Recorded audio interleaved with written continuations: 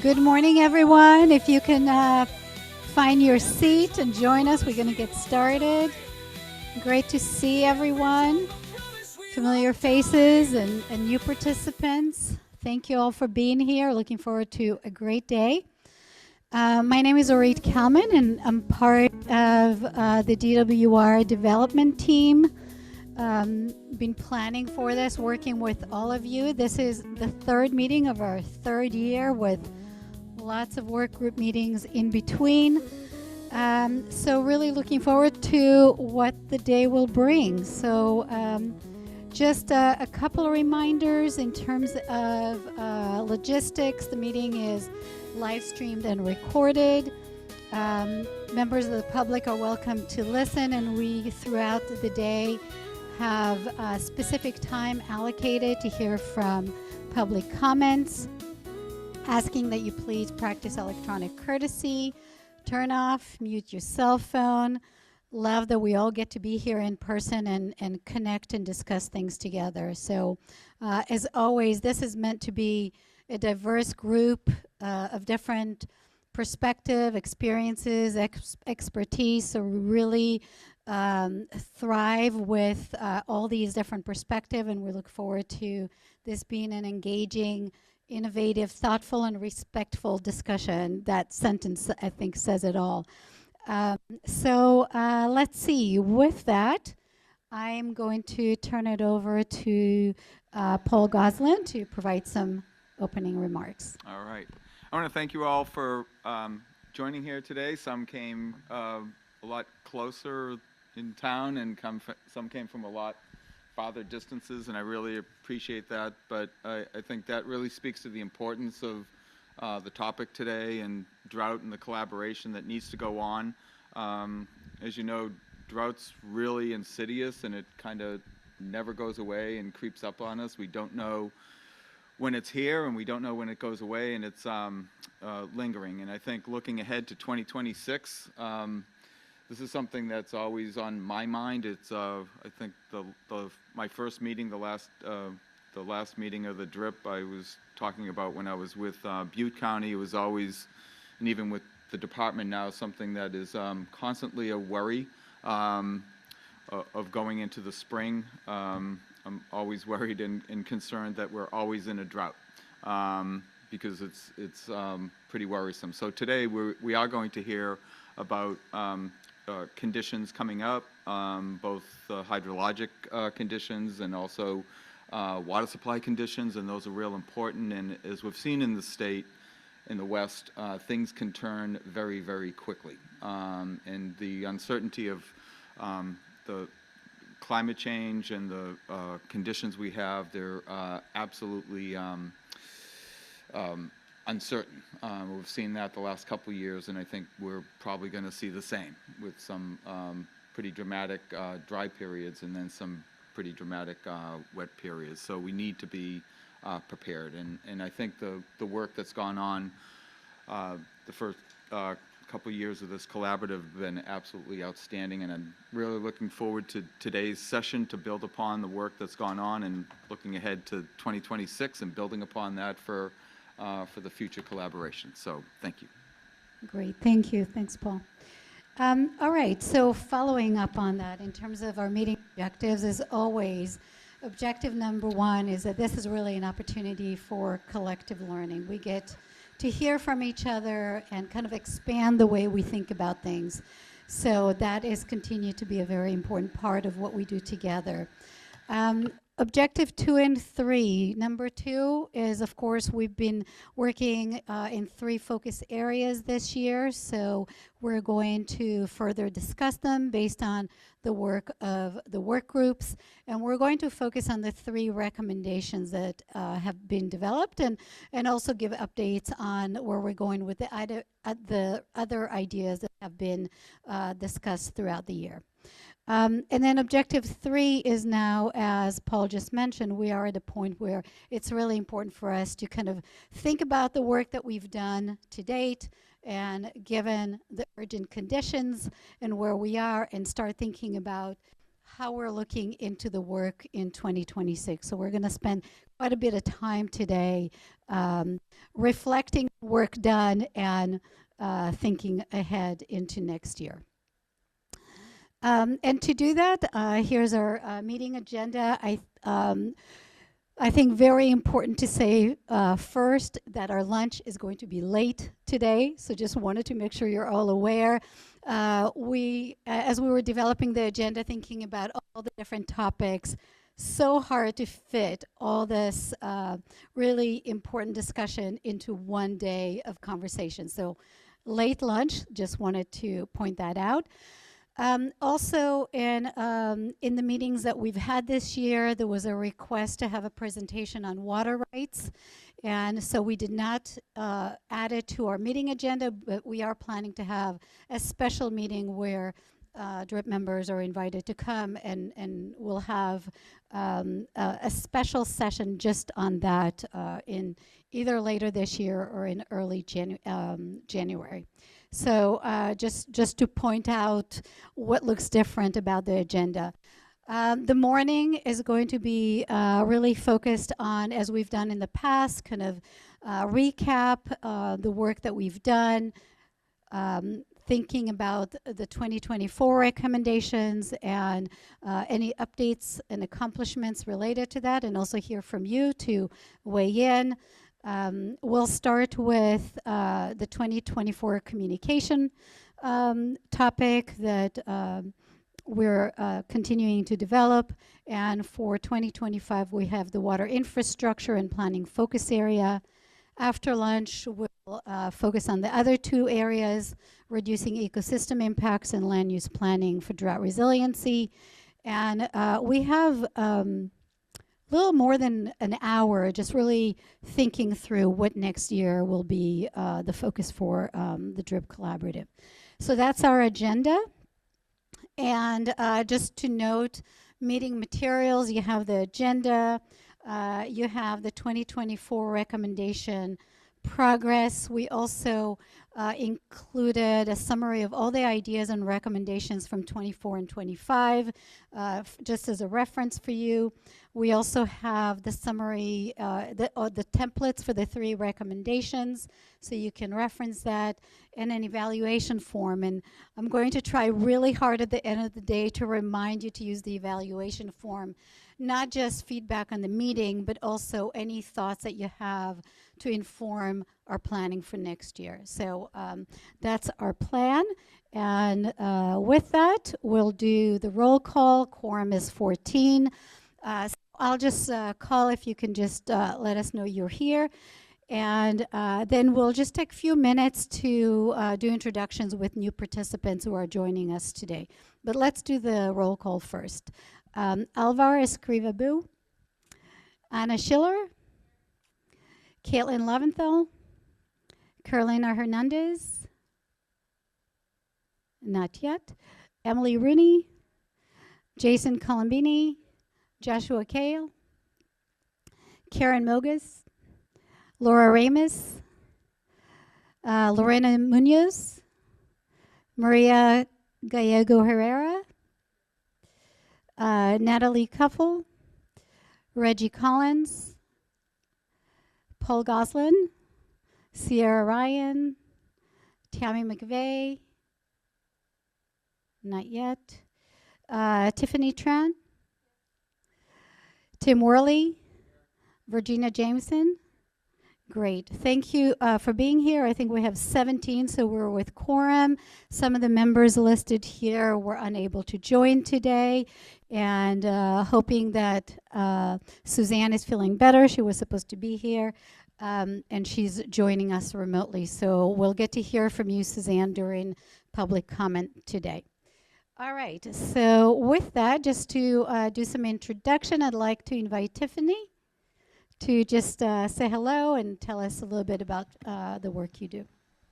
Hi there, I'm Tiffany Tran. I live here in Sacramento, and I'm with CUA, California Urban Water Agency, subbing in for Katie Ruby, who has a beautiful 1-month baby girl, and spending time with her.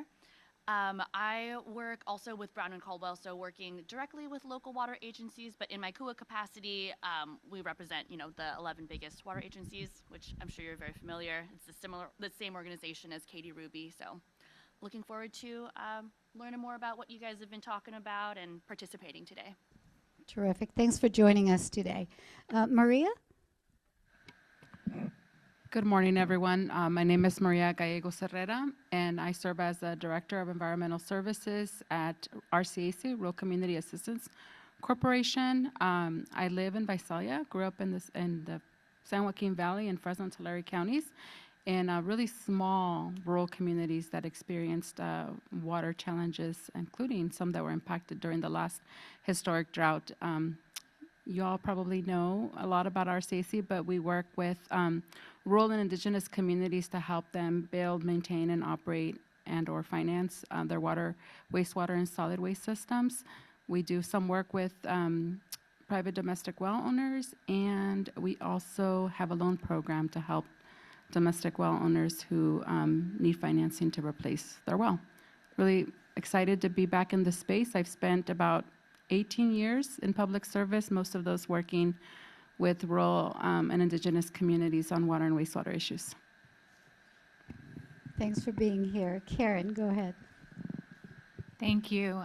I'm Karen Mogus, Chief Deputy Director at the State Water Board, here on behalf of Joaquin Esquivel, our board chair, and really excited to have an opportunity to listen in on this group. I will likely start participating much more frequently in addition to Joaquin, and so look forward to more discussion. I've spent my entire career basically at the water boards, early on at the Central Valley Board. I worked on CalFed, for those of you who have been around for a long time, that'll be familiar, and the Central Valley Drinking Water Policy, and then have been at the State Board since 2009, working on in a variety of capacities. My current portfolio includes our Division of Financial Assistance and the coordination with our SAFER program and getting solutions to drinking water systems that are failing for one reason or another. So this is an important collaborative that I think can help us advance our goals in that regard. So look forward to the discussion. Terrific. Thank you. Joshua? Hi, my name is Josh Cahill. I'm the Water Program Manager for the Yurok Tribe Environmental Department. My office is responsible for monitoring water quality in the Klamath River main stem and water quantity and water quality in the tributaries and wetlands of the lower Klamath River. Thank you for the invite to be here. I'm here because a lot of Yurok tribal communities have been impacted by drought. First off, the Klamath River water and salmon runs are central nuclei for the livelihood and culture of the Yurok tribe. And a lot of tribal communities rely on drawing surface water for their drinking water. And for the first time in human history, some of those tributaries are running dry. So in summer months, starting in 2021, I started volunteering after work to deliver drinking water to people's drinking water sources that had run dry. So thank you for the invitation to be here. Thanks for being here. Okay, and then we have Lorena. Good morning, everyone. My name is Lorena Munoz. I'm a policy advocate with Community Water Center. Community Water Center has been around for almost 20 years, helping build a movement for community-driven water solutions. I'm subbing for normally Kelsey Hilton, who is normally here, but I'm excited to be here in her place. My work as a policy advocate has been focusing on land transition and drought resiliency and tracking that in Central Valley and the Central Coast, where a lot of our community partners live. So yeah, I'm excited to be here with you all, hear from everyone's expertise, and be part of this discussion. Great, thank you. Is there anyone who didn't get acknowledged, or oh, we have someone else joining. Would you like to just do a quick introduction? Good morning, Katie Landau with Kelly PA. I'm here on behalf of Anna Mark. Thank you. Thanks for being here. And just before we move forward, just want to introduce the development team.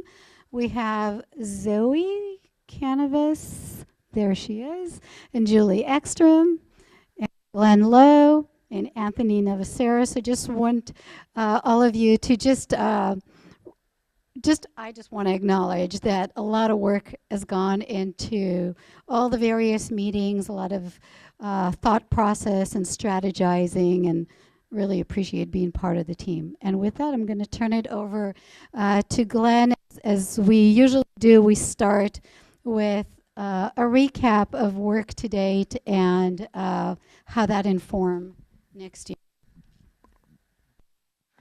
Okay, good morning, everyone. Excited to have you here. We know your time is incredibly precious. We've tried to design this entire day to really foster that collaboration that's so critical to addressing a systemic issue like drought. So thank you all for being here. As always, I'd like to set the stage in terms of the content and the process that we're about to embark on. A particular welcome to those who are new participants. Like I've said to a few of you, we kind of have a tradition of trying to pull all the voices into the room. So feel free to jump in. You might not feel like you have as much context as some other people, but we really welcome you to comment. So where I'm going to start is where we last left off. It's kind of what we last saw. This was July 18th. We had a meeting here in this room. The main focus of it was to apply what we were calling pathways. And what we mean by pathways is this question of what role does DRIP play? And we discussed inform, complement, and lead. 3 distinctions that help figure out how does DRIP work with other groups outside of this room. We applied that to 8 or 9 rough ideas. Those 8 to 9 ideas were in 3 focus area categories: ecosystem impact, land use planning, and water infrastructure. For those who might remember who are here, the bulk of it was an afternoon discussion where we were in 3 different breakout sessions, and we were trying to sort those 8, 9 ideas into inform, complement, or lead. There was a lot of consensus. In some areas, there were differences. The details were where the differences reside. It was really a question of what level of detail should we be at, what role should we play, and those differences are terrific. In fact, we really like to surface those differences. Getting at the differences helps us get to better outcomes together. So since then, we've had work group meetings in the last couple of months. What you're going to see today is the result of that. Shout out to all the people who were the co-leads, the work group members, all of you who have contributed, reviewed some of those documents. Today's discussion is the fruit of all that labor, so thank you. Now, if we think not just July, but the entire year, this is the kind of proverbial you are here. And so, as Arit mentioned, we're going to focus on 3 particular recommendations. That's in the afternoon. We will provide quick updates on all the other ideas. We hope none of those ideas get dropped. It's just in terms of time, scarce time with you all today, we're going to focus on those 3. Afterwards, we're really going to focus on cataloging all the discussion today in a summary, as we always put out, and then turning to the annual report. As always, just like shown here, in January of next year, we'll reintroduce the process for that year, and we'll talk a lot about that. It's going to be a little bit different than 2025. Just as important as you are here, it's how do we get here? And so I wanted to provide a little bit of perspective here. So whether this is your first meeting, whether it's your 9th in-person meeting plus countless virtual meetings, this is a little bit of context, year 1, year 2, year 3. So a couple quotes that I thought were representative of what we all experience. I'm trying to put a little bit of words to the dynamics that we're all experiencing. So the quotes are from you all. The puzzle piece quote is a favorite quote of mine. As Arit mentioned, this is intentionally diverse. 26 people representing different perspectives. So diversity, complementarity, hopefully without too much divergence, but a little bit of difference is, of course, welcome. This quote here about dedicated, not sporadic, really, really important. This will come back up in a few slides. How do we do not just what's urgent and important, but think through the long term? Last year, we accomplished and got 6 recommendations approved. That was a massive achievement in a new process, in a new organization. I think it was a sense of pride for this organization to get that much work done. But it wasn't easy. In particular, this question of implementation. What does it mean for this group to approve a recommendation? What happens after that gets approved? To what extent do we implement? What extent do other people implement? That's always been a question. And then in this 3rd meeting of this year, 2025, year 3, there's been a lot of talk about, boy, this is really complicated. You know, we're tackling what we're now calling multi-year topics. The scope, the magnitude, the systemic challenges, we can't just solve them in 1 year. And so as we've tackled these harder problems in year 3, we keep on coming up with this question of, okay, what can we do? Should we narrow the scope, tighter scope, get it done in the year, or keep the larger scope, admit that we can't finish in the year, and really extend to 2026? Again, this response versus resilience, very similar to dedicated, not sporadic. A key challenge for us, it's how do we balance complexity? How do we balance those system change efforts? So this creative tension, drip value add role, appropriate scope, available resources, in my opinion, those are all operative words, right? We have to do all of that all at the same time with a moving target that's incredibly uncertain and very unpredictable.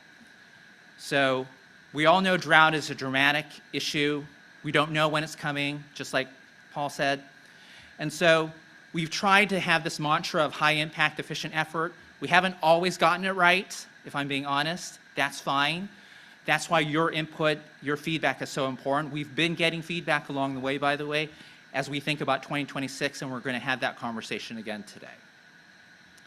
Okay, does that all make sense? Does it hopefully resonate with people? For those who have been part of the journey for most of the time, does this kind of capture what we're all experiencing? A little bit challenging, but still making good progress? Okay, excellent. I see some thumbs up.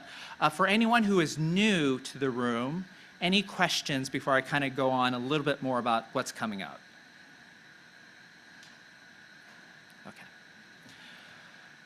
So we have had this slide before. We call it the ARC slide. Now there's a year 4.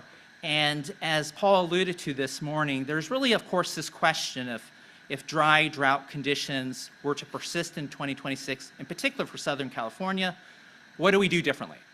And it's an obvious question because what worked in 2024, what worked in 2025 might not be what's appropriate for 2026. We've began adopting this language of urgent and important.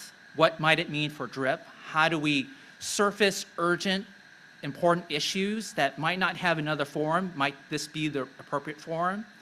And so we've kind of coined it as moving to action. We're not quite sure if that's right. If you have better terminology, let us know. But really, we're thinking this year 4, what's going to happen next year is going to be a little bit different. We're looking for your guidance and your input to make sure we get that process just right. Okay, a couple more setup slides.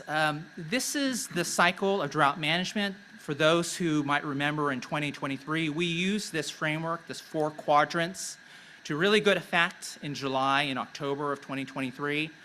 We arrayed many current efforts along the 4 quadrants just to get a good landscape of what's already happening. We always know that DRIP wants to do above and beyond what's happening, that value add. And in particular, as we all know, if dry drought conditions persist in 2026, there might be more response and recovery that's more urgent. So as we think about that, as we think about those 4 quadrants, those urgent and important items, we need to get proactive attention on them.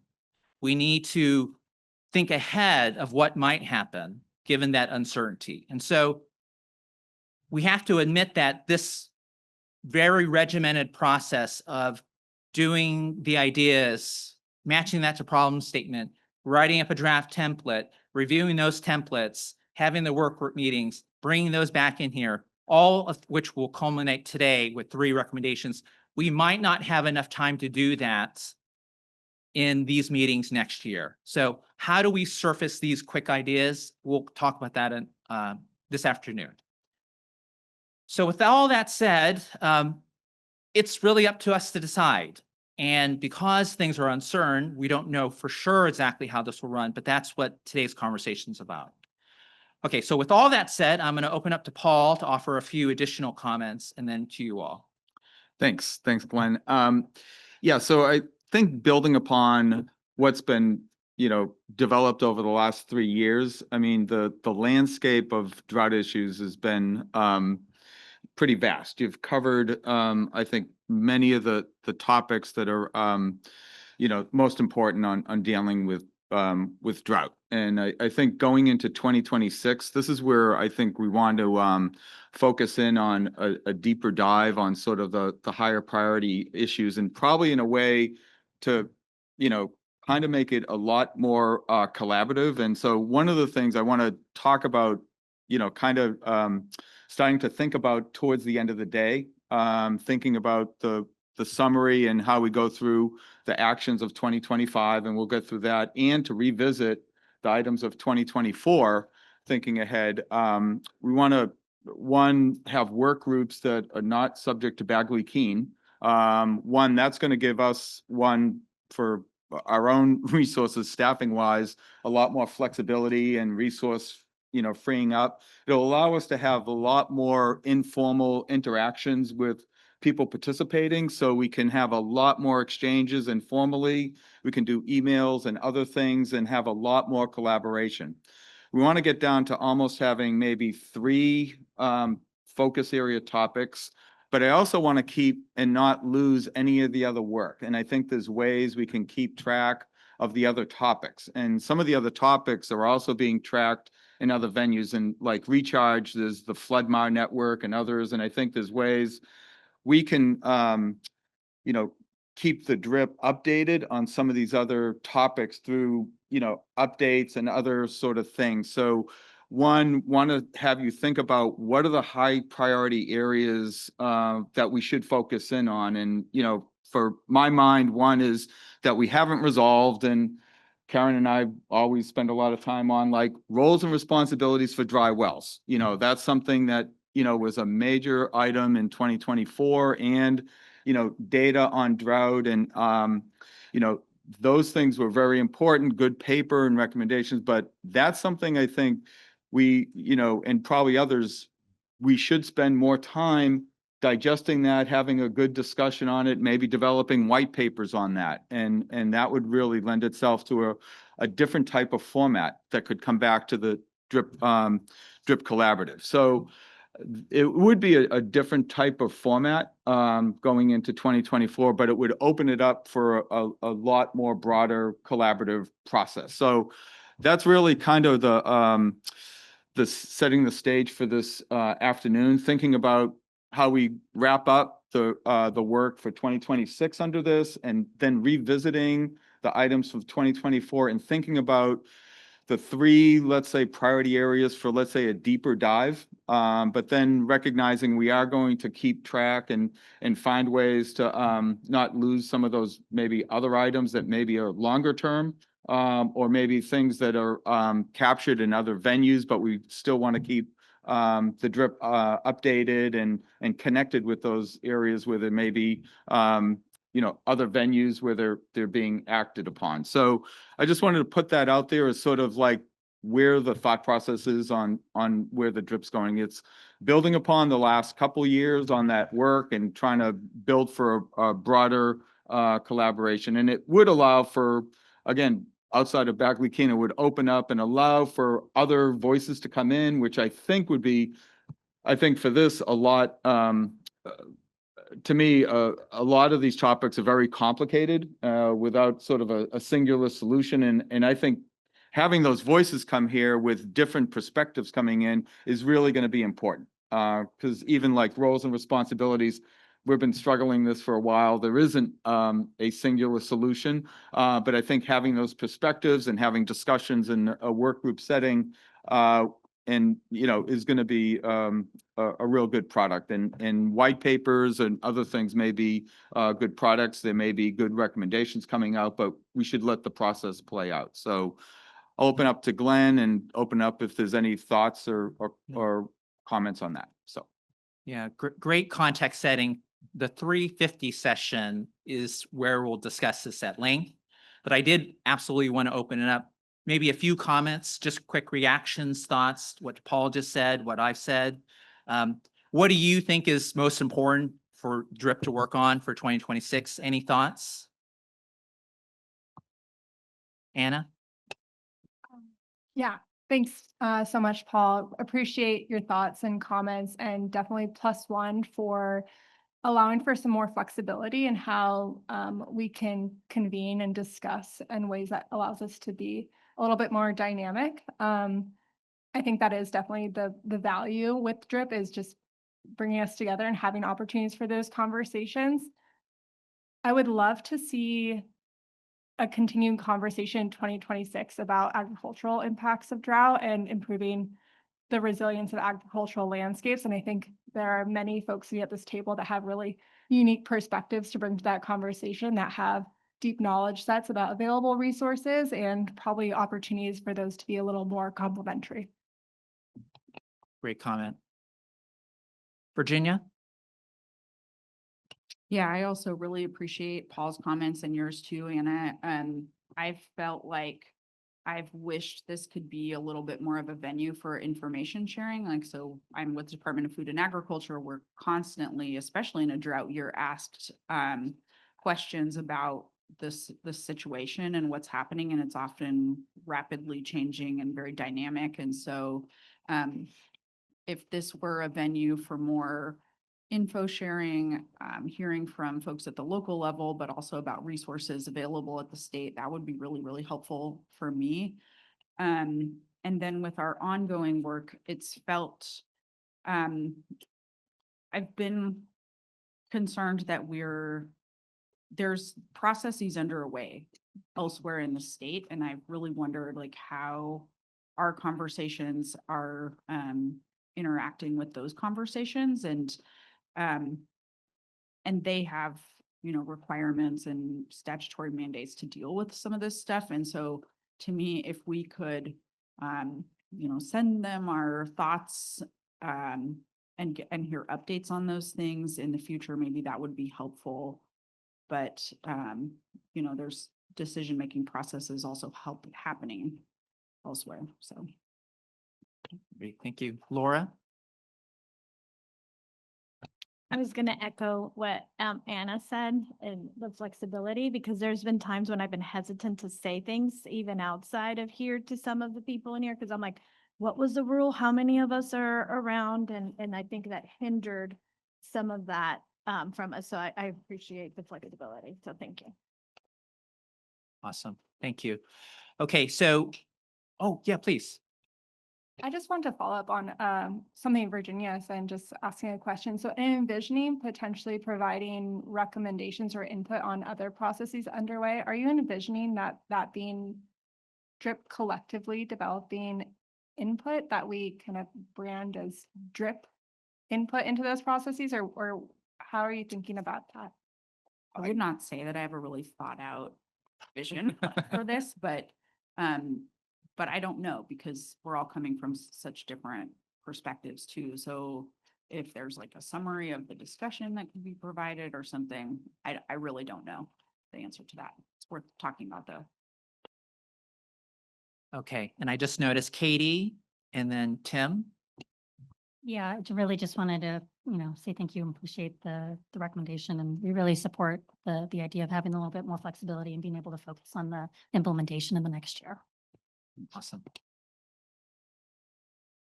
I just wanted to ask Virginia if she might elaborate on some of the processes that you have in mind, some of the other things that, other than just they and those.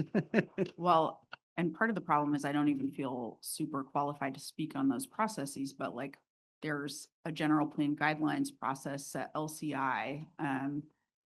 The water world is super complicated, and I won't even attempt to describe what they're all doing. But yeah, so you know, maybe something we could ask for is updates on those other processes, because we know they're out there.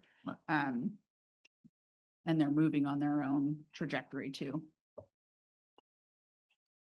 Okay.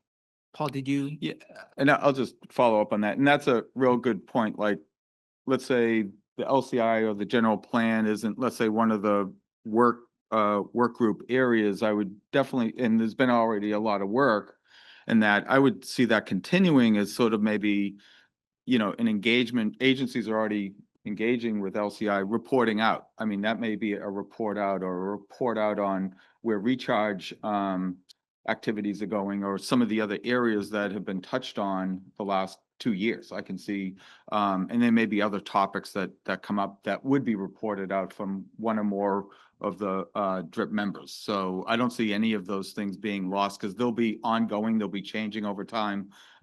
So I think any of those actions that have been focused areas, I don't think they'll be lost. I think that we'll find a way to keep engaged and keep reporting out. Some of them may be longer term items that will keep engaged. And maybe if we start knocking off some of the more immediate issues, we'll over time start dealing with longer term issues, and maybe they'll start resolving themselves. So we're going to be in this for the long haul. So. Excellent. Okay. Perfect start to the conversation. So ponder a little bit more. We have 4 or 5 hours till we revisit this topic. Like we said, 2026, how we respond, really, of course, informed by what the conditions are. And so I'm going to invite Janine to come up to provide the hydrology update. We also have Fethi and Ryan, who will be after Janine, who will also provide some perspective. So.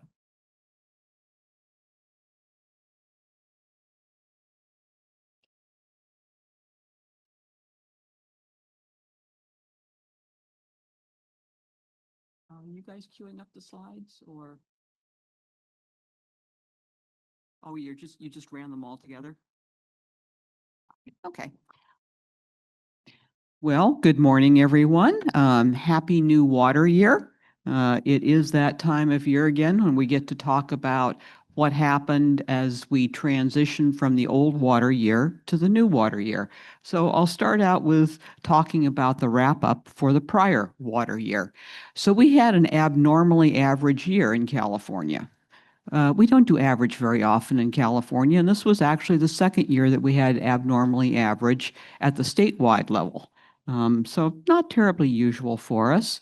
And this is what the precipitation looked like. So even though we were average at a statewide level, you can see that we had our typical geographic diversity, wetter in Northern California, somewhat drier in Southern California.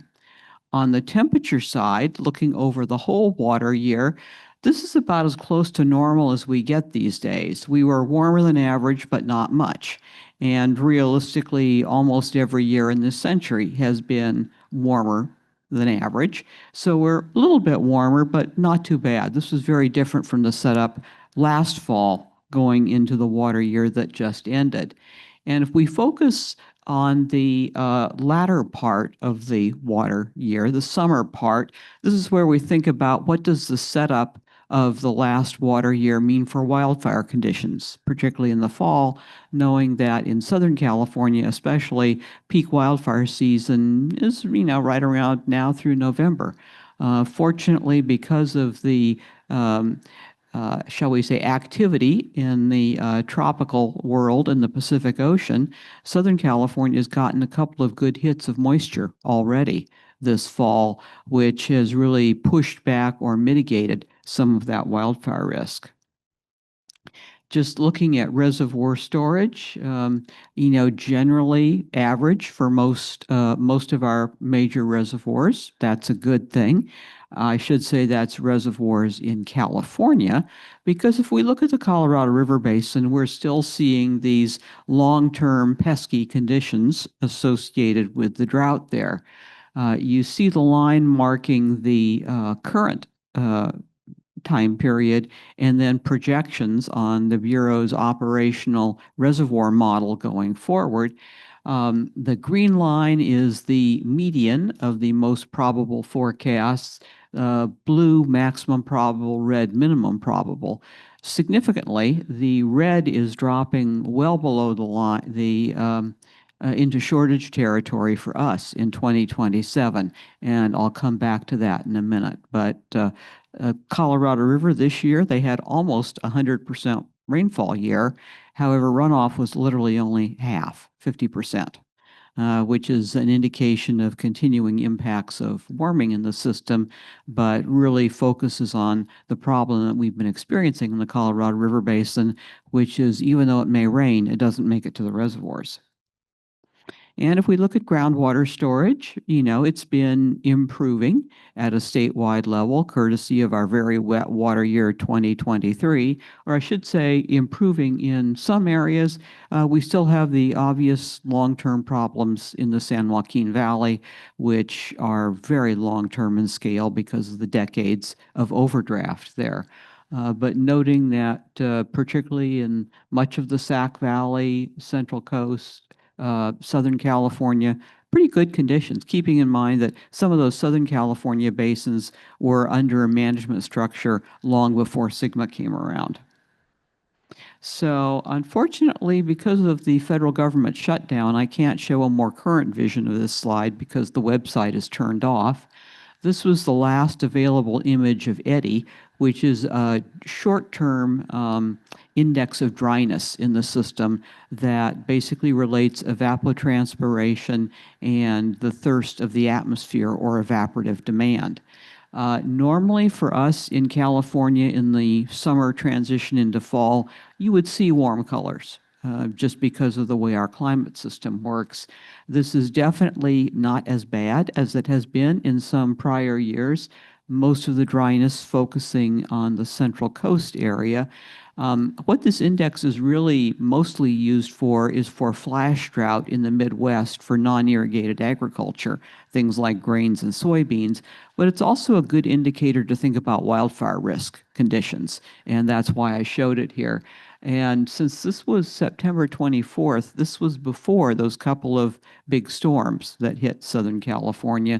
So I would expect the colors to be more muted now. So this is a good thing. So we're not at this point going into the new water year under the same extreme conditions that we had in parts of Southern California last year, which certainly contributed to the major wildfire problems they experienced early in the season. So what about the outlook for this season? So NOAA released its official outlook, or the latest update of that just yesterday or the day before. This is the September one. The October one looks very similar.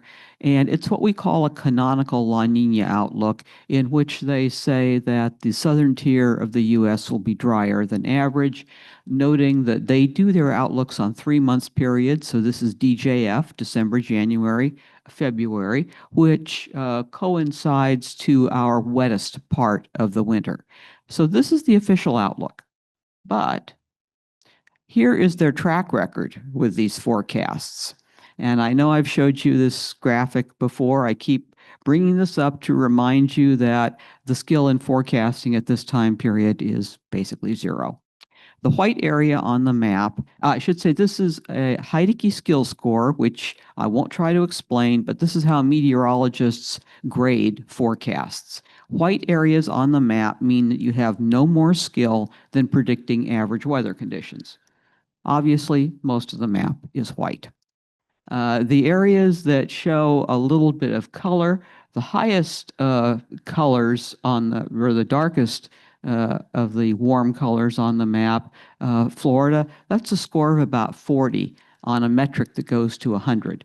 So I always like to use the line, if you got 40 out of 100 in a test in school, how would you be doing? Yeah, so basically, while they continue to make these outlooks, they have no skill.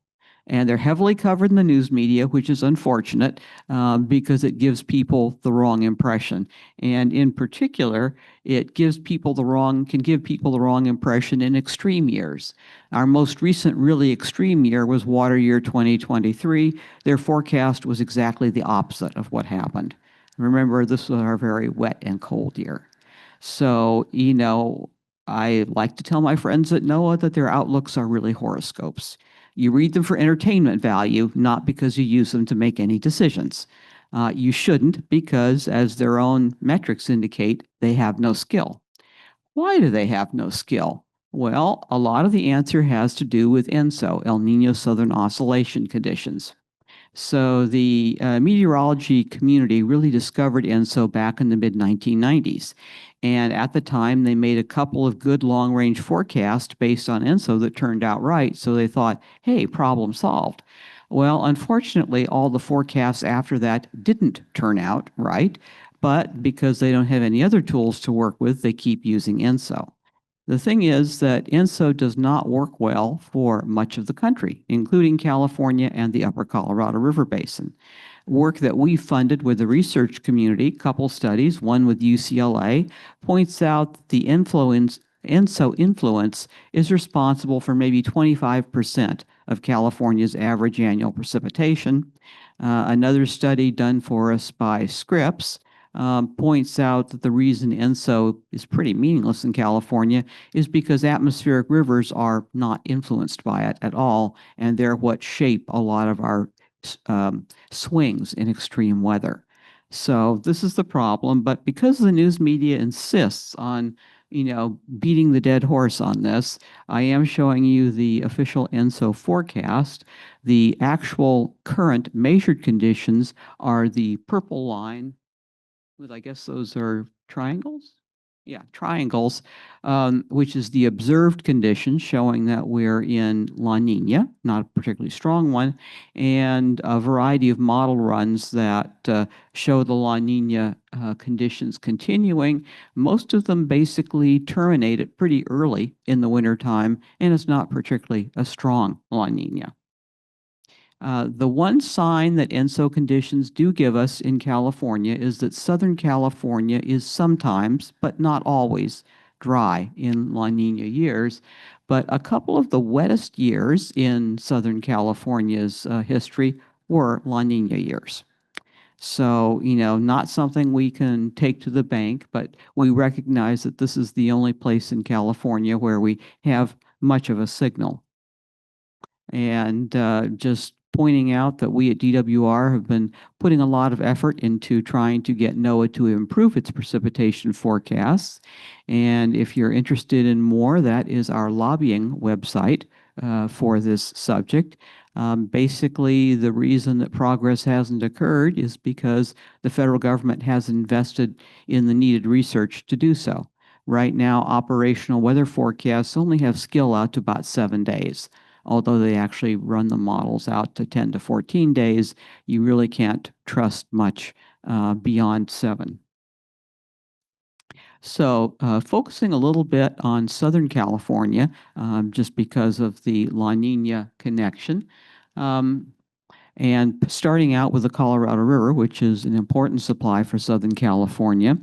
Many of you have been reading in the newspaper about the existing work on the interim guidelines that has been the subject of negotiations with the basin states. The negotiations are ongoing. The existing guidelines that we operate the reservoirs under expire at the end of this year, but they do determine the setup for 2026.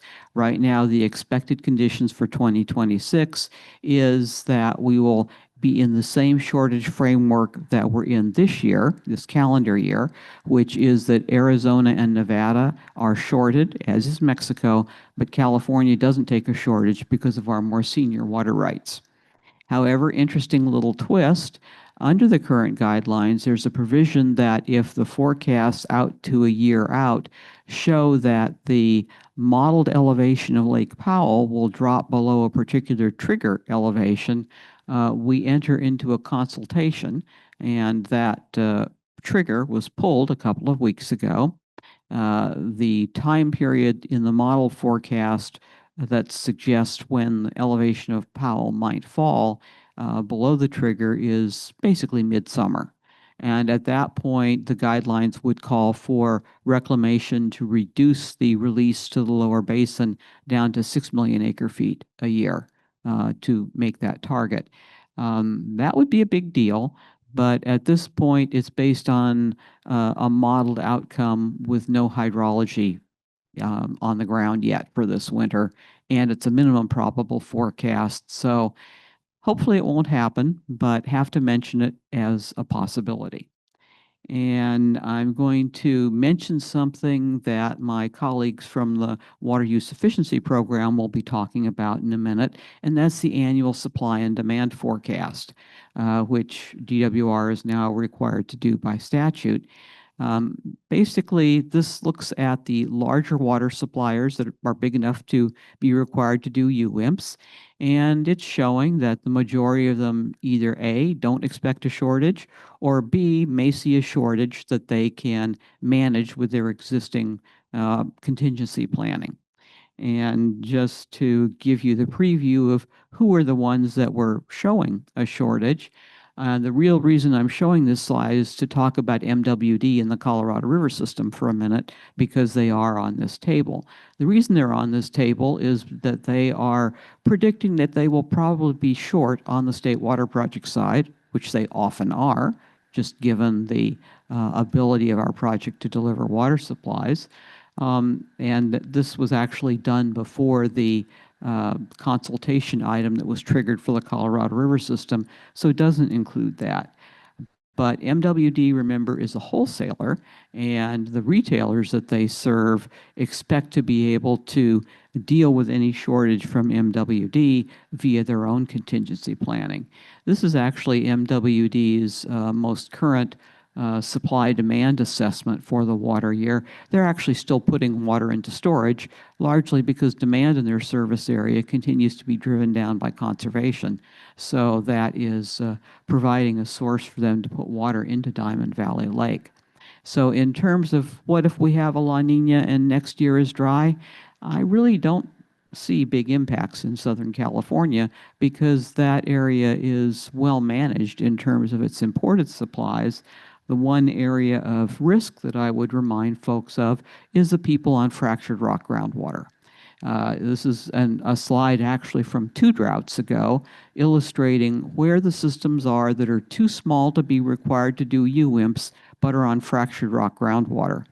And this is for public water systems, community water systems to be specific, data courtesy of State Water Resources Control Board for the system locations, but same context applies for people on private wells. And historically, if we think about that, small systems or private wells on fractured rock, the one area that comes to mind for me in prolonged dry conditions, the foothill areas of San Diego County, outside the San Diego County Water Authority area. But, these are not nearly as numerous in Southern California as we see in the northern part of the state. So my advice for the coming water year is just to remember that, we've had a couple of years of abnormally average, but that's not normal for us. So in any water year, we have to, be aware that because our climatology is given to swings between extremes, we can be very extreme. And we should think about what that means if that happens. So this is where I wrap up and ask if there are any questions. Any questions for Janine? We actually are hoping you can stay a little longer so I can let Fedi share his presentation and we can have a more in-depth conversation. But any just clarifying questions? All right. Thanks, Janine. Oh, one. Yeah. Yep. Oh, go ahead. Wait. You go back to the EDD index slide. Thank you. It's a 12-week slide, as Yeah. I understand. And you said that there was more precipitation in Southern California that is shown here. But nobody should be alarmed. This is typical of what we would see during the season, right? Yeah. Just clarify that. Yeah, our summers are hot and dry, and that is reflected in evaporative demand and evapotranspiration. And since this slide was prepared, they've had some good rain events in Southern California, so that really pushes back the wildfire risk. All right. Thanks, Janine. All right. So we're going to, yes. More questions? Okay, yes. Hi, thanks, Janine. I was interested in the table of all of the summary of the annual water supply and demand assessments. It's kind of the first time I've seen all of them all summed up. I'm curious, what if what does the state do, like DWR or the state do if these are really bad? Are there trigger points or action points, or is this mostly just informational to get a gauge? Well, so first of all, what this is showing is that this is the basic step is, do you expect a shortage? And then the second question is, can you fix the shortage just by implementing your water supply contingency plan? So in this case, they're saying that, yeah, we can fix the shortage. So not a problem here. And my colleagues from WUI will probably talk more about this, but basically the context is that we at DWR prepare the report, then we turn it over to the State Water Resources Control Board for them to take action if anything is stands out as a problem. But where we see our real problems in droughts, it's not with the big systems, it's with the small systems. So I really wouldn't expect to see anything pop up on this of significance pop up on this table. Thank you.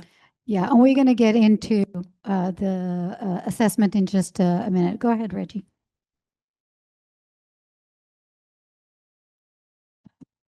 Thank you for the presentation. I had a question about your comment about precipitation not resulting in reservoir storage in Colorado. Could you give your, I guess, assessment of why that's the case? Well, if we think about, let's compare the Colorado River Basin to the Sacramento River, since everyone's kind of familiar with the Sacramento River. The Sacramento River Basin, California's largest river and water supply source, is actually wetter than the Colorado River in terms of average annual flow. Much smaller watershed, but it's also a much cooler and wetter watershed. Transition now to the Colorado River watershed, which is far larger in terms of size. Most of the precipitation occurs in the upper watershed, like close to 90% of it, above Lake Powell. But the lower watershed below Lake Powell, think about visualizing a map of the Colorado River Basin. It's flowing through desert. So what happens is that even though there's good runoff high in the mountains above Lake Powell, you've already lost a lot of it to evaporation, evapotranspiration by the time you get into Powell. And anything below Powell, I mean, you're in desert at that point. And so you have very high losses in the system. And one of the impacts we've been seeing about climate change in the Colorado River Basin is, even though the snowpack may be great, it's just less and less of it is making its way as wet water into the reservoirs. All right, thanks, Janine. All right, so we're going to switch over our next presentation, and we have Ryan Bailey and Fethi Benjema from the Water Use Efficiency Division. So here you go.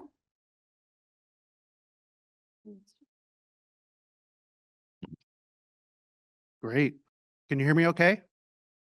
Okay. Well, thank you to Paul and Julie for the invitation. We're honored to be here this morning. My name's Ryan Bailey.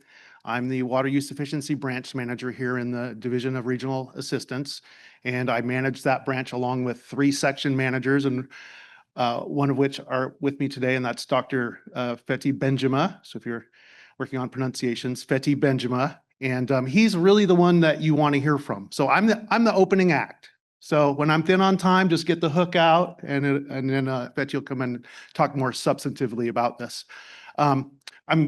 I'm just going to start out by saying I'm very, very pleased to see Orit supporting this effort. One of my favorite people in the entire world, and has supported so many efforts across DWR for so much time.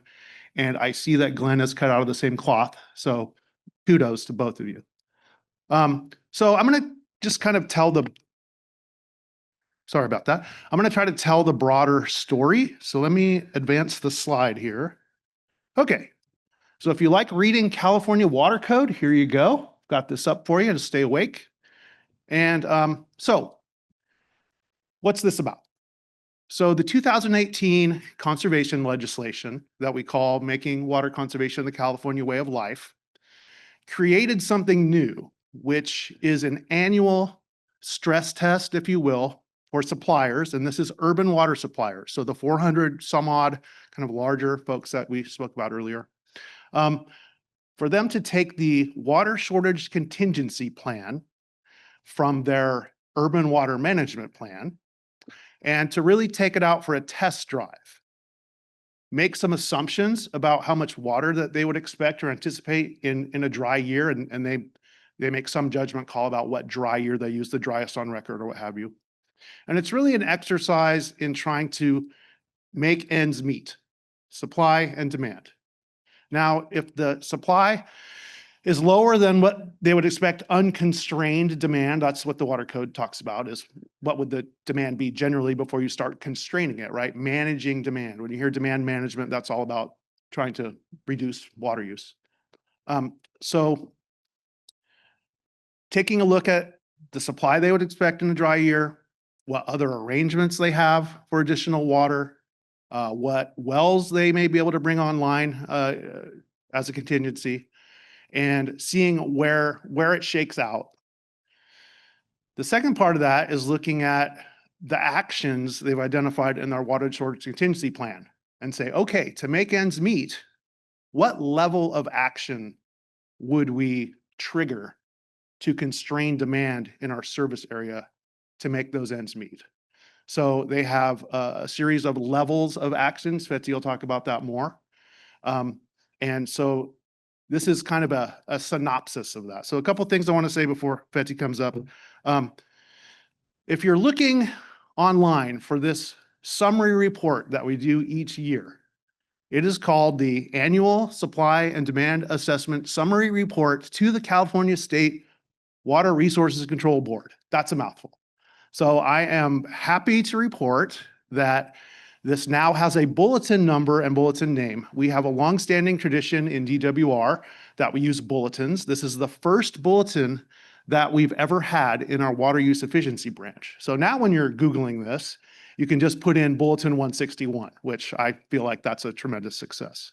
I should also point out that due to staff efforts, outreach, a lot of back and forth with urban water suppliers, we were able to attain for the second year running, and we've only been doing this a few years, 100% compliance in terms of submitting these assessments, which is unheard of, I think, around the department to have that level of engagement, participation, support among all the urban water suppliers. So we just think that's tremendous. And then lastly, the water code gave us 90 days to turn these around, right? So helping suppliers, providing that technical assistance, webinars, all the things. And then they come in, and then we have until September 30th to put together the summary report and send it over to the water board. So I'm happy to report that we were able to do that on time again this year, and I credit Fetty and the team. And again, this is, I think, our first presentation from the Water Use Efficiency Branch to the DRIP Collaborative. Very pleased to be here. And with that, I will welcome up Dr. Fetty Benjamin.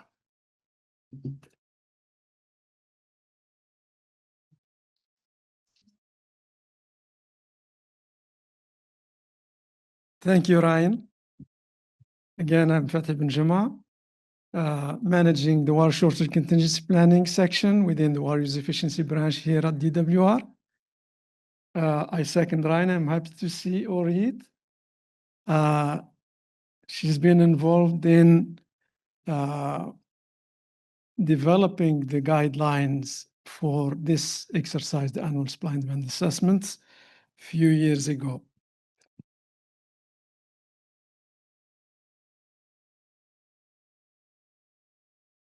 So Ryan went over the first slide, basically the requirements.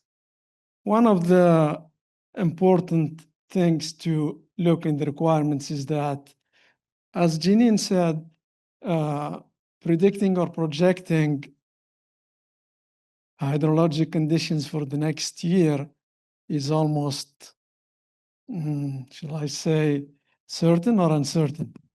But there is no faith basically in projections.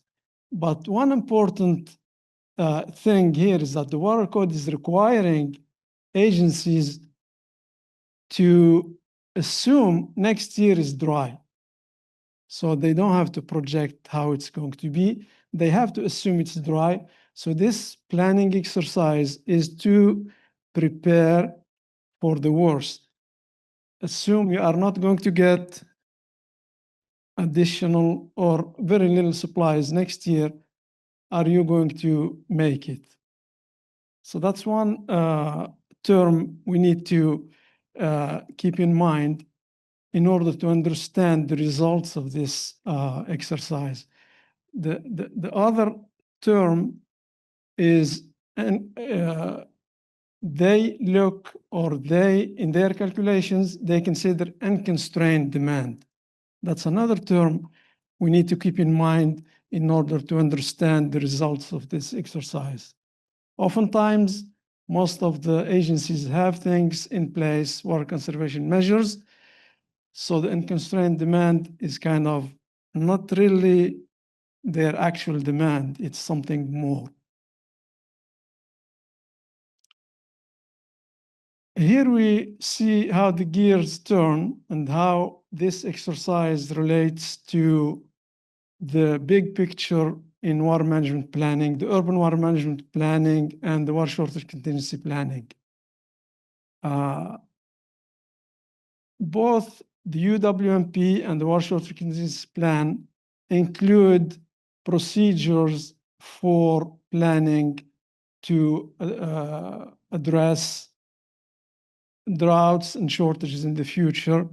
There is a drought risk assessment within the urban water management plan that looks at 5-year drought conditions.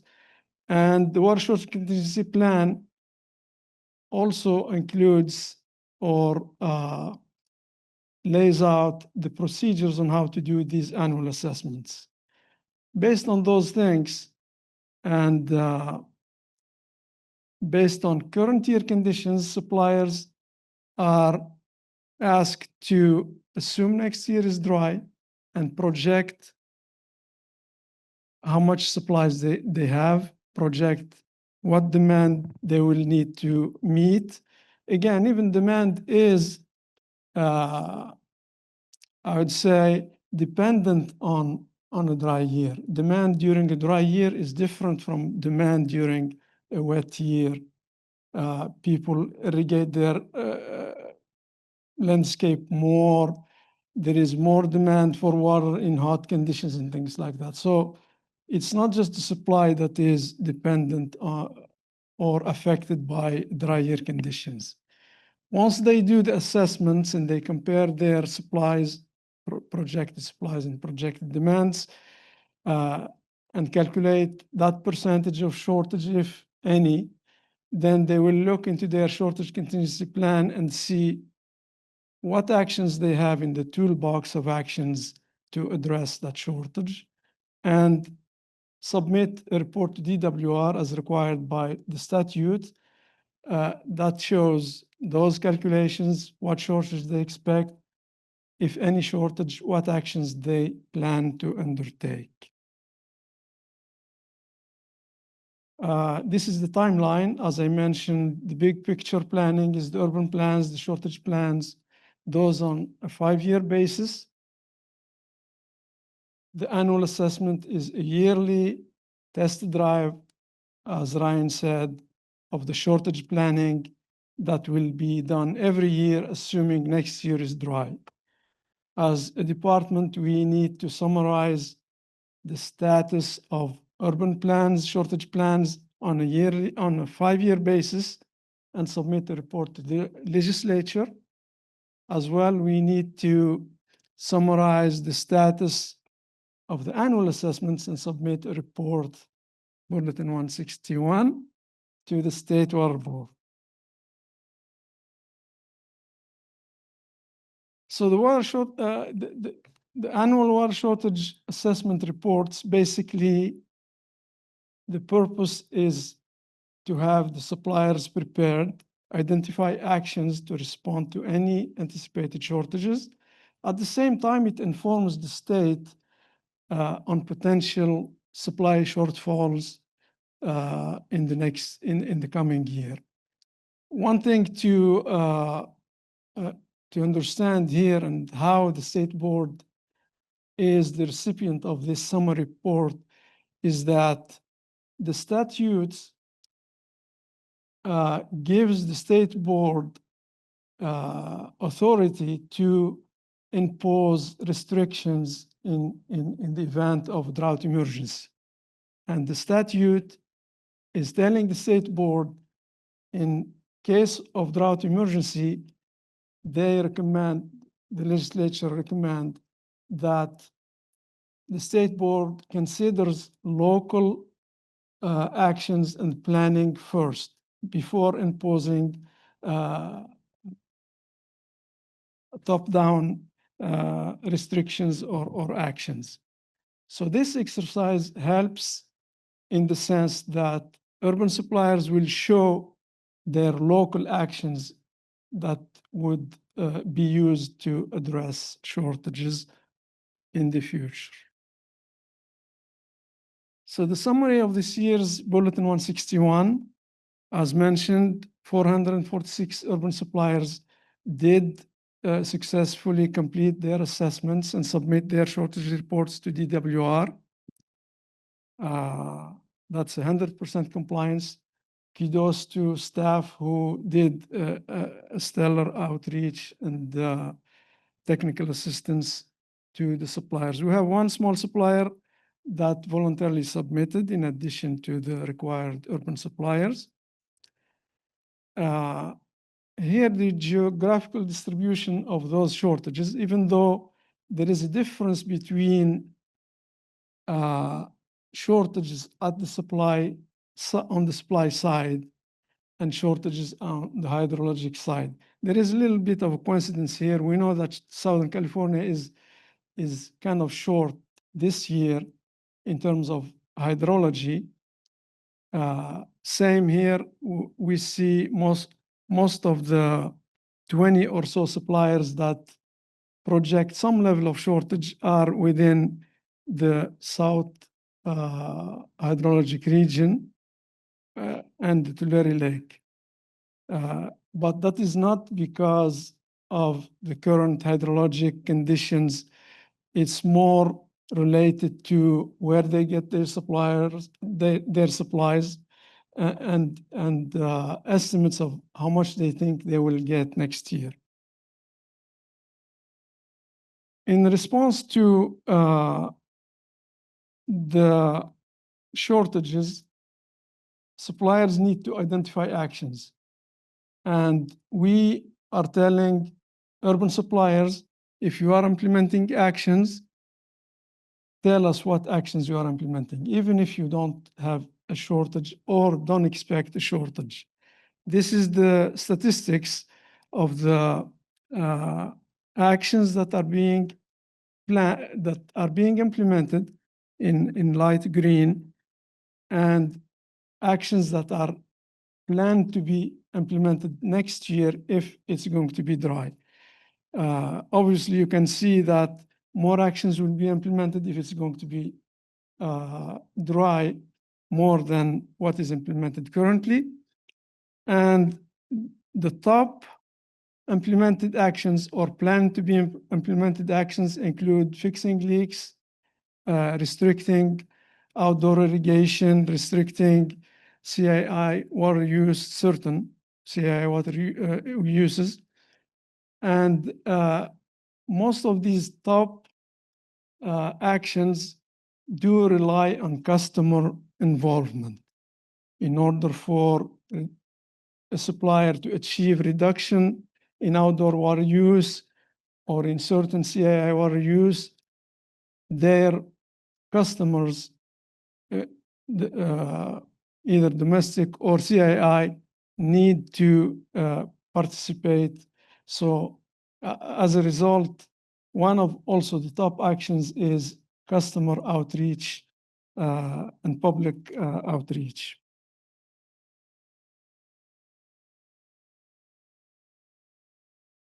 One lesson learned is that if I may go to this slide here, you can see the large number of suppliers implementing actions.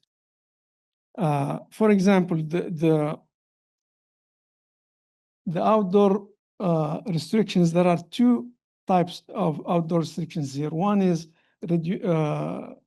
reducing or restricting irrigation outdoor to certain days. One is restricting irrigation outdoors to certain times. So some suppliers choose one and some choose the other. So if we add those up, they add up almost to 400 suppliers implementing outdoor restrictions. And one lesson learned is that implementing some of these demand reduction actions is becoming a norm. And that big number, close to 400 suppliers implementing such restrictions, is way more than the list of 20 you saw that estimate or project they might have a shortage. And the other lesson learned is that suppliers are telling us that implementing their locally appropriate actions is or should be working and should allow them to address projected shortages. As such, the water shortage contingency planning, basically this exercise demonstrates that is working as intended. One of the things we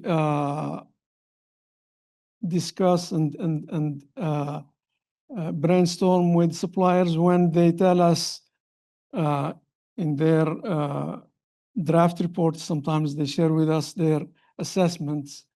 We are expecting to have this much shortage, and then their planned actions would be less than what is needed to address that shortage. We say, well, in that case, you are supposed to have a shortage contingency plan that is adequate to address levels of shortages, 10, 20, 30, 50, above 50%, 6 levels, standard levels.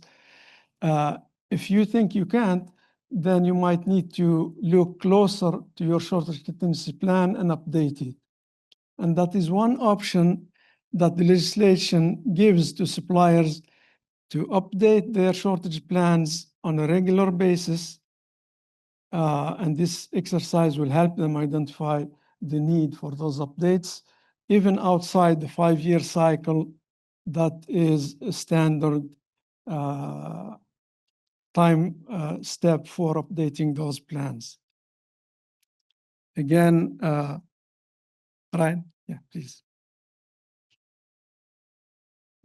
So before we move on, Fethi will be here for questions. I want to maybe zoom way back out for a moment and talk about some of the misconceptions or the questions we get about this framework. So what the 2018 legislation did, it was really a pendulum swing towards local conditions, local planning, local actions, right? So Fethi said before, all of this planning is looked at first before there are water board or administration actions, right? So we have seen during droughts executive orders that call upon all Californians to reduce water use by X%. That certainly helps the state generally and individual suppliers in their efforts to trigger some of these actions. I think one of the questions we get is, okay, Ryan, if they're doing an exercise saying they're going to have X amount of water and how do they constrain demand? What if they had a thimble full of water? Is this exercise showing how they would constrain through rationing or what have you, just to make ends meet? And the answer is, it's really a combination of things. It's local planning, local action, getting ahead of it, making certain assumptions. If there's going to be a water board or administration, executive order or otherwise, that those things would be informing and working in tandem, and that we're really kind of seeing what can be done locally because conditions are local. knowing that this analysis still has some limitations. My thimble example is probably the absurd example, but that's how these things kind of work together. So questions for me or Feti?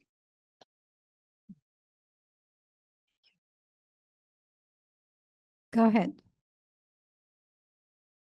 Hi, thank you so much, both of you. It's really interesting to see all this. My question is related on, I mean, what I understand is that the locals send that to you and you check for compliance.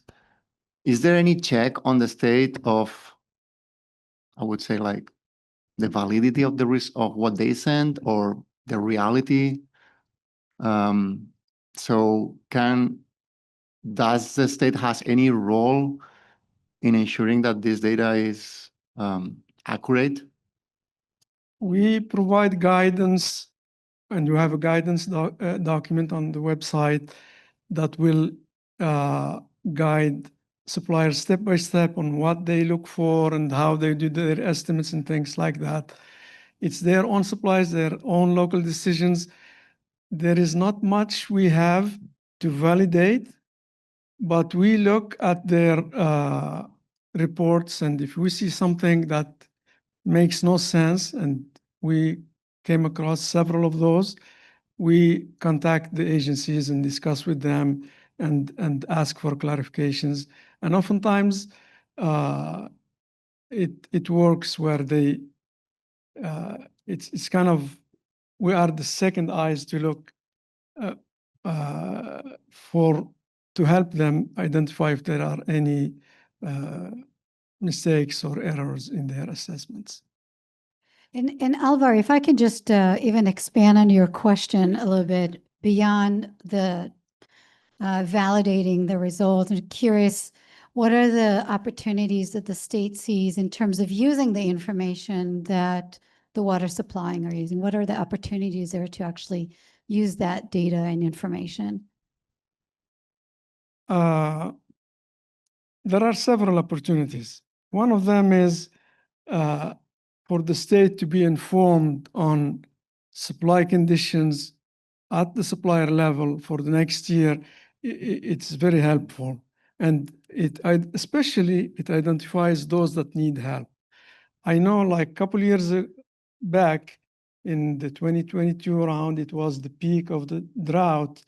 And one of the things that this exercise helped with was there were several suppliers who were in a difficult situation where they thought they couldn't make ends meet.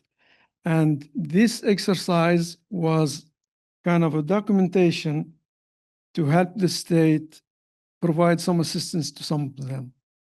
One of the instances I recall was our State Water Project folks looked at these assessments for certain suppliers where those suppliers are asking for additional allocations to meet health and safety needs. And so these assessments do help the state in making certain decisions or providing assistance to some of these. Thank you. Go ahead. Thank you for your presentation. It was really informative to hear it. I had two questions. So you highlighted that one small water system voluntarily submitted their water contingency plan. And so I'm curious, my first question is, did that small water system have similar to the other urban water systems in that they also, if they had a shortage, was their plan enough for them to, prepare for it? And then my second question is, in your expertise, do you think that it would be helpful for water systems to kind of also, or small water systems to follow similar to the urban water management plan in like assuming that it's a negative or assuming that it'll be a dry year, submitting it to DWR and getting that kind of feedback and support? The volunteer water system that submitted estimated no shortage. Last year, we had more volunteers that submitted and also estimated no shortages. But it's always a good exercise for the smalls to do planning. The problem with imposing more requirements on them to make more reporting to the state is that they are already not at the same level as the big suppliers. They don't have the means, they don't have the TMF to do planning, to do reporting. But for those that can, it is recommended that they do planning. If anything, even if they can't address the shortage, at least to inform or to be prepared ahead of time to ask for assistance to deal with such shortages. Thank you. Thank you, Fedi. I'm over here. Tim Worley with Cal Mutuals. And I live within the Metropolitan Water District service area. And my question, if I can state it meaningfully, is I'm wondering if the water suppliers have start with the same meaning of the water shortage for that year. So for instance, Metropolitan, I saw in the previous presentation was reflecting that they have a lot of water in storage, but in this annual supply and demand forecast, they showed a shortage. So I guess my question is the water that a system might have in storage or in other contingency plans in place, is that factored into their reporting whether they have a shortage or not? Like, is it a shortage without considering that contingency supply or with it, if that makes sense? Yes, I understand the question. So there are some semantics sometimes. Some suppliers, they have reserve storage that they consider not part of their supplies when they make the calculations. Those are reserved only when we are running into dry conditions and shortage. So they consider those as shortage response actions. In the shortage contingency plan, shortage response actions include several types. Among the top are demand reduction, of course, and supply augmentation. So supply augmentation is some of them are shortage response actions, and some agencies have storage that they use as emergency supply to respond to shortages. So that's one case. Another case is that a lot of the agencies, especially for this exercise, the legislation says use unconstrained demand. And we know that many, if not most, of the agencies have ongoing water conservation measures always in place. So some of the agencies, when they do this exercise, they kind of try to estimate what are the benefits from those ongoing demand reduction actions or water conservation measures in place. And they substitute those, so their supplies or their projected supplies or demand, I mean, would be inflated. So they say our projected demand is 120, whereas they know that it's only 100 because they are taking out that portion that is reduced because of the ongoing water conservation measures. And then they add those back as shortage contingency plan actions. So a lot of those that they say we have a shortage and then we don't have it anymore, some of those are actually ongoing actions that they take out and then they put back in. Go ahead, Sierra. Hi, over here. I want to say how much I really appreciate the emphasis and focus on local determination of appropriate actions before state intervention. That has been historically a challenge. I'm from Santa Cruz County, and during the 2013 through 15 drought, our community took great action to reduce water use, and it never rebounded. And so then in 2021, 22, when the state was talking about 25% mandated reductions, we're like, but if you're using 45 GPCD, you can't cut that down by 25% without some sort of risk of health and safety impacts. You know, it really gets to people being able to like use their dishwashers. So I appreciate that this allows locals to be more nimble and that your approach is, it seems like it's become a lot more flexible with this implementation. And I just want to say how much I appreciate it and how much it really is critical to locals to be able to make their own decisions. Thank you.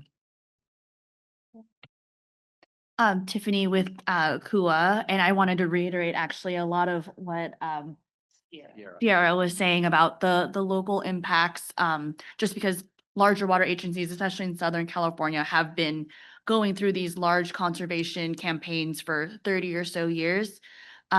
And I was just, another point that I'd add to the question I'd add to bullet 161 is I'm curious about sort of the formatting or if there are any additional efforts to kind of group together or distill any sort of regional trends to what might be happening. It seems that right now it's, you know, in alphabetical order, which is good for finding which agencies, but are there any kind of investigations or not investigations, but efforts to look at, you know, is it a Southern California thing in terms of certain droughts? Are there, is it population drivers or certain reservoirs, shared water resources that are impacting, you know, that next year's local impact?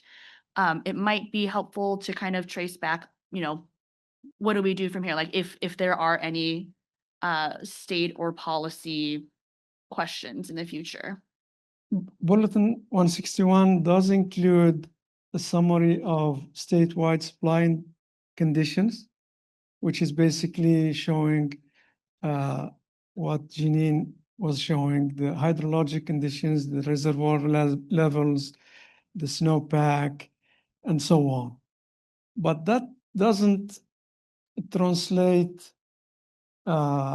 into supply conditions for the suppliers. Some of the suppliers, for example, Met or many others, are getting their supplies from State Water Project, from up north, or from the Colorado River. So supplies at the supplier level aren't well correlated with the hydrologic conditions on the ground. But we try to show, if you've seen the slide about where the suppliers that are projecting shortage are, we subdivide them into hydrologic regions. So that might be a little helpful in identifying where the suppliers projecting shortages are located. Go ahead, Janine. Yes. If I can follow up on that from a little different angle, you know, it's not just drought that causes shortages. We know that small systems in particular struggle with basic TMF, and that's why the Water Board has their program for dealing with those kinds of things. If I were to look at who's really at risk in a drought, I would add another list I would call problem children. And those are the smaller systems that we know struggle, not because of hydrology per se, but because of TMF issues. And those are the ones that really bubble up to the top whenever there's a drought, because drought exacerbates those problems. And I know would be politically difficult for the Water Board to publish a list called Problem Children, but if we had a Problem Children list, that would be what I'd be looking at. Thank you, Janine. And yes, that is very important. Unfortunately, this is only about urban suppliers, which are the large suppliers that are supplying 3,000 or more customers or 3,000 or more acre feet. All right. Well, I think we're going to wrap it up. One of the other things that we wanted to check in with you on there we go. So first, just to really thank Janine and Fetty and Ryan, really appreciate you coming in and sharing with us. But as we're thinking into next year and the work that we will be doing, and given what we heard at the local, state, and federal level, takeaway from Janine from me was, never mind these forecasting and projections. We need to always be planning and developing response to address extreme events at any point. I think you even had that in one of your slides. But with that in mind, the go forward, keep planning, keep preparing. Anything that you heard today also that touch on the work that you do in your own sphere that you want to bring in here in terms of what are you thinking about that will be challenging into the coming year that we should be thinking about? Any just kind of initial thoughts that come from the work that you do, if anybody wants to share?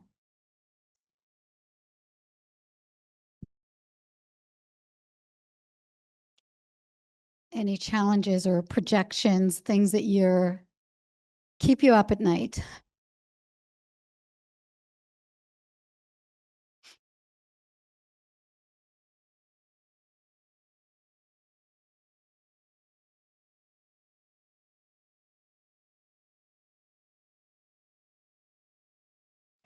All right, so we will continue to think about that question, so we can bring that into our afternoon.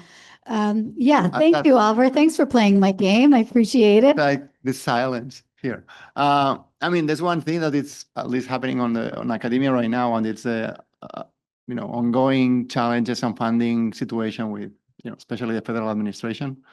We all had a lot of problems this year. And also broadly on the situation of science and public acceptance of our findings. That's one thing more like, what's one thing that has been a challenge for all of us. I have to tell you, I have 3 or 4 federal grants, and I spent a lot of hours this year just battling to see what's going on with these grants. Some of them were canceled and some of them are still alive, but much more review processes and all that, which in some cases I understand, but this thing it's a challenge, especially now. I was thinking, and this is more on like personal academic situation. I was thinking earlier, I'm not sure if this is related to this question, but we have, as Janine was mentioning, we have had 2 really average, a little bit above average years, which it's rare in California. And it looks, it started raining this week, so it looks great now. But we don't know if next year or in 2 years we're going to have a drought again. And I was thinking also, this is a broader thought about our group. And let's imagine that we are maybe not, but hopefully not, in 2026. And we had a really, really dry year in April or May. And I was thinking also the role of this group, more on so we've been doing a great job on trying to develop proposals. I think that most of our proposals are kind of long-term planning proposals. But I was thinking also on the implementation stage. So let's think that we get in a drought again, will happen, that's for sure. What we, I'm not saying that we should have a role, but how is the state going to respond in real time to this drought? And if we have any I'm not sure if that's a recommendation for us to think about, but I'm just thinking, okay, let's say that we are in this meeting next year in July, and we're in a really bad drought. And we were thinking, okay, what have we done for this? Or what's our role in all this, and what could we actually contribute in managing better this ongoing drought?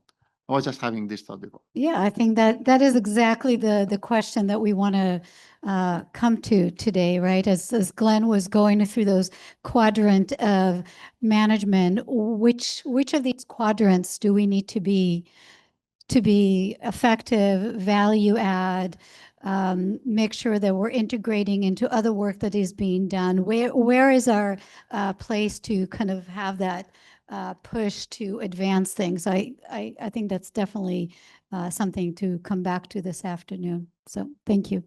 All right, but before we look ahead, we're actually going to go back to our 2024 recommendations, and Julie is going to provide a bit of an update, and also would love to hear from you on some of the things that you are aware of that relates to these recommendations. Okay, great. Thanks, Reet. I'm gonna get into this quickly. So this, for those especially that are new, this is the goal this year we had, was to do some tracking of the progress, what we saw from the recommendations that were made last year.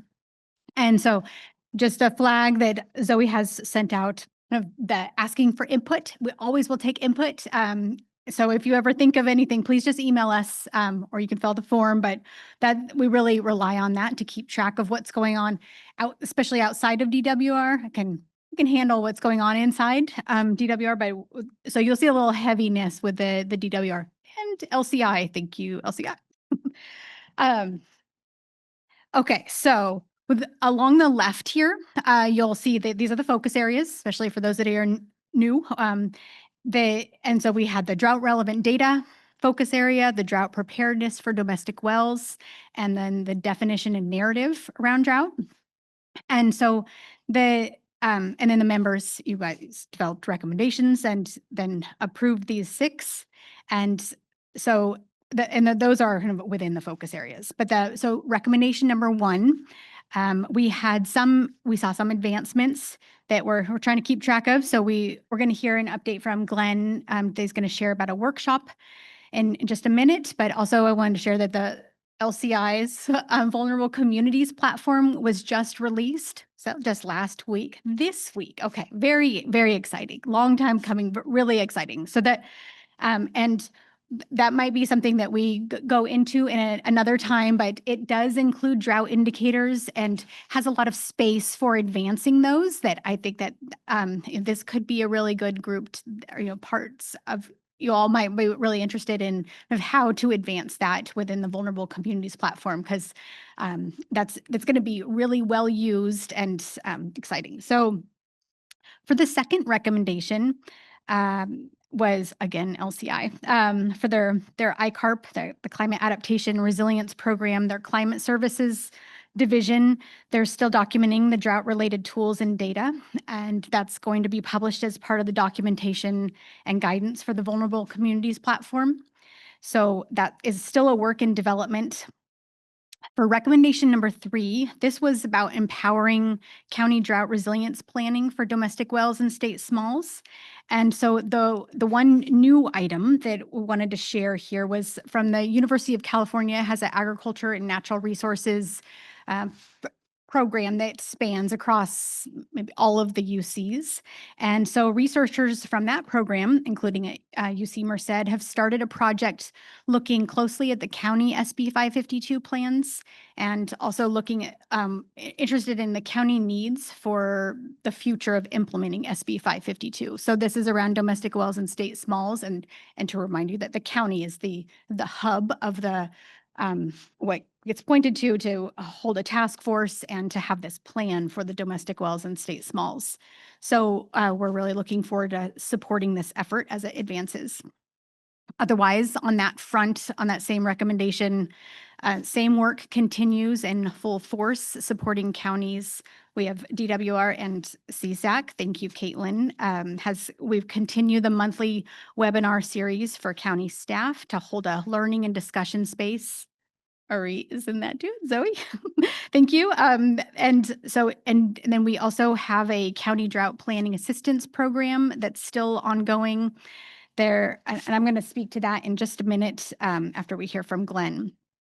So now for recommendation number 4, you all should have, I think, a printout on at your desk there that goes over these, and we'll send it out afterwards with the links. But this was number 4 was the voluntary community-based well monitoring program recommendation.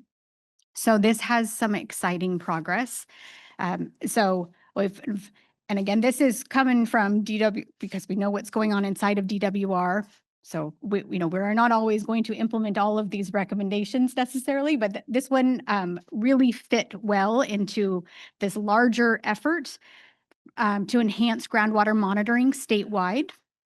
So we've started a pilot on community groundwater monitoring, and so this is to offer education, training, and sounder equipment to domestic well owners and also small water systems so they can learn how to track their groundwater levels.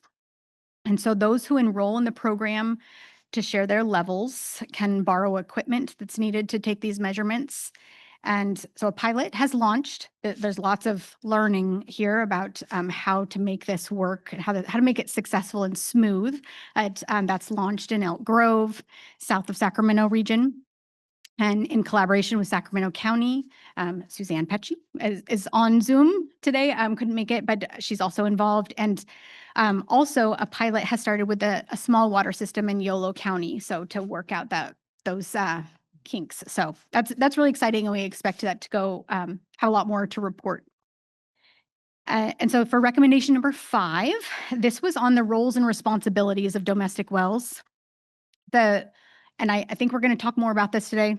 Paul brought it up. And one note wanted to flag on this is the Water Board's Safer Expenditure Plan has been updated since July. And my understanding is that the Water Board is going to be discussing at their November meeting. And so it describes some of their plan for domestic wells this upcoming year. And then lastly is the recommendation 6 was on case studies of community experiences on drought. And so LCI is still moving forward on this as part of the state's 5th climate change assessment.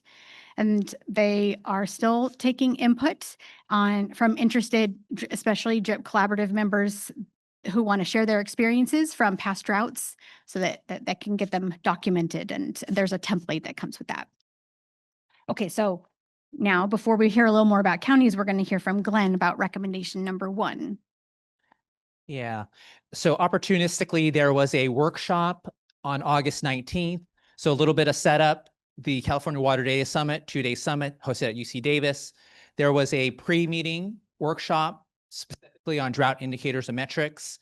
About 70 people showed up, arrived a day early, including about 25 or so urban water suppliers. It was really built on an intersection between what the California Water Data Consortium is doing on their urban water reporting pilots, the work that Alvar and his team are doing funded by NIDIS, and actually sharing what we've been doing here in the Drought Task Force. And so we had presentations on all those 3 things. The highlight of the day, of the afternoon, was a breakout session where individual tables then wrote down on a worksheet what their needs were on drought indicators and metrics. It was a really useful conversation. Discussion really revolved around spatial temporal scales. What exactly do you need? What exists today? What doesn't exist? What's needed? So that prioritized gap is really a key focus. The next step is a white paper that the consortium is going to publish. And the hope is to launch a voluntary work group to help advance this. Again, this would be in addition to what Alvar's team is doing, what the NIDIS SoCal pilot is doing. We'll revisit this in the afternoon as well as a possible topic for DRIP to continue working on next year. Great. Thanks, Glenn. Okay, so and then into recommendation number 3, just wanted to open this one up a little bit more because there's been a lot of interest in what's going on with the counties in SB 552. So this one, I just wanted to, we have 56 counties that are enrolled in the county drought resilience planning assistance program. And so that was basically seed funding or seed direct assistance to help them do their plans and put together their task forces if they hadn't already done so. And then otherwise they could receive a grant to augment this work and or direct technical assistance. So there are 6 counties that have completed the plan or the program so far. Expect several more very soon. And so that there's 10 counties that have adopted plans across the state. All the counties now have some form of task forces among those 56, and they range widely in their format and meeting times. But I just want, just flagging that the structure is really different across them. Some have come up with brand new task forces, so they have a whole new standing committee. Others have used an existing task force. For example, MODOC has had a task force since 2014, and they just restructured it a little bit in 2021 so that it does include drought response for domestic wells. That was based on SB 552 passing. Santa Cruz also has had its existing Water Advisory Commission, and so it uses that to tag on the domestic wells and the SB 552 requirements, though it did have a separate committee that put together its plan. And then their frequency differs because it gives them there's nothing in the law that establishes how often they have to meet. And the reason I bring this up is because this is the conduit through which we are going to rely on as a state to connect with the locals on what the needs are as we approach the next dry period. And so where Fetty and Ryan just presented this very formal structure that's been developed, over the many years that the Urban Water Management Plan has existed, but that, they really started, knitting that together as a formal reporting system. And I don't expect that for counties, but you can think of it in part of that system of connecting what's going on locally to the state so that there can be clear understanding of what's going on between the two. So I think that's really important. So just in terms of the frequency of meeting El Dorado, they put in their plan that they're going to meet annually during normal conditions, up to 2 times a month when they hit this higher trigger of a severe shortage time. And that's based on looking at the other water systems that exist in their county so that they can have some kind of reflection on that. And Napa is similar, where they have kind of an ad hoc, they have pause outside of active drought response. And another item I just wanted to mention was that the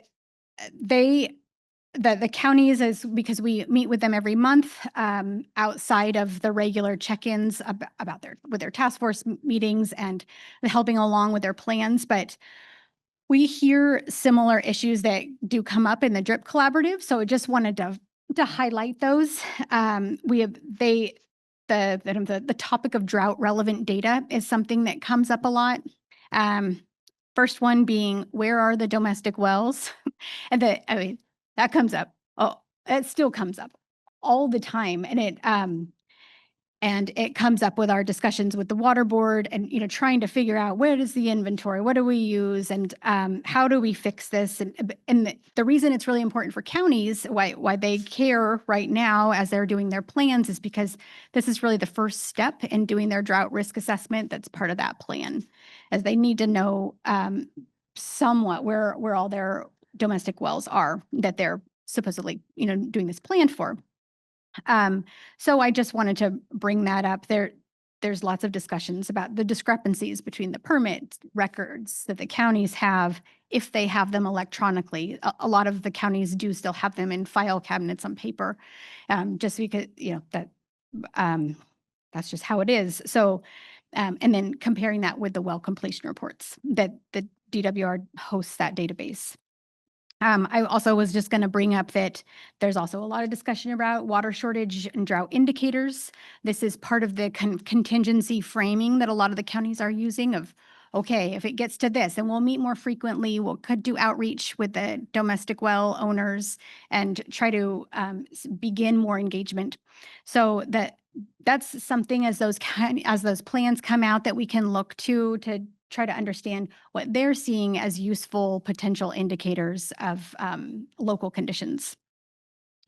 And then lastly, just flagging again the roles and responsibilities, since that's come up as just something that is I don't know, continues to be a problem with the in state discussions, but also a challenge for the locals. And the first one that counties ask is, okay, who's in charge? Who do we really have to do this? Or is this me? Is this environmental health? Is this Department of Public Works, Carolina?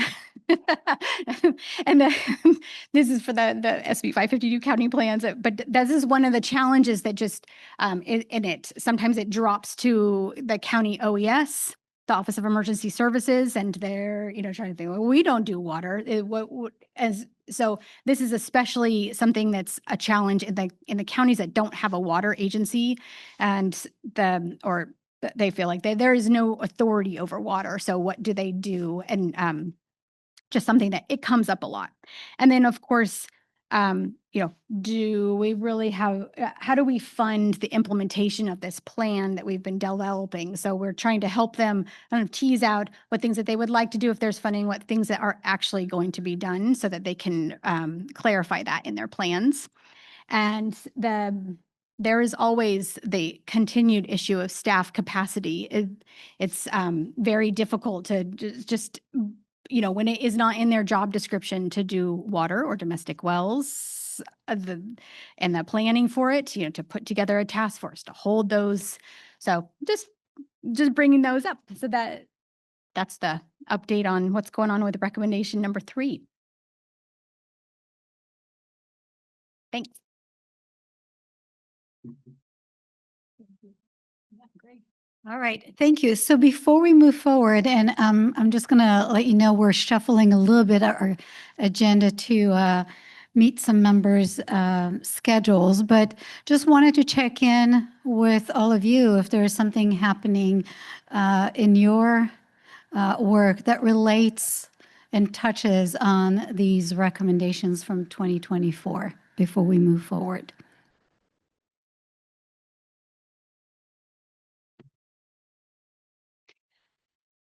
All right, so in the interest of time, I'm going to move us. I just want to make sure we have time for public comment.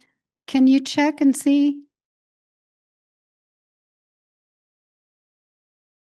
Nothing? All right. Okay, thank you. All right, so what we're going to do is we intended to be very chronological, starting with communication and getting to the 2025 focus areas. But what we're going to do is we're going to get right into ecosystem, and we'll come back to it, to some of the other topics on your agenda. So we're just flipping it a little bit.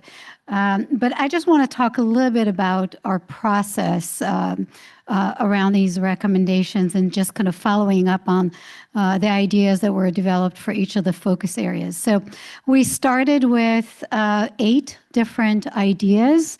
And as Glenn talked about earlier today, we tried to figure out what is the DRIP role in addressing these topics. The inform, complement, and lead. And we heard at our meeting in July that for many of these ideas, the complexity requires more research and study and bringing in different perspectives.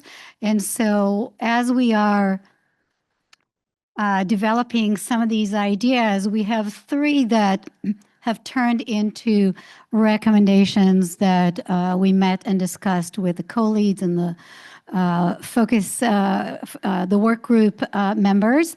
And just to highlight that the Land 2 split into two recommendations. So we'll hear about that in the afternoon. So what we're going to do today, acknowledging both that there's a lot of development still happening and that we have recommendations that we hope that we can finalize today and approve as we're ending the DRIP work this year. This is really in line with what we said at the beginning of the year, that we acknowledge that something's going to take more than a year, and we want to make sure we do it right rather than do it fast. So what we're going to do today is for each of the focus area, we're going to hear for the DWR contact person, just give you an update on the work group discussions. Several of the work group met with subject matter experts. So what are the learnings from them and how that helps shape the ideas and the recommendations. And then we're going to really focus on those three recommendations that were just boxed in. So we're going to hear about each of these recommendations, what have changed since the July, really using the recommendation template, which I'll have next to just kind of refresh your memory on what that looks like, the kind of the key pieces for each recommendation. We'll have time to discuss the recommendations, and then hopefully we'll move into a voting process. And if you remember last year, we had a two-part to the voting process. The first part was just validating, acknowledging, making sure that the recommendation had the information it needed to have, that it was ready to be voted on and to be finalized. So we're going to do that first. And if the answer is yes, then we'll advance it to vote on it. If no, we would just make sure that we capture the necessary information and feedback that would receive so it can go back for further discussion. But we're really hopeful that given all the work that went into these recommendations, that we'll be able to move these forward.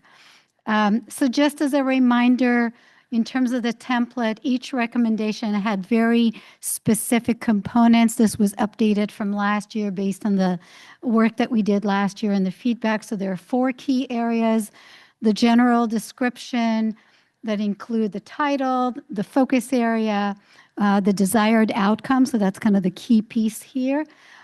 We also talked in the recommendation, addressed the alignment with other initiatives. How does this particular recommendation connect and link to other related efforts? Quite a bit of work around the implementation considerations. Who's going to implement, the time frame, what are the steps, and kind of a measuring success and understanding the impact. Highlight some of the potential challenges and funding needs. So again, I think the tricky thing about a recommendation is making sure that it has enough scope and intent, but it doesn't dive into so much detail that would probably be part of an implementer's work. So figuring out the balance there. And as we identified 3 cross-cutting themes, those are also addressed in the recommendation template. And you should have, as part of your materials, the 3 templates for the recommendations. So with that, we're going to start, and I'm just going to move us forward. We're going to start with the reducing ecosystem impacts. So Zoe, are you going to start us off, or is Reggie going to do that? Reggie's going to do that. Okay, then. Thank you.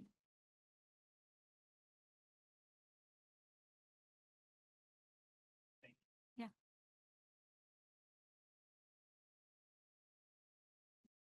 I'm dueling laptops here for a second, and thank you for adjusting the schedule. That was my fault. My son is having his 6th birthday today, so I want to get back to Mount Shasta as quickly as I can. So, anyway, thanks again. The team is incredible here. If all of my meetings were this well facilitated and thought out, I would be a lot more successful. So, thank you very much. So as we talked about, we have 3 recommendations today to look at. One of them that I worked on with an awesome group of folks, you can see up on the left there, is surrounding the idea of reducing ecosystem impacts of droughts. And so incredibly broad topic, like all of our members or constituencies we serve. Drought impacts all of us in a lot of different ways. And so we started with a couple different concepts here that we work through, and I'll use this here. The first one was in-stream flows. We've had discussion on water rights in this group. We've talked a little bit about what in-stream flow means for from my personal interest, the fish in California, what it means for folks that rely on it for water supply, and really kind of honing into the areas of coastal streams in Northern California, thinking about that. We also talked about the importance of habitat restoration and what that can mean for keeping water in stream, or the effect it might have in producing water resulting in water in stream for longer periods of time, thus being a benefit for drought-related ecosystem impacts. And then we talked about making sure that when you implement those habitat projects, that you make sure that you have someone or something or some backing that allows for those implementation projects to be successful long-term. Meaning once you put, say, a beaver dam analog, which place a barrier in a stream that's passable for fish, that slows water down for summer months. What if it gets wiped out in the summer, or in a major winter storm? We see it happen all the time.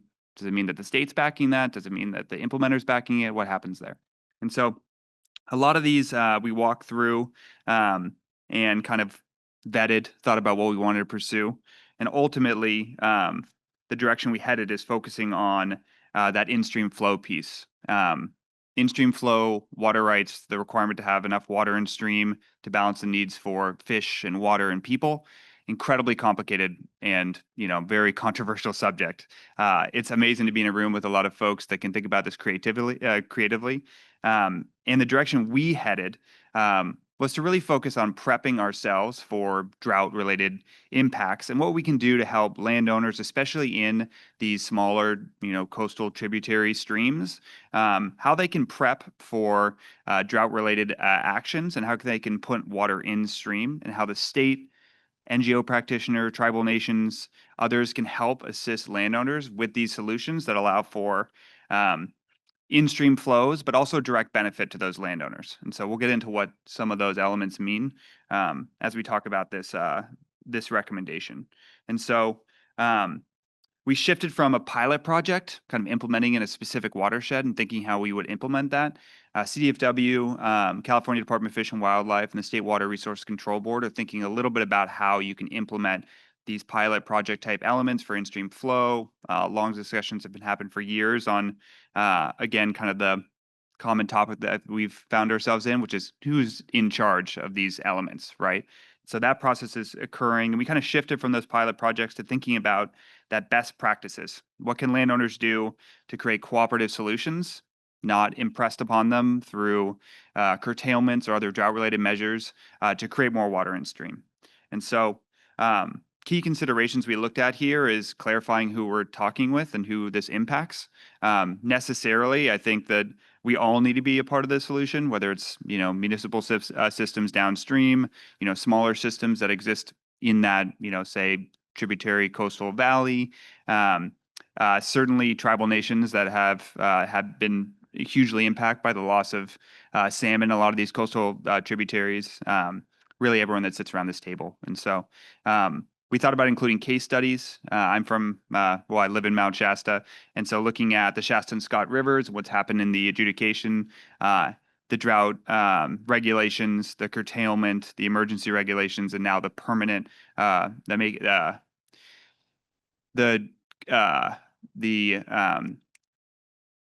temporary regulations that existed during drought have now been made semi-permanent up to 2030. And so how that impacts it, think of that as a case study. Looking at Sonoma, Santa Rosa that also had those curtailments.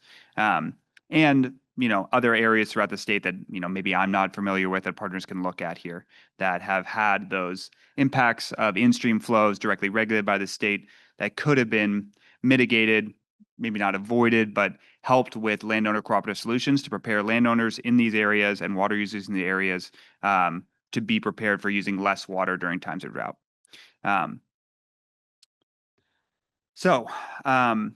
What we're looking at is kind of a potential template to give you an example of what this could look like is an awesome guide called the Practitioner's Guide to In-Stream Flow Transactions in California. This is really pioneered by the Nature Conservancy. I have this on my desk. It's incredibly helpful. It looks specifically at working with landowners to dedicate their portion of their water right to potentially be used as in-stream flow, meaning you can do, so you have an appropriative right, you can dedicate, half of that right permanently in in-stream flow. And a lot of the first question I always get when I talk to landowners is, why the hell would I do that?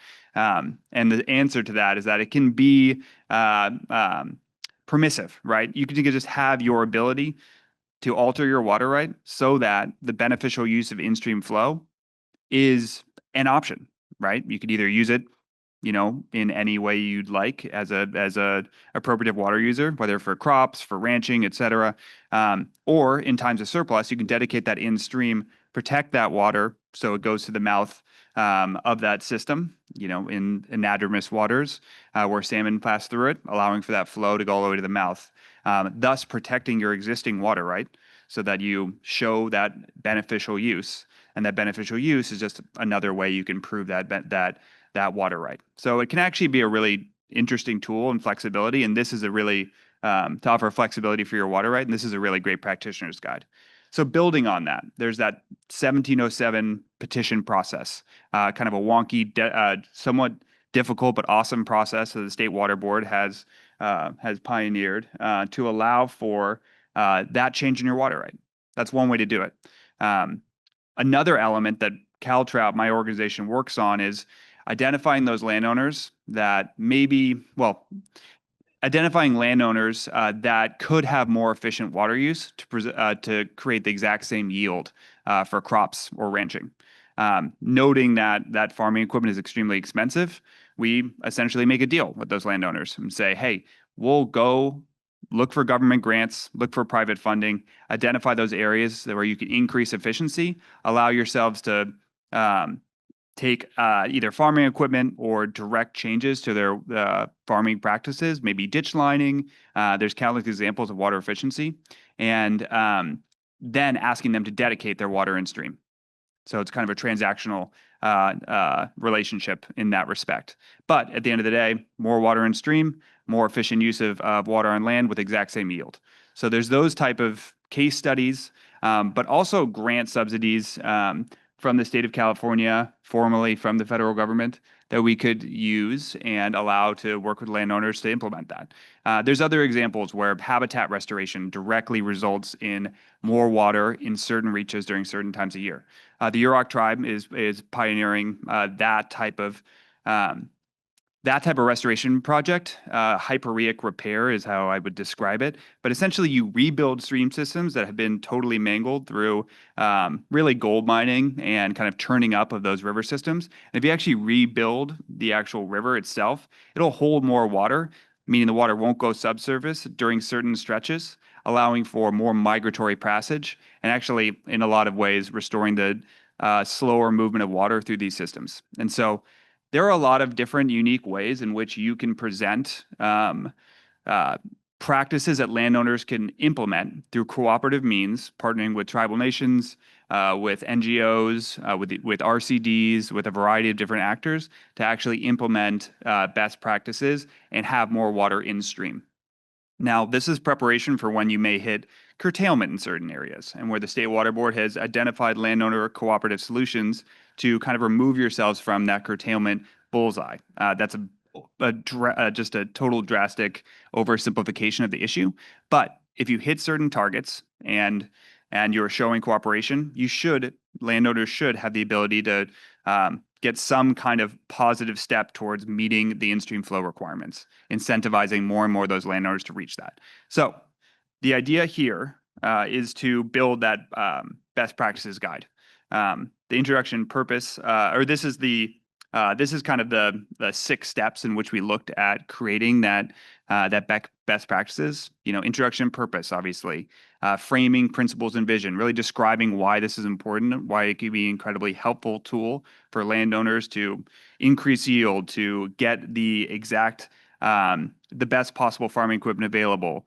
Incentivizing those habitat restoration projects in a lot of these coastal streams, which is largely privately owned. And so you need to have those relationships. It's hard to go into those public areas, or it's easier to go in those public areas and working with the state than it is to incentivize landowners in these largely private areas to go out on a limb, allow, NGOs like CalTrot to enter the property and manipulate their existing water system. But if we can have a guide and that framing that shows that can be a win-win, I think it'll be really successful.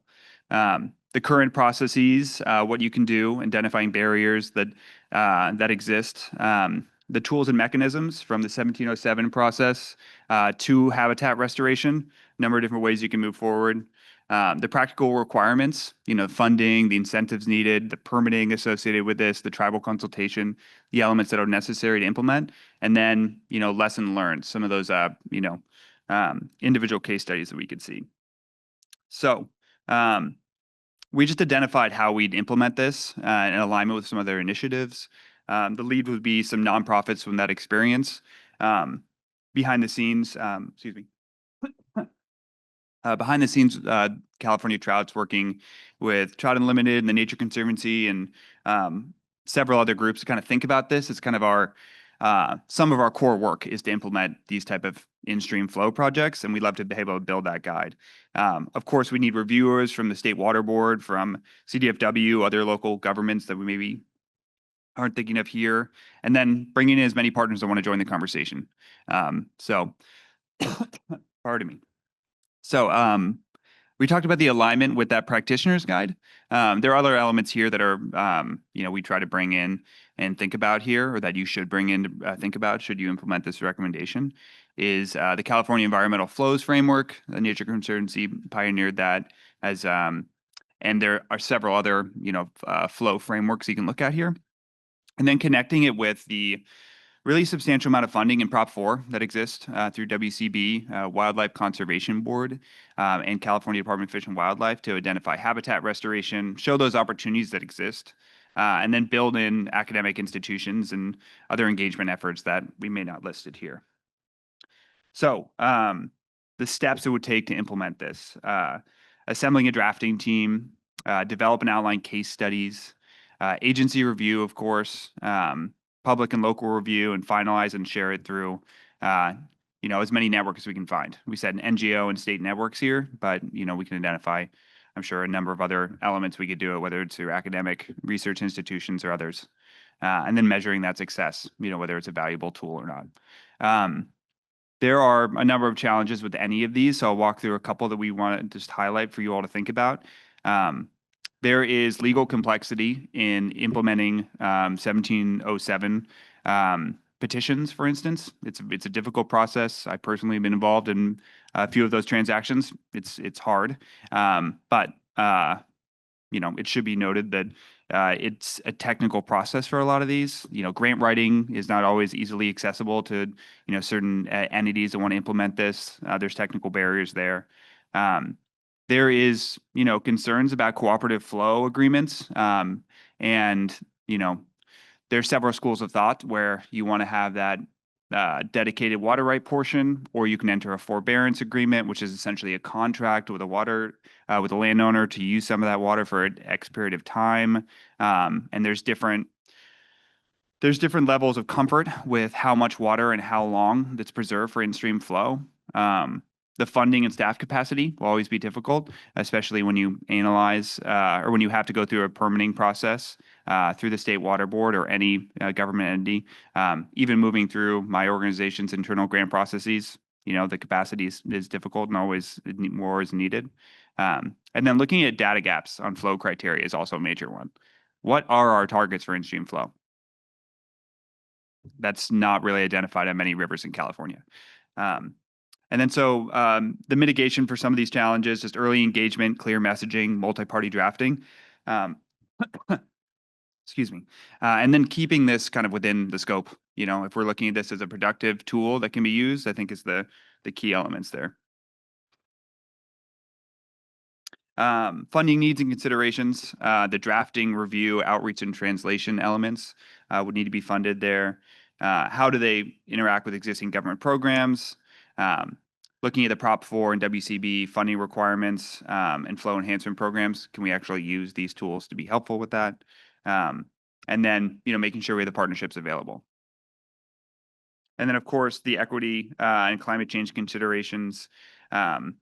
Making sure we have as many folks and diverse mindsets as possible. Okay, thanks, Reggie. Yeah. That's a lot of information that he just went through, but I just want to do a specific call out. Reggie, just terrific work. Yeah. It's specific, it's actionable, it's practical, it's collaborative with appropriate review. The scope was challenging to get this just right. Special call to Zoe and the work group members who contributed. So we're about to open up for discussion. And just like Arit said, after the discussion, we'll hear public comment and then actually do a vote, readiness and approval if we get there. So I know in advance of this meeting, we sent out an email. It was a short window. Not everyone had a chance to respond, but for those who did, thank you very much. There are a number of people who had comments. This is a very quick summary to help seed the conversation for today. In general, it's relatively supportive. The devil's in the details, as always. And so that's a key consideration. And I appreciated one of the other slides, the data gaps. I think whether they're targets, that's of course, a big conversation. So let's go to the next page. And Reggie, how much time do you have? I want to be. Oh, I'm fine. Okay, good. So as we all know, these are non-binding recommendations. We want to make sure this is at the right level of detail. What is the appropriate value add for DRIP? That's always the question that we're trying to balance. Given the details that you have seen, obviously you had received the recommendation template in full in the email, the summary as shown on the slides. I now just want to open up for questions, comments, any thoughts for Reggie? Joshua? Thanks for the presentation. It was really formative, and I think it's great that sounding like a punk rock concert in here. I think it's really great that you're trying to clarify some things in the existing practitioners' guidelines. I like that you had a bullet point for early engagement, and I just wanted to touch on that I would try to include tribes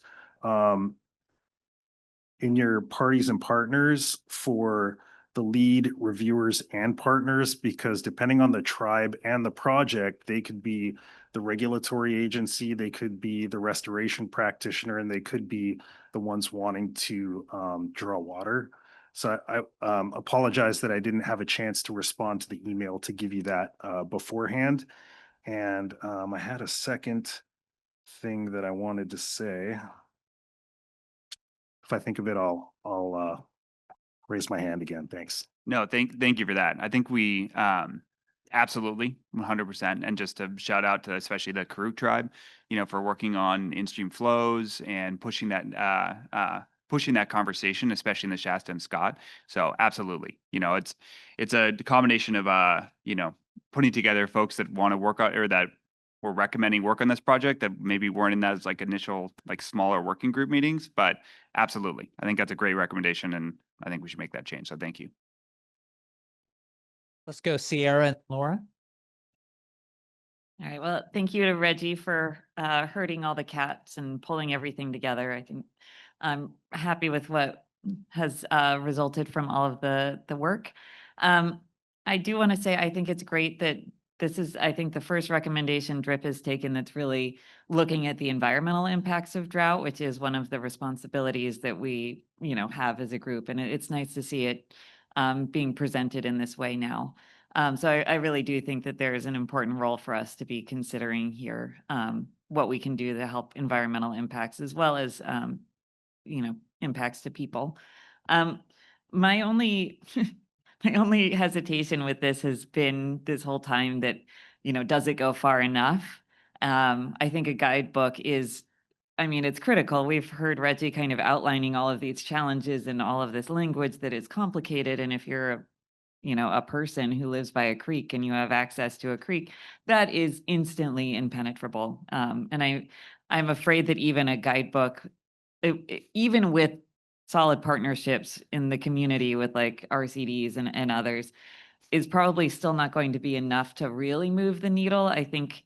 But I do think that it is a good first step. And I hope that one of the outcomes can be an evaluation of some of these, just really high barriers to doing really basic, mitigations that a landowner could probably do quite easily without a lot of technical assistance. Some tanks and some and a pump and some pipes, and they could probably make a pretty big difference over time. But it is extraordinarily challenging just from a legal perspective. So I would like to see over the long term, not necessarily as, a direct requirement for this work, but really trying to move the needle on simplification in some cases. And then just making sure that it incorporates, you talked a lot about appropriative rights, but for us, riparian rights is a bigger concern. A lot of our creeks are more impacted by a lot of tiny users all throughout the creek rather than like a couple big appropriative users taking large quantities of water. We don't have a lot of that in my area. So just making sure that all of that is considered as well. But I think this is great. So great work. Thank you.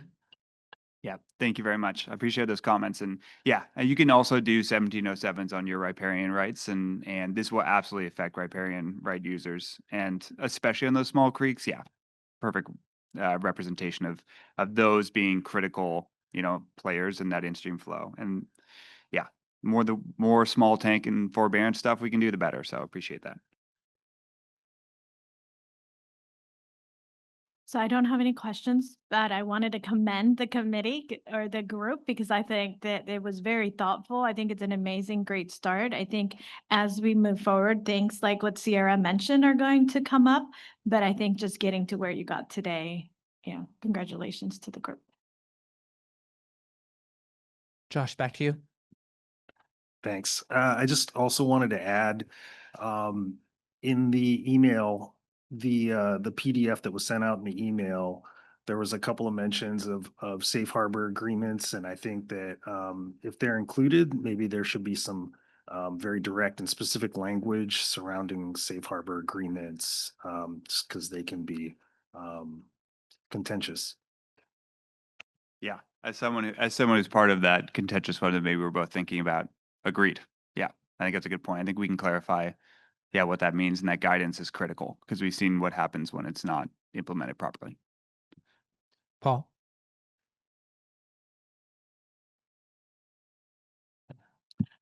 Yeah, and I think Sierra and others kind of said, looking at droughts, big things we end out, the most immediate things, dry wells, ecosystem impacts, and this kind of, scratches the surface on sort of the main things on in-stream flows and impacts on ecosystems. So a lot of good work commended here. And I think the shift towards this broader topic on guidebook kind of really, I think, emphasizes, what I was thinking about, the dynamics of this topic, which is very complicated. And I think doesn't necessarily have an immediate sort of solution to it right now. And you've kind of hit on a lot of the topics that need to be discussed, particularly with some of the entities that need to be brought in with the agencies and agriculture and some of the others that need to be part. And it's going to be dynamic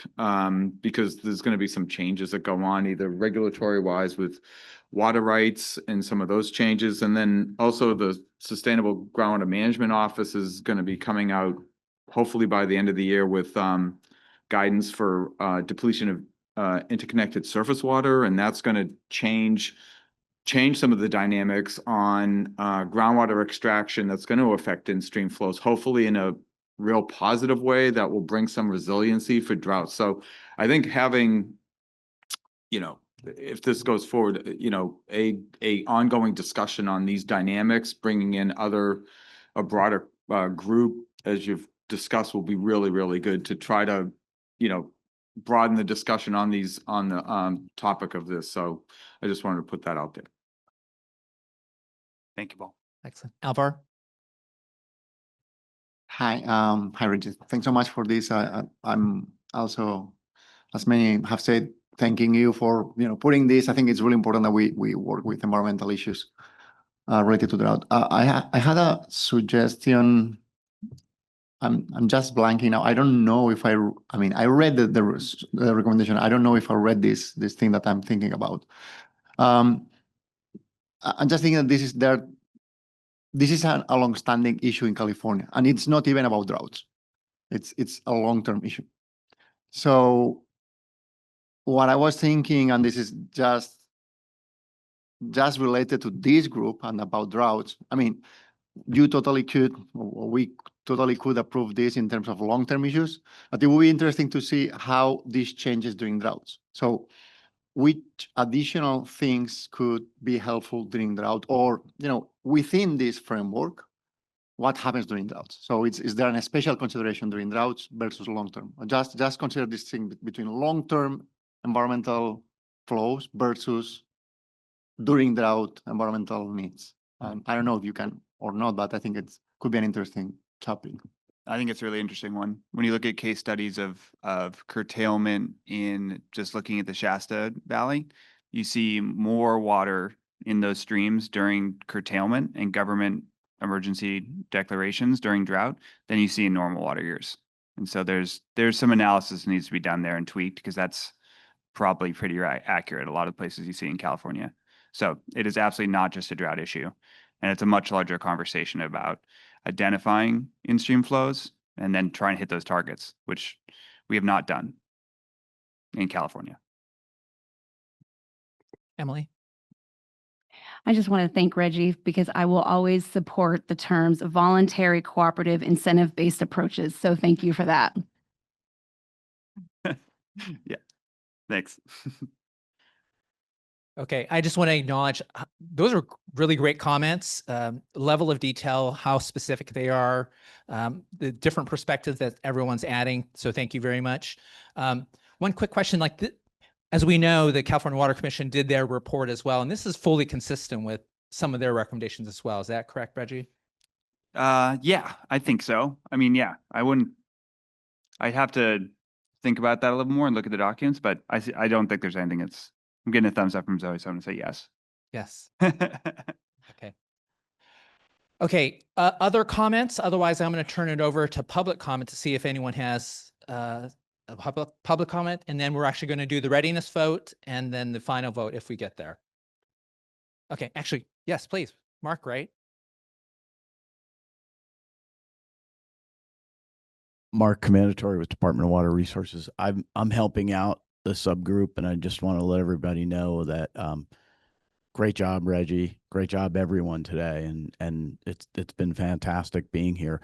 One of the important things that comes with the in-stream flow is temperature, and an integrated approach with groundwater work and local work from the partners, landowners is really going to help that go a long way. And we're discussing that in our working group. So I just want to let everybody know we're aware of that. So thank you very much.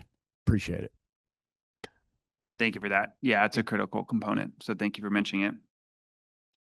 Okay. Well, that's a great start to the public comments, even though you're the department.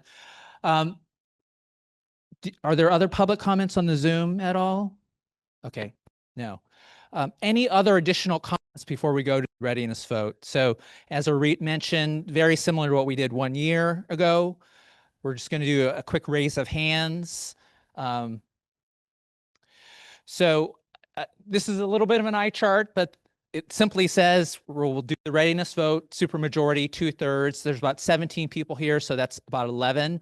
So if 11 people raise their hand, I'm referring to DRIP members, obviously, then we will go to the final vote, and that is simple majority. So of the 17, and you can, as long as we have, do the math, 9, it will be considered approved, and then it'll go into the DRIP annual report. It's going to go in regardless for the conversation, but whether it's approved or not. Is the process clear before we do the vote? Because I want to just make sure everyone's tracking. Okay. Readiness vote. Raise your hand if you think it is ready to be voted on. There's sufficient level of detail. Okay, excellent. 1, 2, 3, 4, 5, 6. Okay, essentially everyone, which is 17. Awesome. Okay. Do you have a... Oh, she's already voting for the final vote. Exactly. Very good point. That's why we did this. Okay, final vote. Raise your hand if you are supportive. Okay. That's everyone. Excellent. Okay. So congratulations, everyone, not just Reggie, but the work group, everyone who's contributed, everyone who read the document. Great discussion. I love the comment, Laura. Great start. Love the comment, Sierra. Like this touches upon and interacts with so many other things, but as we chip away at it, I think it's a very great start. Okay. Zoe, did you have any other comments? Okay. Okay. So are we? Okay. I guess we're going to lunch. And since it's 12:40 right now, if we can just get back 1:35, just so we have 5 minutes to kind of get back into your seat so we can start. We'll do a roll call again, and then we'll continue on. So enjoy lunch. Yeah, question? I just wanted to know if I could say a quick couple things just because I'm going to be leaving after lunch and this is my last meeting. So just had a couple notes that I had down here. My term is up. Nothing's wrong or anything like that. I've loved being on DRIP and getting to meet all of you, but I think California ag is very diverse. It's more than just walnut farmers in San Joaquin County. So there should be a different voice around the table at some point. So I think now's the time. I wrote a couple notes here. One, just wanted to share one of my core beliefs in California water is that California water and the future California water should not be a zero-sum game. And I think it's through meetings like this and getting to meet people with different perspectives that we can work together to make sure that the future of California water benefits all people, plants, and animals in the state. So I've enjoyed being a part of this group because I think it helps pursue that future. If you all never ever need any farmers on any of your committees or anything you're working on, I'm more than happy to be a part of anything that you've done. And if you're ever looking to do a farm tour or a recharge tour, please reach out and I'd be more than glad to do that for you. In fact, I'll consider it an insult if you're over in Eastern San Joaquin County and don't stop by. So, and then I can't thank staff enough for your help in welcoming nature the last few years. It really has been wonderful. And the last thing I'll say is, of course, it is harvest season. That's why I'm leaving. So I did bring a bag of walnuts for everyone. There's Ziploc bags there, so make sure you take some on your way out because I'm leaving it here and I'd rather it go to someone to eat rather than getting thrown out because that would just be a waste of water. So thanks, everyone. Appreciate it. All right, everyone, we're going to get started. Hope you had a nice lunch and that you found a few minutes to warm up in the sun because it's freezing in here. So we're going to start with just establishing the quorum again, and then we'll move forward. So no one else outside? Sierra just walked out. It was a fleeting moment. All right. Okay. I'll start with a quorum just so we can move forward to make sure that we have 14. Alvarez Escrivabu, Anna Schiller, Caitlin Loventhal, Carolina Hernandez. Okay. Emily Rooney, missing. Josh Cahill, Karen Mogus, Laura Ramos, Lorena Munoz, Maria Gallegos Herrera, Natalie Cuffle, Paul Goslin, Sierra Ryan, Tiffany Tran, Tim Worley, and Virginia Jameson. So we are at 14. 14. Okay. Well, it's a good thing we're not starting with any voting. So hopefully we'll make sure that we have our quorum so we can vote on the recommendations. All right, so since we shifted a little bit, we've done the math and hopefully it still works out. We're going to hear about the work of the communication work group, the infrastructure, and then we're going to get into land use where we have 2 recommendations to consider today. So that's the work we're going to do. We'll take a break and then we'll come back to talk about our work in 2026. So I'll turn it over to you.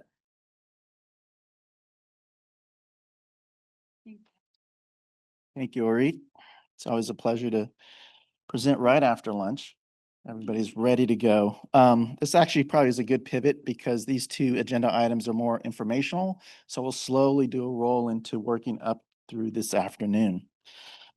So this first agenda item, communications for drought and water shortage. This is out of the drought narrative and definition work group that we had back in 2024. And we haven't had a work group meeting in a long time, so we did hold one in, I think it was early September, right? And we began the meeting kind of stepping back, giving a little bit of a broader view of how the recommendation was developed in 2023 and 2024, where it pivoted a little bit. There's components taken out of it and placed in the indicators and metrics recommendation, and it didn't move forward, right? And with that, we wanted to take an evaluation of the communication recommendation and to reevaluate the recommendation and discuss the level of engagement that we should continue on with this focus area or the specific topic of communications. So we asked to consider different levels of engagement for the communication effort, focusing on 3 potential pathways: inform, complement, and lead.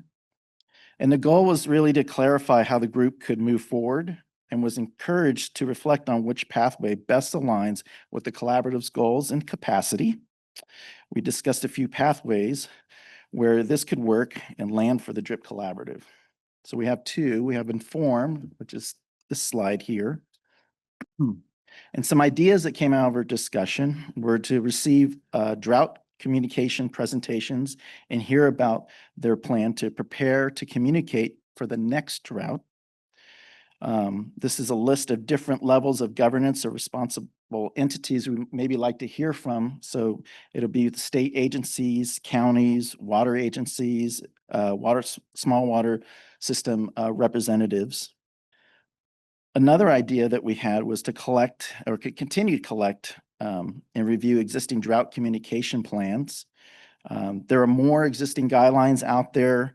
Our own Tiffany Tran was an author of a key one that we were reflecting on during the meeting. So it'd be good to have that library of knowledge, so to speak. And then possibly share it as a non-exhaustive list of drought communication information to share with the DRIP Collaborative and receive feedback. And then also to hear from subject matter experts on potential triggers for drought emergency, specifically about messaging and understanding how to change their messaging. And so that's the pathway for inform. The next one we have is for complement.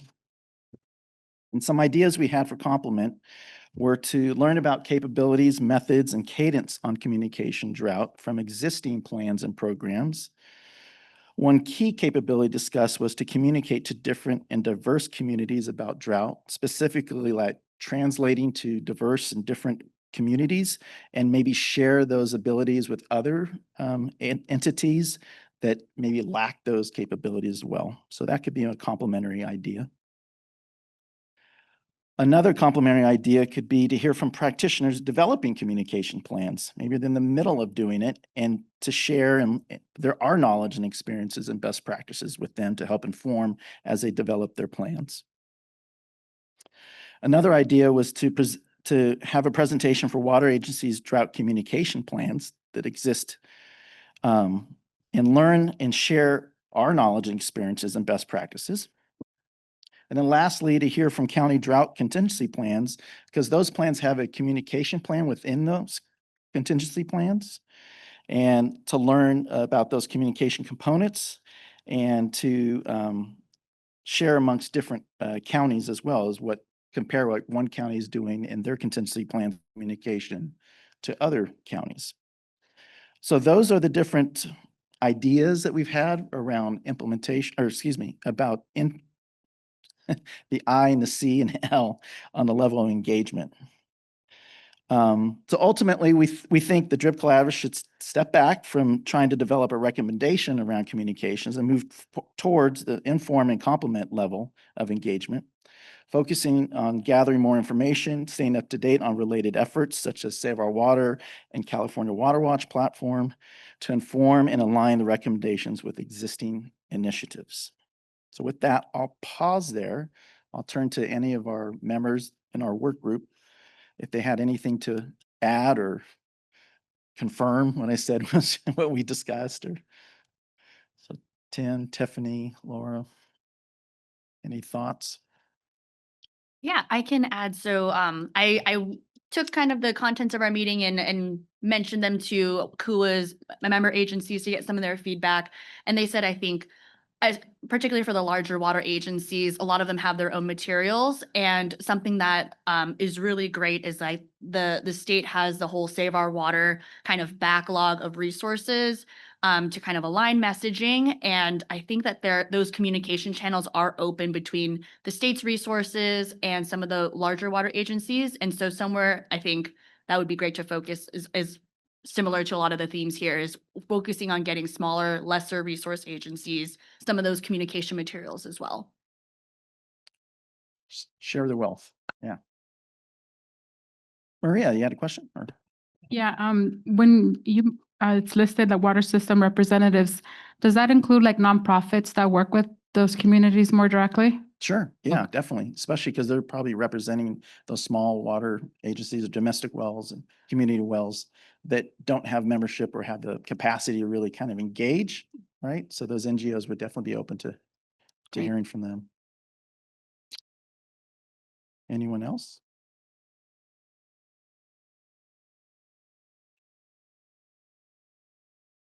Okay, I think on this agenda item, we're pivoting to public comment.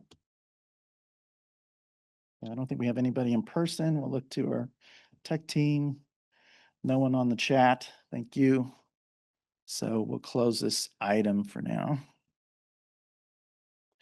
And then we'll turn to the 2025 ideas for water infrastructure and planning. This is a refresher for the work group members and our co-lead, Emily Rooney. So this slide represents the ideas that we came up, we heard from in July, and we heard from the membership that we basically wanted to hear more and be more informed. So our work group was set up to receive 3 subject matter expert presentations. Unfortunately, it was really long and we didn't get to a third subject matter expert. So we'll dive a little bit deeper into that as well.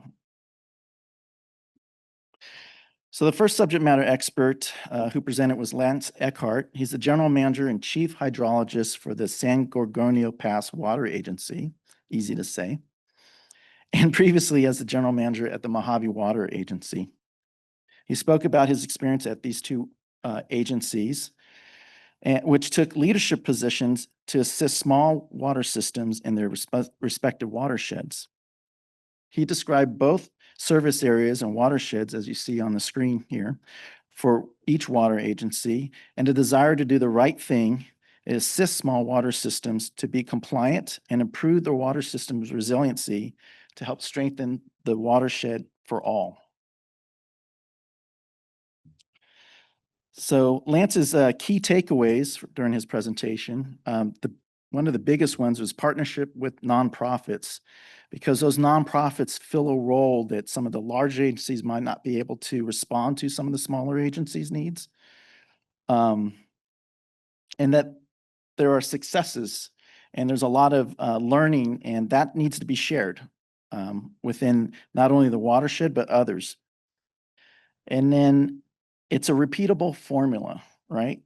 He was able to kind of do this initially with Mojave Water Agency and their watershed, but then also at the San Gorgonio Pass Water Agency, to the tune of his agency set up a $15 million credit line or line of credit for smaller agencies to tap into to help bridge the gap between some of their funding needs that may not arrive. Let's say there's state or federal funds and there's a time element that you can't implement the work on time, or there's a reimbursement where they don't have the funds available to kind of implement their work. So that fund was really key to help kind of bridge that gap for some of their finance needs. Where am I now? The larger water agencies need to take lead roles with financial assistance. And sometimes it's helping them apply for state and federal grants, and to engage with small water systems. We learned that some of these small water systems, they don't have the capacity, they don't have leadership, they don't have membership to really be active in some of their larger planning in their watershed area. So they had to kind of reach out. They had to go to their homes literally to have these discussions. They also look to share institutional knowledge, kind of be this big brother to some of these smaller agencies, to help develop trust within their watershed, because obviously, we've all kind of worked in complex areas, and developing relationships and trust are one of those key aspects of getting things done. Lance also said the need to identify small water system needs, the training, the management, or financial needs that they have. And then, like I said, the key component of partnering with nonprofits to address specific needs. So maybe those large water agencies don't have the experience or the technical assistance they provide to those smaller agencies, but a nonprofit might be able to. So that partnership would be key to kind of fill that gap. And then to really take the time with small water agencies and manage the process over time, right? These things don't materialize within 30 days and things just happen. It's going to take a while. And so they kind of hold the smaller water systems' hand through the whole process. Lastly, use the success. Advertise it. Tell people it works. Advocate to get other small water system agencies to get involved and get connected and partner. And then it's repeat, reapply. So that was Lance's presentation. The second one was from Tim Godwin. He's the Technical and Policy Advisor to the Sustainable Water Management Division's Deputy Director, sitting right there at the department. He gave an overview of the groundwater recharge since 2023, with the note that we were able to capture approximately 400,000 acre-feet through floodwater diversions onto 90,000 acres under an executive order and a flood diversion and recharge program, enhancement program. So that highlighted that many basins, like a depleted Central Valley Basin, have the strong potential to pursue recharge, groundwater recharge, which is one of the principal goals in the state's 2022 water supply strategy. So Tim's takeaways are, there are different pathways to groundwater recharge, and he talked about two categories. One is permitted through the Water Board. The Water Board set up new temporary permits. I think they're 180 days and 5-year terms for those temporary permits, and then the standard water rights. The other pathway could be a non-permitted pathway, which takes advantage of emergency executive orders that were done in 2023 that were codified in Water Code 1242.1 for flood diversions, to use flood diversions for groundwater recharge. And then there are other executive orders since then. Tim also talked about the challenges for implementing both of those pathways. For the permitted, they're very complex. Sometimes it takes the level of work and engagement to do the temporary permits as it is to do the standard water rights permits. And then there's a time element too, and understanding when you're going to apply and when it might be available to kind of match up the verity of the hydrology and meteorology when those flood flows might happen. So that interchange is a very tough road to to travel. For non-permit pathways, there are requirements under 1242.1, particularly a requirement to have local flood plans in place. And there aren't a lot, or maybe there's just a few in the state. So it's very hard to use that water code that would permit those flood diversions for recharge. And then there's a requirement for delta conditions as well. And that could be a tough road to go down. The other challenges to implement are around water quality issues, particularly for recharge, and land use considerations.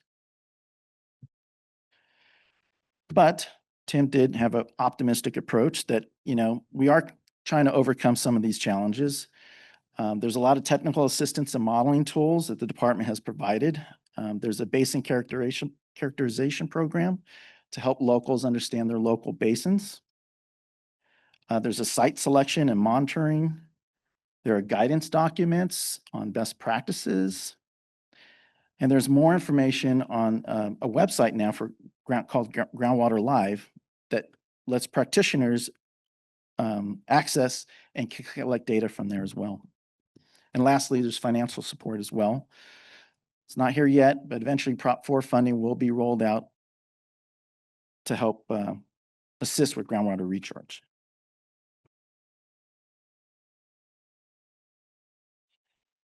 So I'm going to preface this next slide by stating again that we didn't have a lot of time in our work group to kind of talk, discuss, deliberate things on next steps. So for now, I think what we are going to recommend is that we still kind of in that mode to continue to learn and inform to help discuss and advance the idea into the ICL level of engagement. So for the idea one for supporting vulnerable and water systems, small water systems, infrastructure.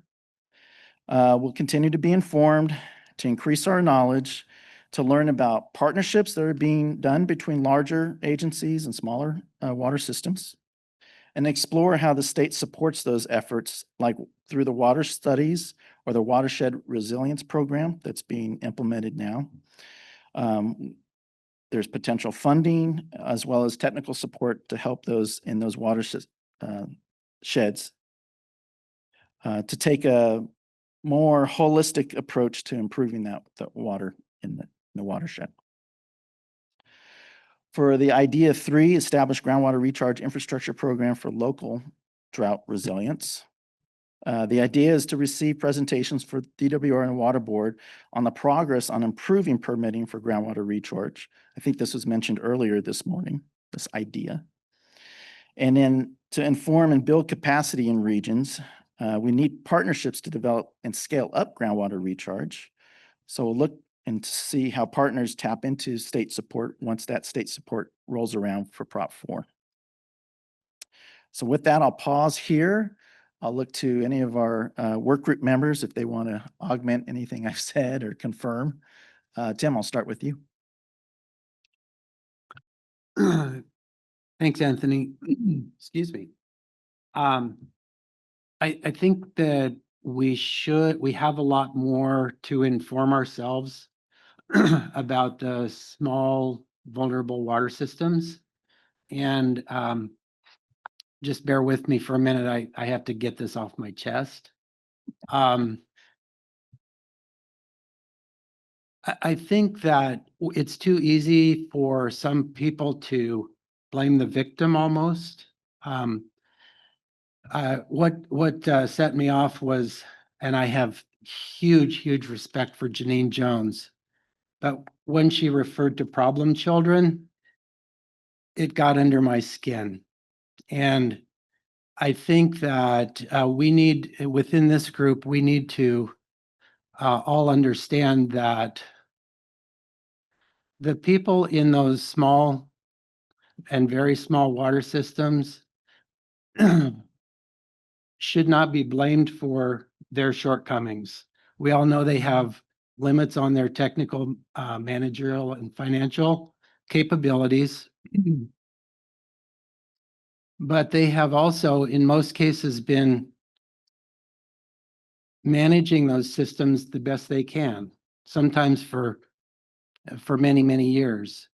And so we don't, at least I don't blame poor people in this country for the shortcomings that they have when a lot of our economic system is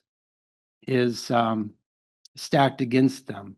And it's the same for small, vulnerable water systems. We need to be understanding and not dismissive or punitive. So I wanted to get that out there. I think within this group, we really need to understand that and be sensitive.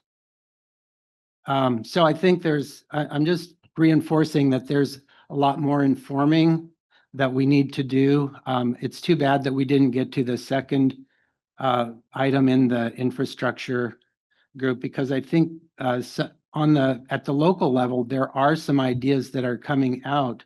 For instance, I participate with the Los Angeles County Public Works in their water plan work group on small at-risk systems. And through that and through some other efforts, there are ideas that are emerging about how we might need to think about different levels, sort of tweaking our rules to make some rules apply differently to those smaller systems, which have less capacity. But anyway, that's a different one that we didn't get to. But so I'm just reinforcing that there's still a lot more that we can inform ourselves about.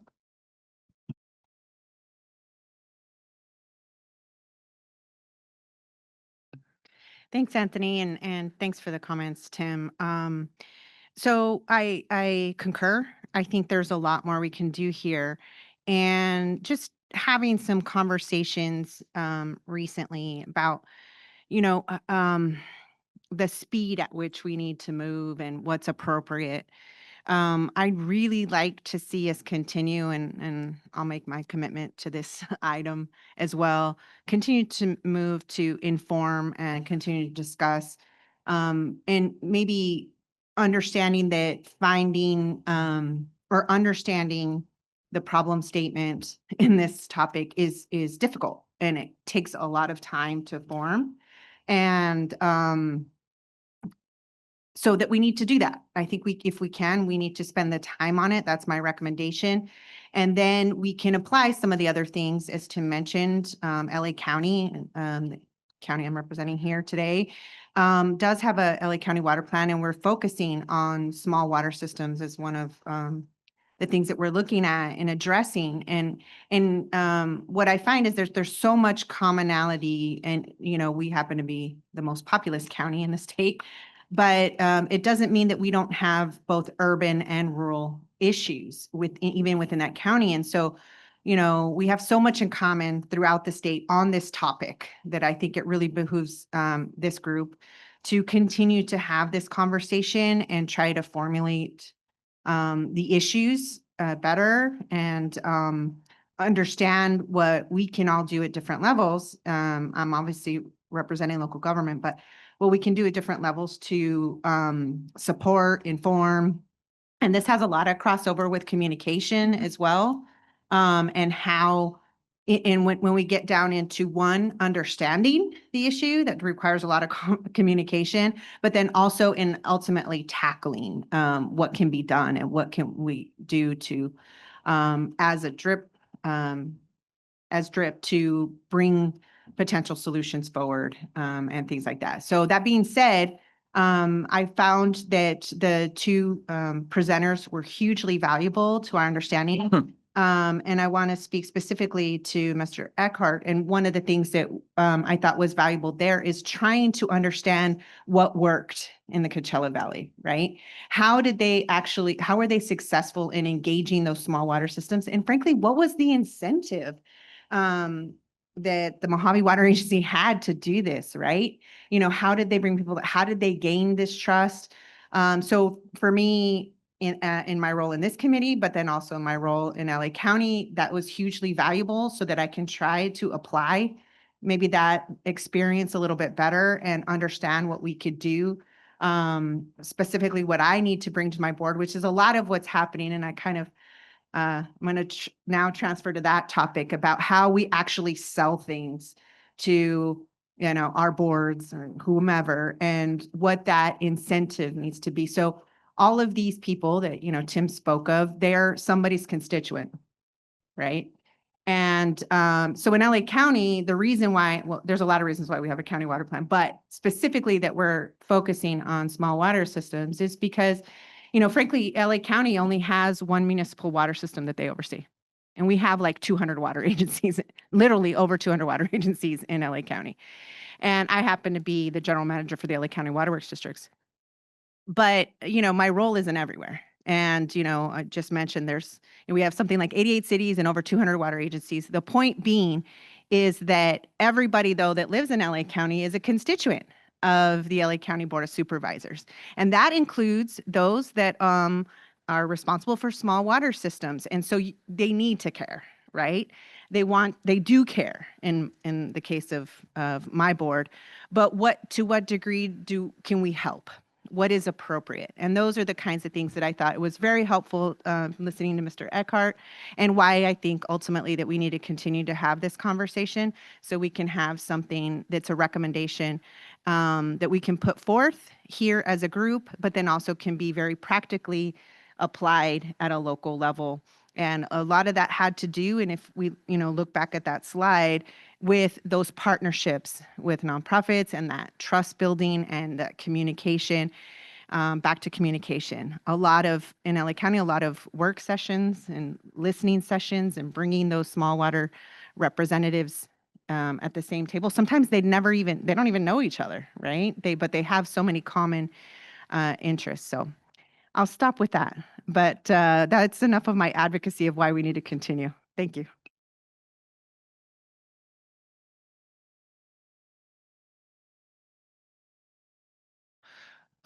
During the work groups. Were there any other questions? I see another tent up.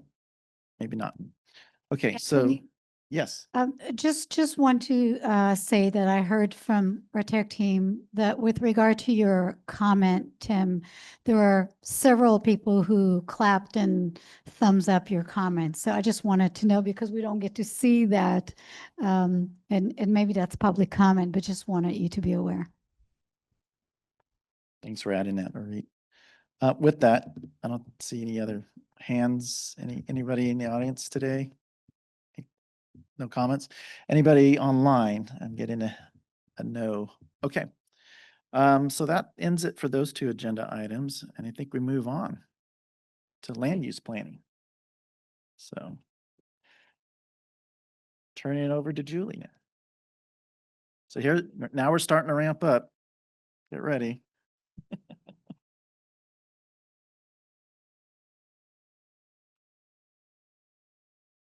Okay. Yes. Okay. So to wake you up, not that that wasn't an exciting conversation, but this maybe, you know, we are shifting gears. So we are diving into the land use planning for drought resilience focus area. And so this work group, I'm going to do the quick kind of overview. Oh, okay. I thought they could pass it. There's more fruit outside, grapes and tangerines and apples and things. And there's cookies out there too, but I didn't know how to pass that. Walnuts and persimmons. Yes, thank you. Okay, so, and tea. Okay, so the work, I'm going to talk while you guys look at your candy, because there's a variety in there. And so the work group met on September 12th. And then we also had with the co-lead some additional meetings with subject matter experts. So that was Megan McMullen from UCLA, Greg Pierce from UCLA, both of them are for the Luskin Center, and also Debbie Franco, who was previously at OPR LCI and is now the director of the Watershed Solutions Network. And so this group's has convened on the premise that land use planning, like no offense to land use planning, but it often overlooks water availability and drought risks and groundwater constraints. And this can or does result in development that that strains water resources and can undermine climate resilience if it doesn't better account for it into the future. And so the three idea spaces that seem to stick for this group was the support for land repurposing in the age of Sigma implementation. And the second is the nexus of housing growth and water planning. And then the third was the interest in incorporating water into the general plan guidance and as a way to help build this bridge for land use planners to account for water. And so I'm going to give you a snapshot of how things are going to move forward from that work group meeting and discussions. And then I am going to hand it over to Sierra and Natalie to walk through the recommendation drafts.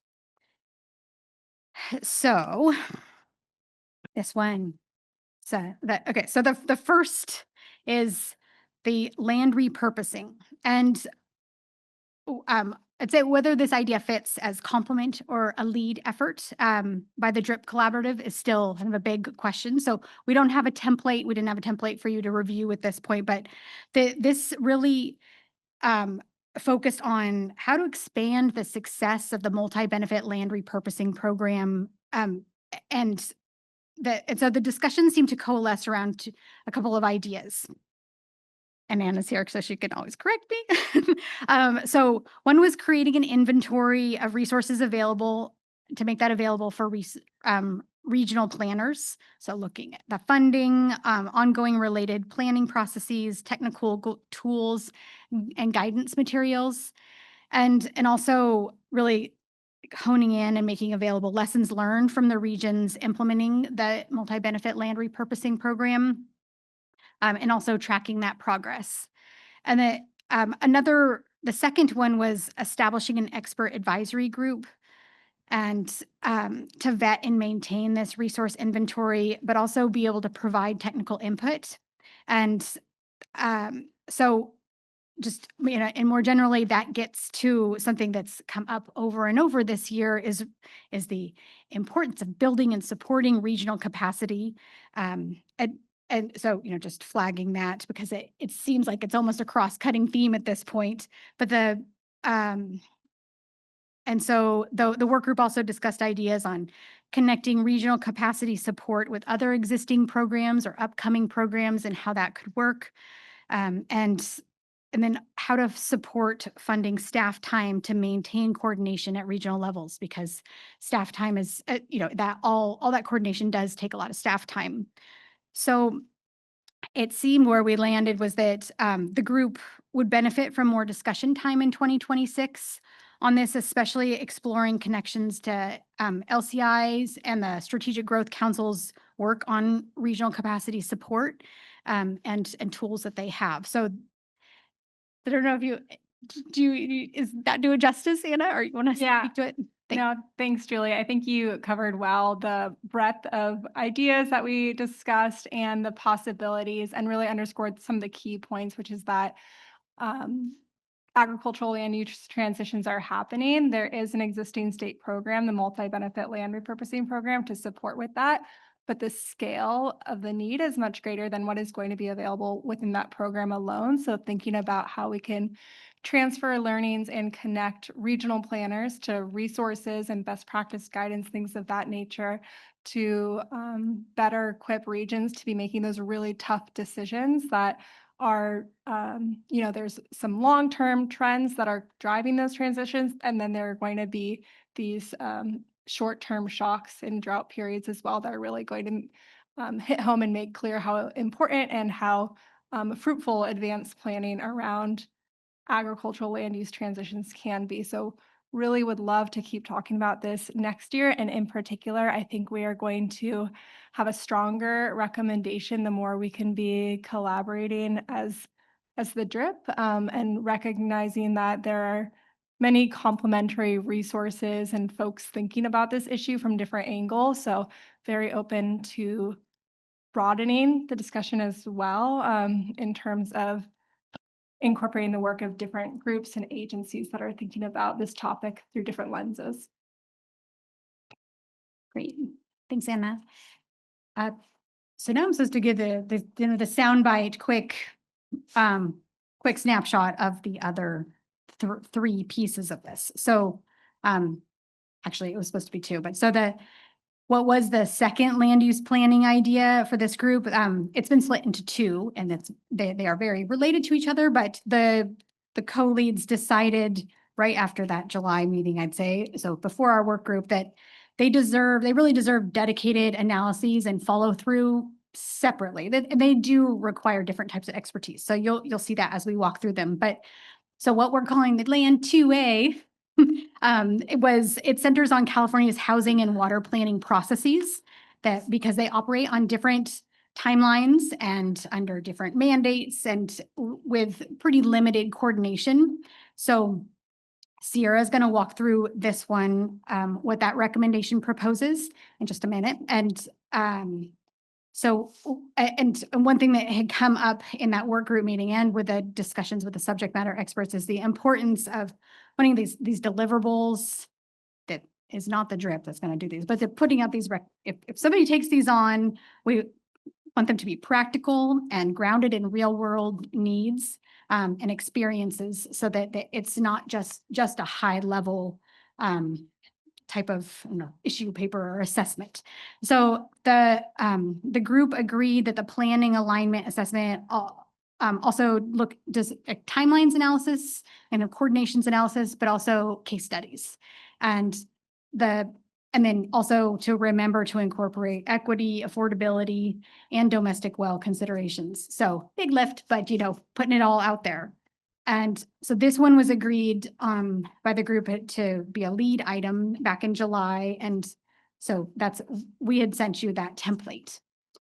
The second one, Land 2B, the second part of that housing water nexus was really diving into whether and where there is sufficient water supply and wastewater capacity regionally to support future housing growth. And so the work group teased out what deliverables could look like. And again, they highlighted the need to consider equity related to small systems and domestic wells.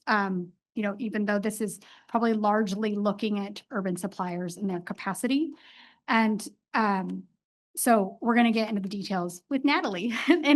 But before we dive into those, I do need to just give a moment for the credit of what we call Land 3. So that was the third or fourth-ish idea of this land use planning work group. And it really zeroes in on this needs for integration between land use planning and water. And there's it was based on this, the need to better align with general plans for general plans need to align better with water planning and management. And the members had raised, thought it was back in May, but it actually going back, looking at notes from October, it was already in the slides last October. So this has been something that has come up quite a bit, is the interest in a water element.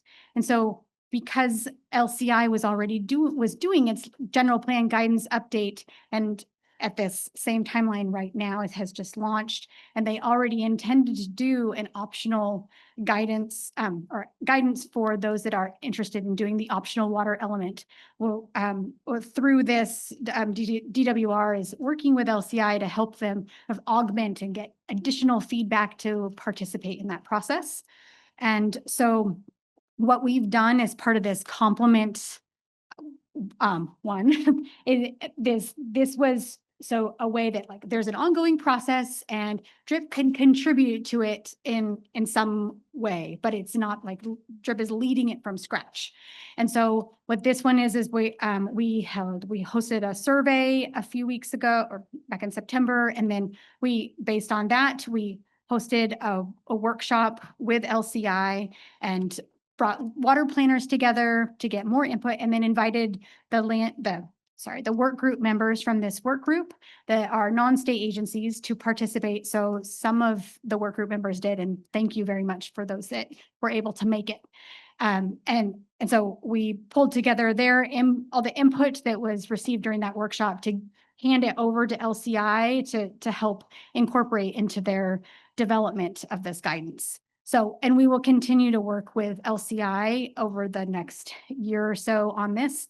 And looking into the next steps being something more of a complementary resource, looking at a drought alignment planning guide so that it can be helpful to across or even a water alignment plan guidance on how to do that so that it's something that's useful for water planners and for the land use planners. So those are all that's the quick update on this focus area and work group. So now I'm going to hand it over to Sierra Ryan to come and walk us through where we landed on this aligning communication and planning timelines for housing and water. All right. Thank you, Julie. Thanks, everyone. So this issue, when we first were talking 6 months ago at these sessions, trying to figure out what we would do, and this idea was sort of pitched, it seemed huge and intractable. And I really think that over the last 6 months, with the help of the work group and our subject matter experts, we've actually broken out a couple really simple, bite-sized pieces, kind of low-hanging fruit that I think would be really beneficial and also really nothing huge, nothing like life-changing. It sort of seems kind of like a just obvious next step and a really good role for DRIP. Hopefully you all agree. So like Julie was saying, we split the water and land use nexus into a couple of different subsections. And I'm going to be talking about just the current misalignment between land use planning and water planning.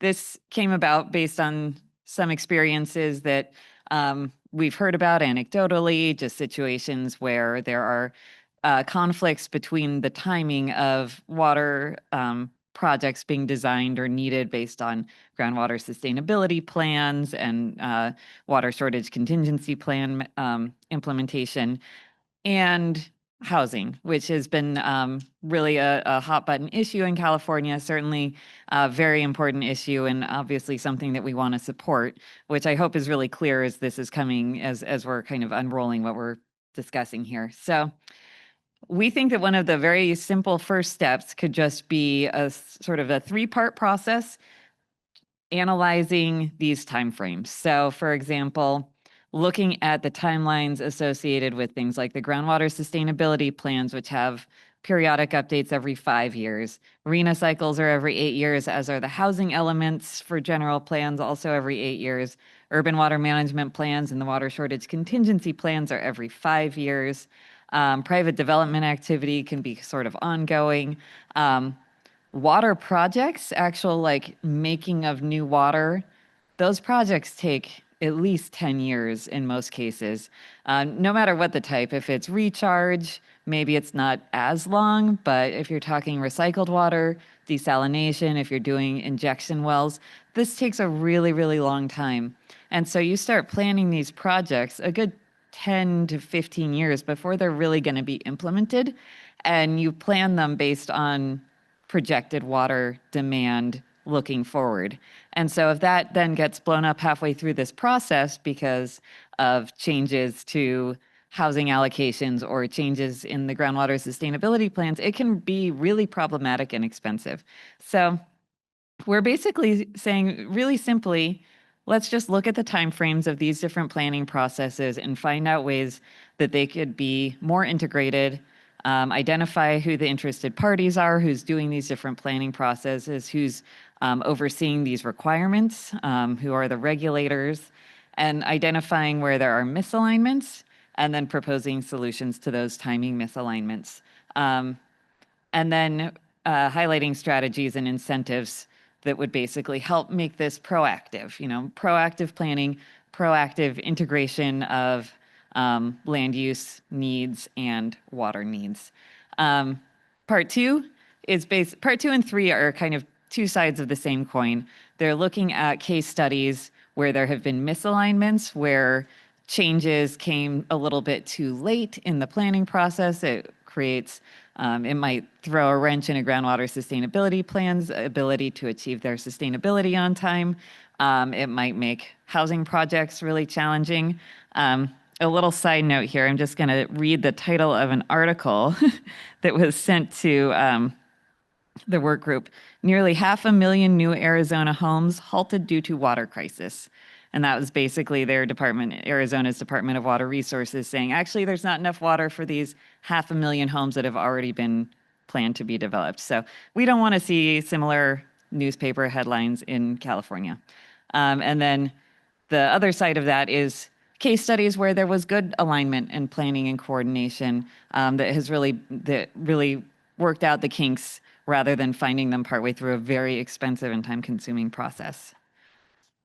So the outcomes of this overall, improving local coordination, that's really the primary goal. It really comes down to the local level, the people who are boots on the ground doing this kind of work.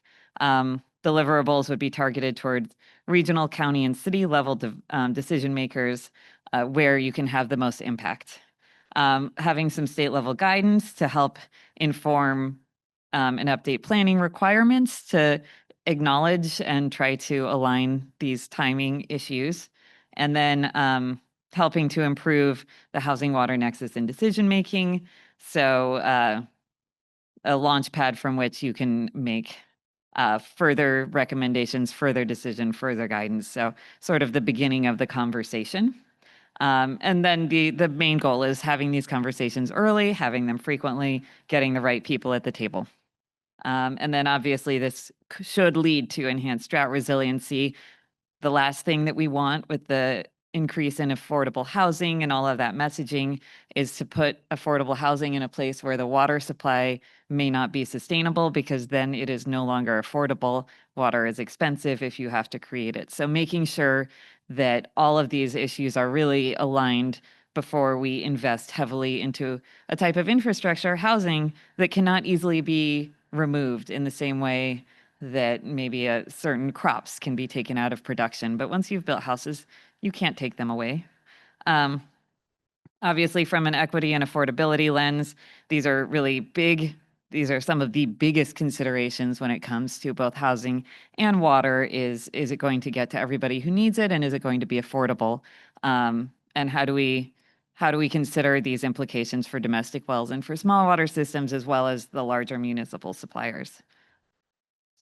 And that would be maybe a good nexus with the infrastructure conversation that we were talking about.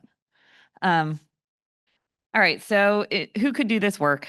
We actually already have made some progress on some of these conversations. So academic partners, as Julie was saying, we've had some conversations with the Luskin Center at UCLA, who kind of focuses on some of this research. Other bodies, it could be an advisory body or a steering group. It doesn't seem like something that we would need in perpetuity. Could be some sort of short-term, single-purpose pulling together of key interest groups. Potentially, community-based organizations could do this kind of research. Private consulting firms as well. And then alignment with other initiatives. I mean, there are so many of the various regulations and rules do allude to there needing to be coordination between land use and water. That is outlined in almost all of this. It just isn't actually happening in any sort of meaningful way, that at least that we are seeing on a big scale. So it aligns really well with existing requirements. And it could be also informative for the guidelines that are being developed for a water, general plan water element. Is that? Okay. So next steps. First, we would basically need to figure out who would be leading this work, and seeing if who from the DRIP maybe want to continue to be involved in some sort of advisory role, and then developing things like process flow charts, incentives and best practices, especially for early involvement with groups like the LAFCOs and the TSAs, and then training and guidance to regulatory agencies. Especially, I like the idea of developing templates for improved collaboration. Basically, just, here's the people you need to include, and here's how often you need to talk to them, and here's when they're doing their work and when you're doing your work. A lot of it is fairly consistent around the state. Obviously, the challenges are based on like who's got the money and the time to do this kind of work, but it does seem like it really isn't. It isn't an overwhelming role that we're requesting. And again, funding, there's a lot of grants that could cover this type of work if there's no agency or organization who wants to self-fund it. Monitoring, engagement metrics, getting public feedback, technical quality. That's a kind of funny term. I don't think I read that before. Technical quality metrics represented the number of basically who's in the room. And then what are the results and are they actionable? So with that, the comments, yes, just a lot of talk about integration and, technical quality metrics.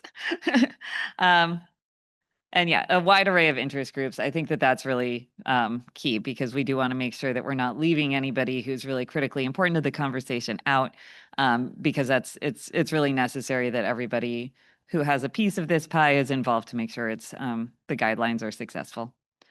So with that, are there any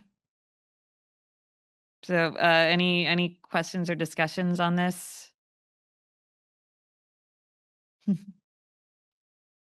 Start with you. Yeah, thanks for the presentation. I think it's super timely, and for California, especially housing and water kind of go hand in hand and are two really big hot button items. I think one element that I would love to see more of in here is, as one of the participants, inclusion of actual developers that are creating the projects and understanding more of what are the drivers of why they put projects where they do and their considerations in the process, as the doers. In addition to, planners and water agency folks, I think the developers themselves are really interesting to include in the conversation. I think that is a critical interest group when we're talking about housing, because it really, in most cases, it's not like the government who's developing the housing, it's private developers. So I thank you. That is a very good point. Paul?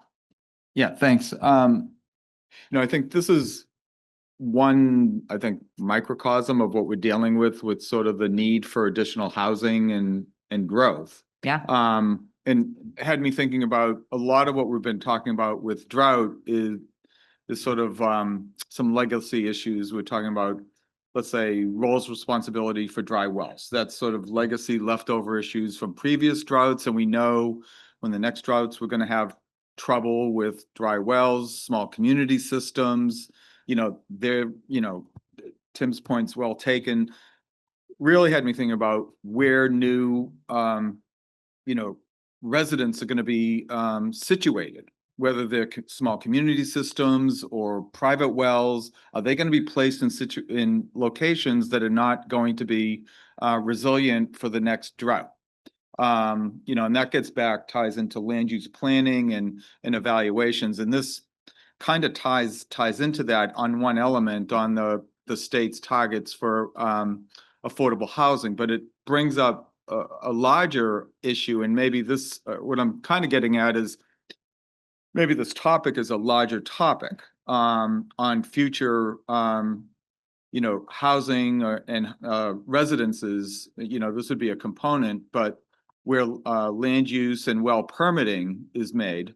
And we've tried to address that a couple of years ago during the drought, as you recall. And there was executive order and some proposed legislation that the administration proposed to try to minimize some impacts where well permitting was made about where ag wells were permitted near domestic wells. And I think conversely, like where, residents are placed,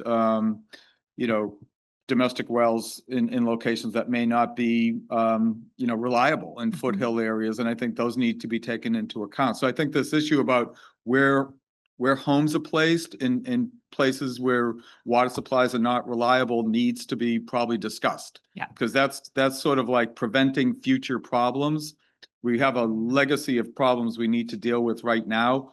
And so I think this is one piece is really good, but I think this scratches the surface on a larger one.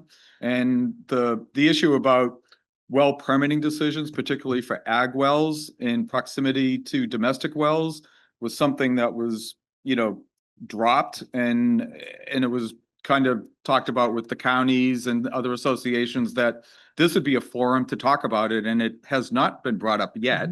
So I'm reintroducing it to bring back up, and this may be the right work group to talk about it.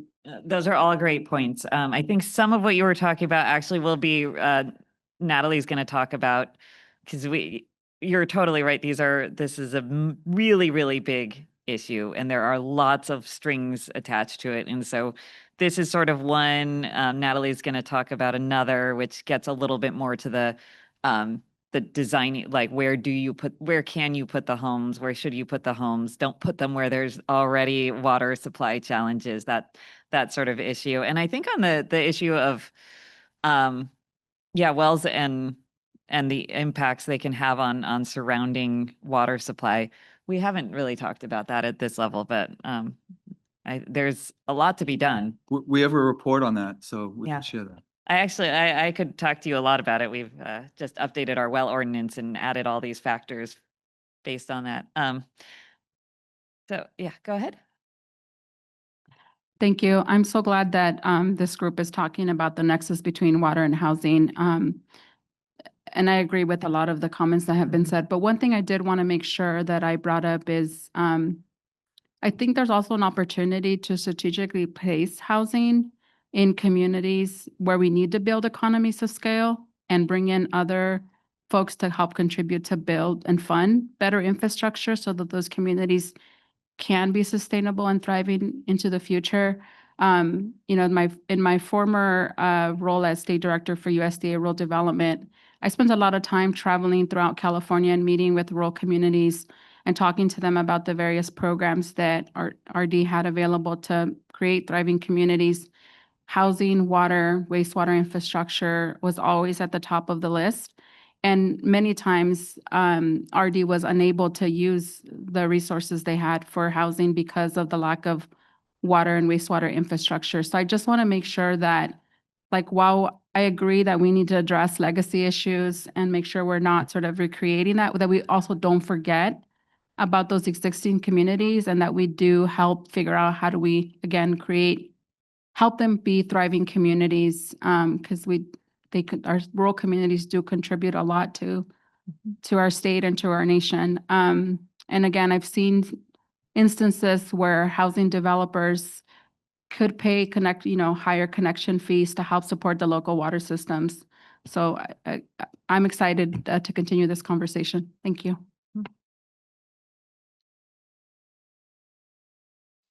Laura? Me next. Great job. And I agree with Paul on the legacy problems. I think we have to look at both of them independently and interchangeably and integrated, because we don't want to be here in 50 years saying those are legacy problems and we're fixing those. So I think we absolutely have to take care of what has happened and make sure that it doesn't happen again with new ones, so that we're planning well from what we've learned from those legacy issues.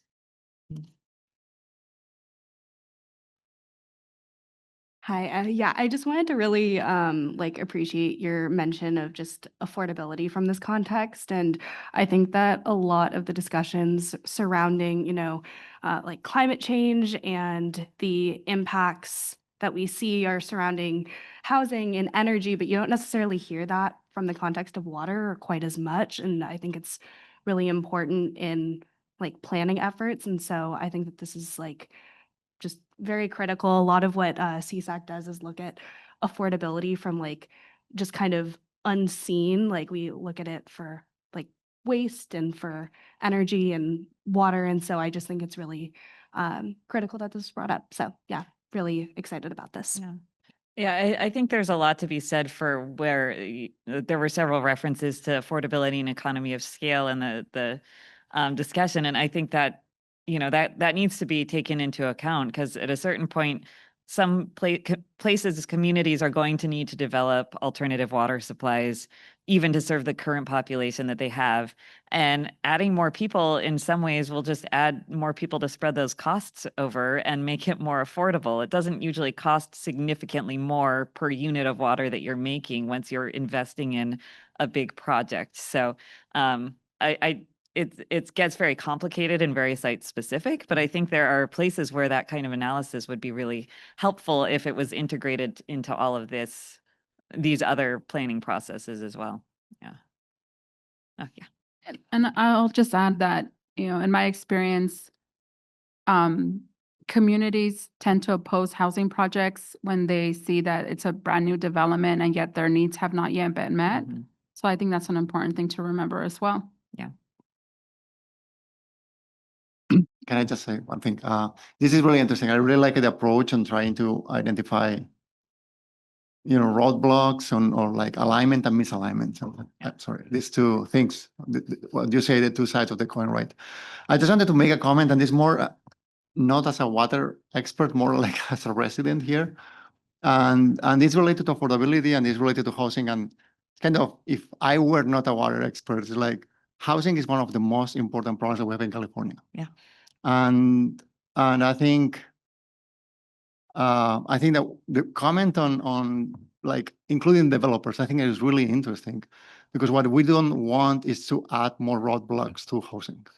We actually want to try to simplify the process for housing and affordability. And every new regulation, every new problem that we add, if we are the water silo experts only thinking about, hey, water is so important, it's going to be an increase in price for housing. It's going to be an increase in problems. Yeah. So I think that's an important thing to have always in mind, that water is really important. It's also interesting to think that we use a lot of water in California for non-housing issues. Yeah. So there's always also a thinking on we can create water for housing in different ways. But thinking about trying to simplify the process instead of trying to be more roadblocks to housing development. Yeah, I think where I live, water often is weaponized against housing. And I think we really need to find thoughtful ways to redirect that to be like, no, we can have it all. We just need to really do it thoughtfully and plan ahead. Maybe we can't have it all. I don't want to be overselling this, but it's not as simple as it can be made out to seem when people are feeling very reactionary, especially if they're feeling like their needs aren't being met as it is. So all points very well taken. All right. Well, thank you. Thanks for a lot of work on developing this recommendation. And I heard you say a couple of times that this is a simple exercise.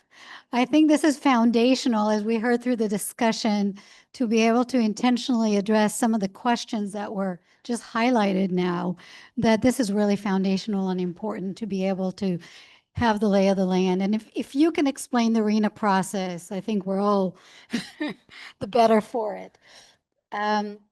So public comments before we go to a vote?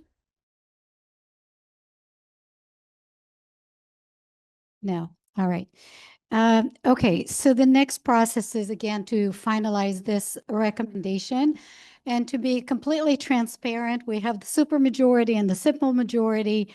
And given how many are in the room here, I think we're just looking to see if we can build consensus around this recommendation, if there's sufficient interest on it. So in terms of recommendation in terms of its readiness to be voted on and then having the final vote? How many here feel it's ready to be voted on?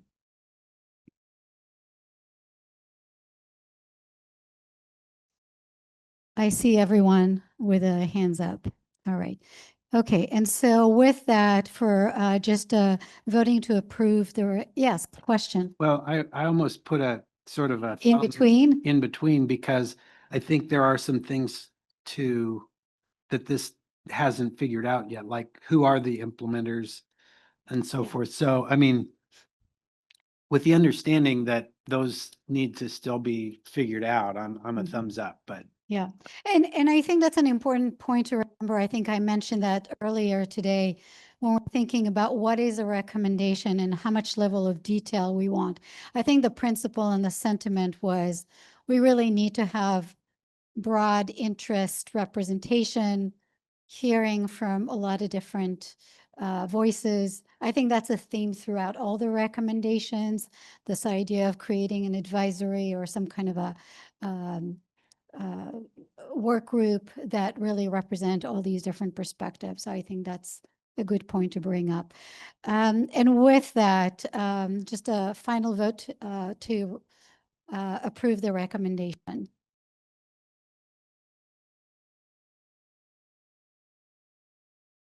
And I think that's everyone. All right. Okay, great. Thank you. So thanks for sharing and introducing the recommendation. And I think we'll turn it to you, Natalie, to talk about the next one.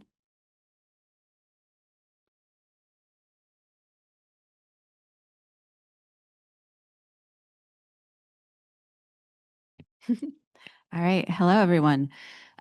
So as mentioned, we kind of divided this recommendation into two. So the one you heard about from Sierra is really focused on processes and also, I would say, relationships and communication. How are these processes aligning or misaligning? And then how are folks communicating with each other? This second part, 2B, is really focused on data. So what is the data saying about water supply and wastewater capacity?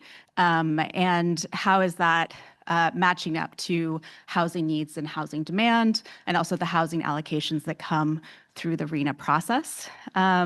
For those that didn't get to attend the training that we had on the RHNA process, maybe I'll just quickly go over how that works, because it is, I think, a little more relevant to 2B.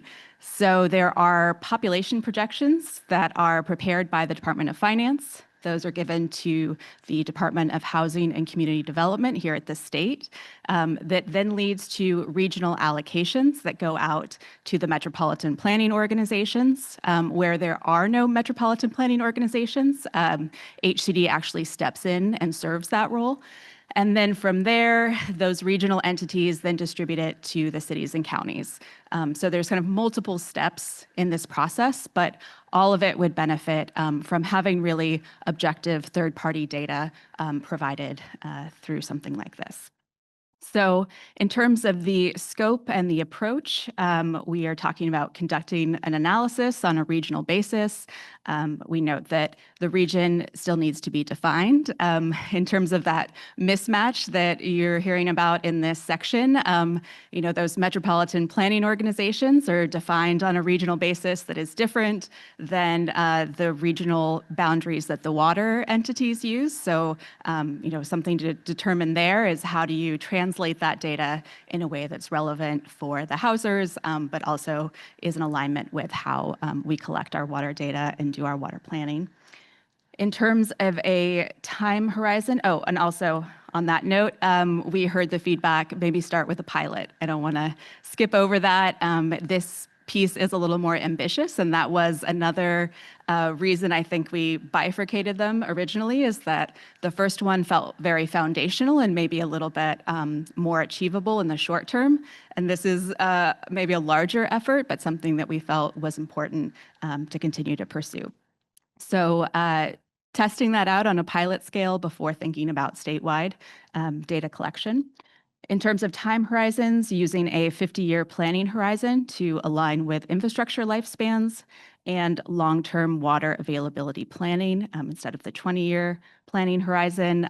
That's typically what you see in land use planning, like general plans. That's on a 20 to 30-year horizon usually. Equity and small systems, so really giving attention to those small water systems and domestic well communities as part of this, which may face shortages when regional supply appears adequate on a larger scale. Really looking at multiple data sources as we compile this. I won't list them all out, but you can see on the screen what we're thinking about in terms of what those data sources might be. And then for analysis considerations, thinking about longer and more frequent droughts as part of this idea of whether there is sufficient water supply, and also those land use transitions that we heard about earlier from current ag uses potentially to housing development. And then the potential to enhance regional water capacity through sustainable practices and water efficient housing design, while also balancing water supply needs for healthy ecosystems. Throughout all of this, we really focused on solutions. I want to emphasize that as well. You heard it from Sierra. My background is in housing policy. I really appreciate you all welcoming me into your fold and allowing me to learn more about water policy. But I come at this from the perspective of someone who has dedicated their career to addressing our housing crisis, and certainly view this as a means to achieving that goal, to really understand where water supply is available, where it's not, where we need to find creative solutions. All right. So in terms of the desired outcomes, we hope we can identify where there might be insufficient water infrastructure currently to accommodate those projected housing developments and support early identification so we can get to those solutions early before an issue occurs, and really creating that enhanced resiliency. So informing future discussions about growth in the state. And I wanted to note here that this data would be useful for land use planning generally. When we started, the focus was really on that water and housing nexus. But as noted, housing is not the only water user, and it's not the only thing that's considered when we do land use planning. So just having this data is going to be useful across the board for planners that are thinking about where to grow, how to grow, what kind of uses to put in their communities. And then finally, to that relational piece of improved coordination, this is something that can create repeatable analytical methods for assessing water supply capacity at a regional level and then also within the region. And for this will improve that coordination between housing and water planning. From an equities perspective, this would ensure that all communities, especially those those who are low income or are relying on insecure water supplies, have access to sustainable water. And we expect to engage with community-based organizations to ensure that that is an inclusive planning process. All right. Proposed implementers. As mentioned, we have been talking to UCLA's Luskin Center for Innovation, who is interested in this topic. So we have some interest from a research university.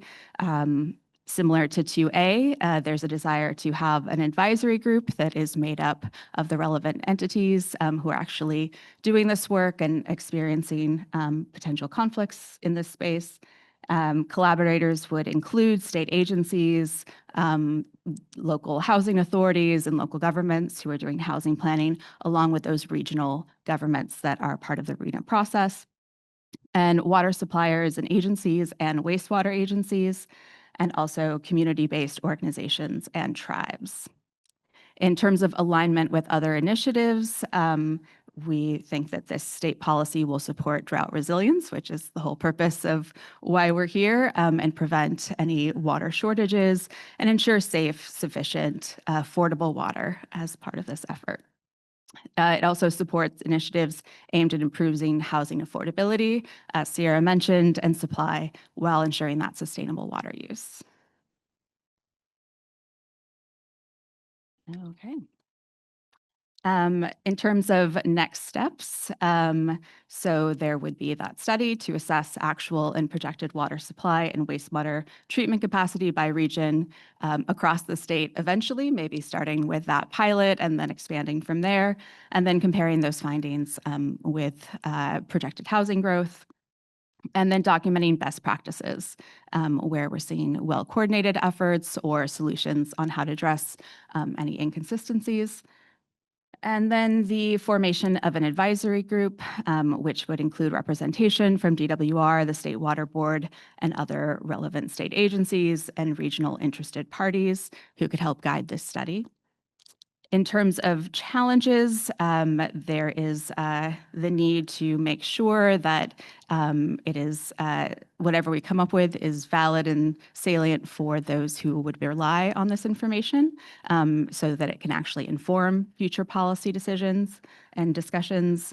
And so making sure that the methods are aligned with the different interested parties. And in terms of funding compensation, yes, conducting studies requires compensation for those research staff in order to host workshops and discuss methods and communicate about those findings. But we do think there are a variety of funding sources that could help support this initiative. All right. Do I do this part or do I hand it over? Okay. I saw you waiting in the wings last time. So we did hear feedback. Thank you for those who filled out your packets of information on this topic. For the most part, it was positive and really said that this was a necessary activity to ensure alignment between housing needs and water availability. And thank you to those who pointed out SB 72, which was signed by the governor and made some adjustments to the state water plan, which could be relevant. So that is one thing we're considering, is whether this data could be a helpful addition to the water plan, when that process begins. And that, yes, coordination would ensure that there's no redundancy and that those efforts are aligned. All right. Any questions, comments? Yes, please. Being from the water board and actually being more on the water quality and permitting side for wastewater, I observe that while it makes perfect sense that you're focused on supply, wastewater is sort of a term that's thrown in, but no details. And so I would encourage you, I don't know who was on the working group. Of course, this is my first DRIP meeting and I was not on the working group. I don't know if any of my staff were or anyone from a wastewater agency, but I would encourage you to not give wastewater lip service and include that really robustly in this process, because they often go hand in hand when we're looking at infrastructure needs for drinking water, similar needs on the wastewater side. But, you flush it and you forget it. Yeah. And people don't pay as much attention on the wastewater side. So just that would be my only suggestion. Absolutely. Thank you so much. Thanks.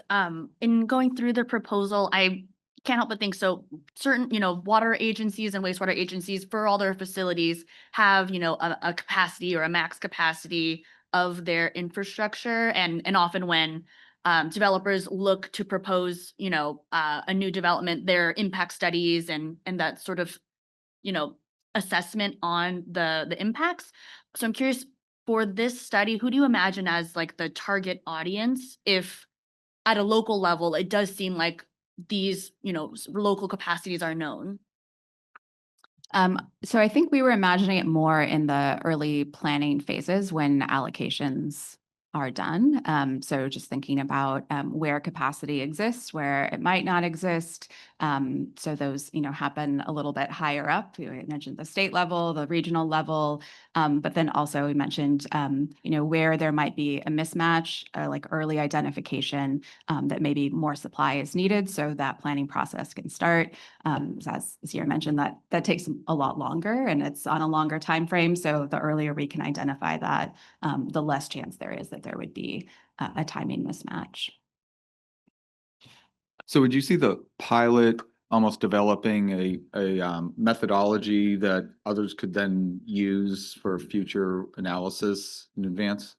Yeah, that was the idea is, this is ambitious. So let maybe start smaller with the pilot, make sure, we have something that is replicable, and then it could be, taken statewide where appropriate. If it's something that actually would be helpful for the state water plan, then maybe that's the appropriate venue to think about it on a larger scale. But just to start, we can do it at the pilot level.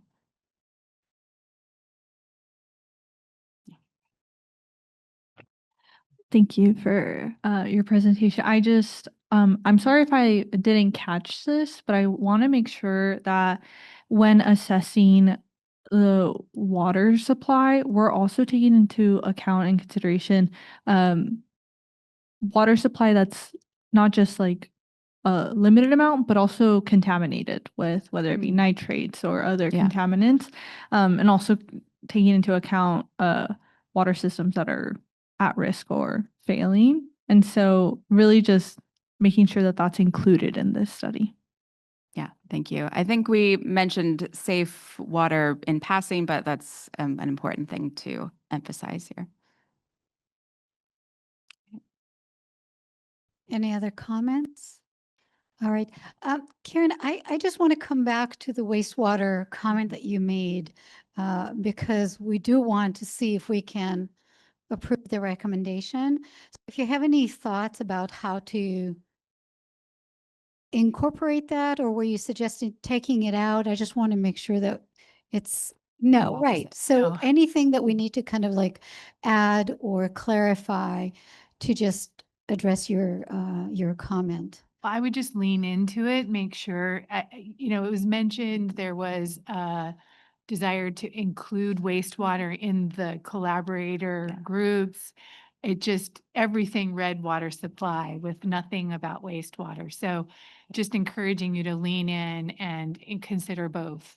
Okay. As part of the process. All right. And by the way, the Luskin Center is in the process of developing for the water board, a wastewater needs assessment. So they can provide, they do both that, and they also created the process for our drinking water needs assessment. So they can be a helpful nexus for you if that's who you're going to be working with. Okay, that's terrific. All right. I just wanted to clarify that and make sure. Go ahead. That's really interesting. Thank you. I just wanted to add one point. I'm not sure if this would be this comment for now or for later in the process. But when you say about capacity study of water, I was just wondering if you are mentioning or you are meaning about what would be new water, which is new water developments like new supplies. That's my question, and my comment would be, you could always also consider available water. Any agricultural water is available for use. If you can get into trading agreements or other things.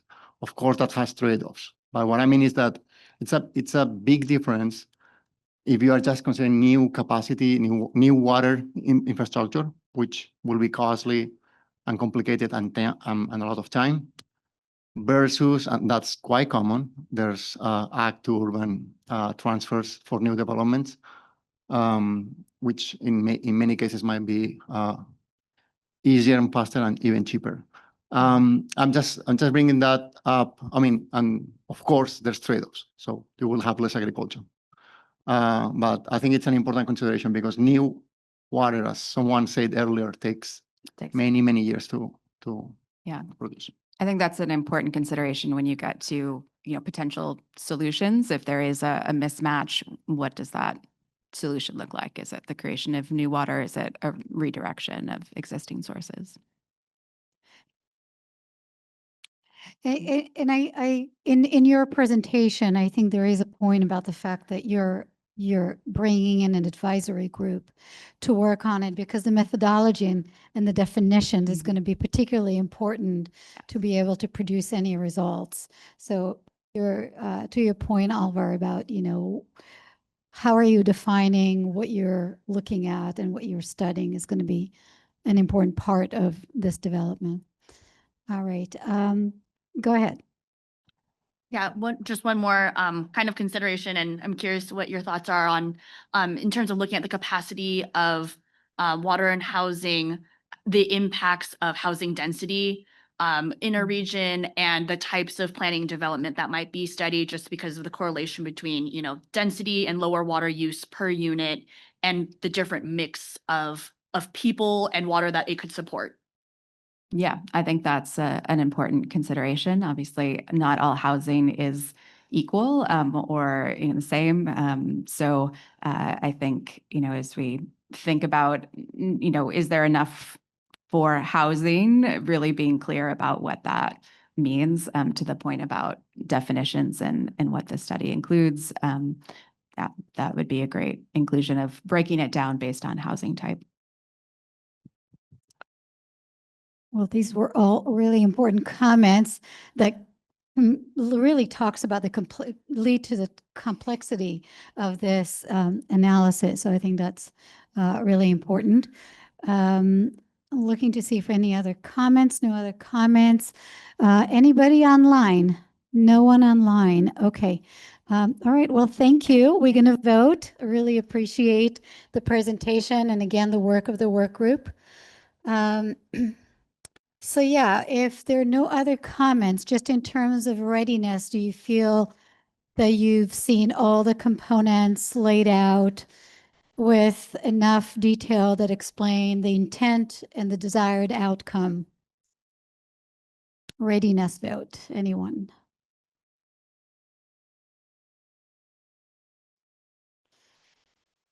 Thank you. All right, we have everyone. And with that, just a final vote on the recommendation. And that's everyone. All right, okay. Well, thank you. Thank you to the work groups, the co-lead of all three recommendations. I think a hand would be appropriate at this time since we got all our three recommendations.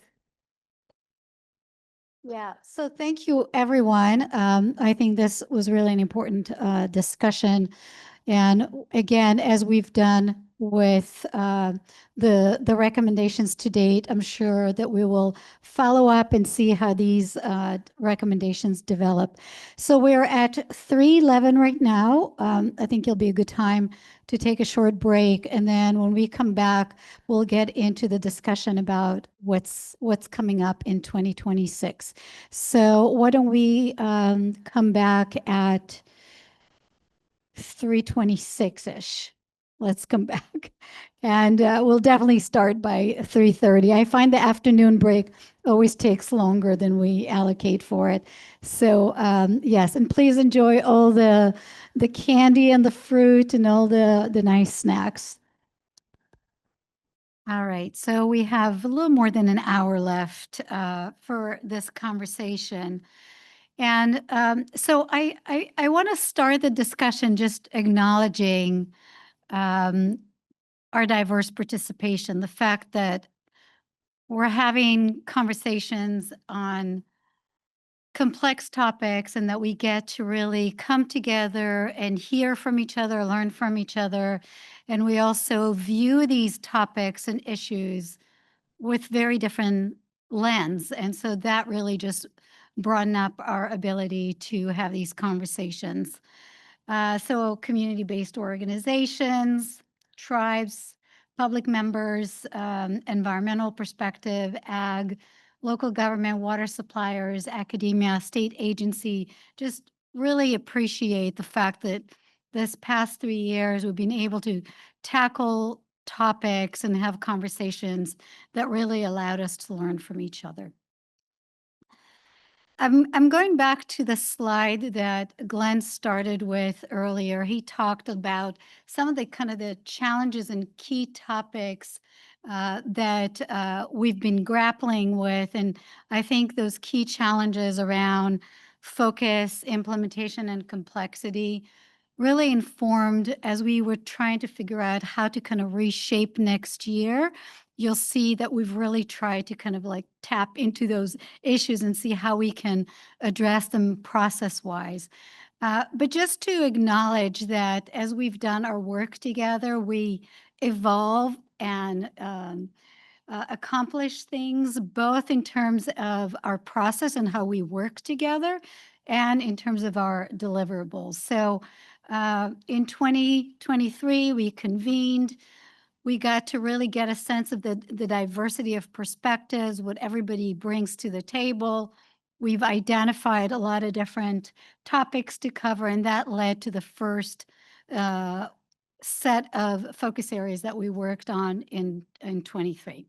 In 24, the process evolved a bit, and we started using the work group process to really make sure that we have time to discuss and develop the specific recommendations. So our process evolved from coming together and just brainstorming to now being a lot more intentional in giving different members an opportunity to participate in key discussions. And based on that, we approved the 6 recommendations. We initiated discussion for focus areas in 2025. We also identified the cross-cutting themes, that those were areas where we felt we didn't necessarily need to work on specific recommendations, but we wanted those threads running through all the recommendations. So that was the climate change adaptation, nature-based solutions, and equity and outreach. So as we're working through the different topics, we want to make sure that we address that. And that is very specifically part of the template and the recommendation template, to consider that explicitly. And this year, we're acknowledging that the issues have become very complex, and that it's really important to engage subject matter experts to really look outside of the DRIP Collaborative as we're thinking about both understanding and addressing the questions that we're interested in. So we kind of expanded to really incorporate those SME presentations.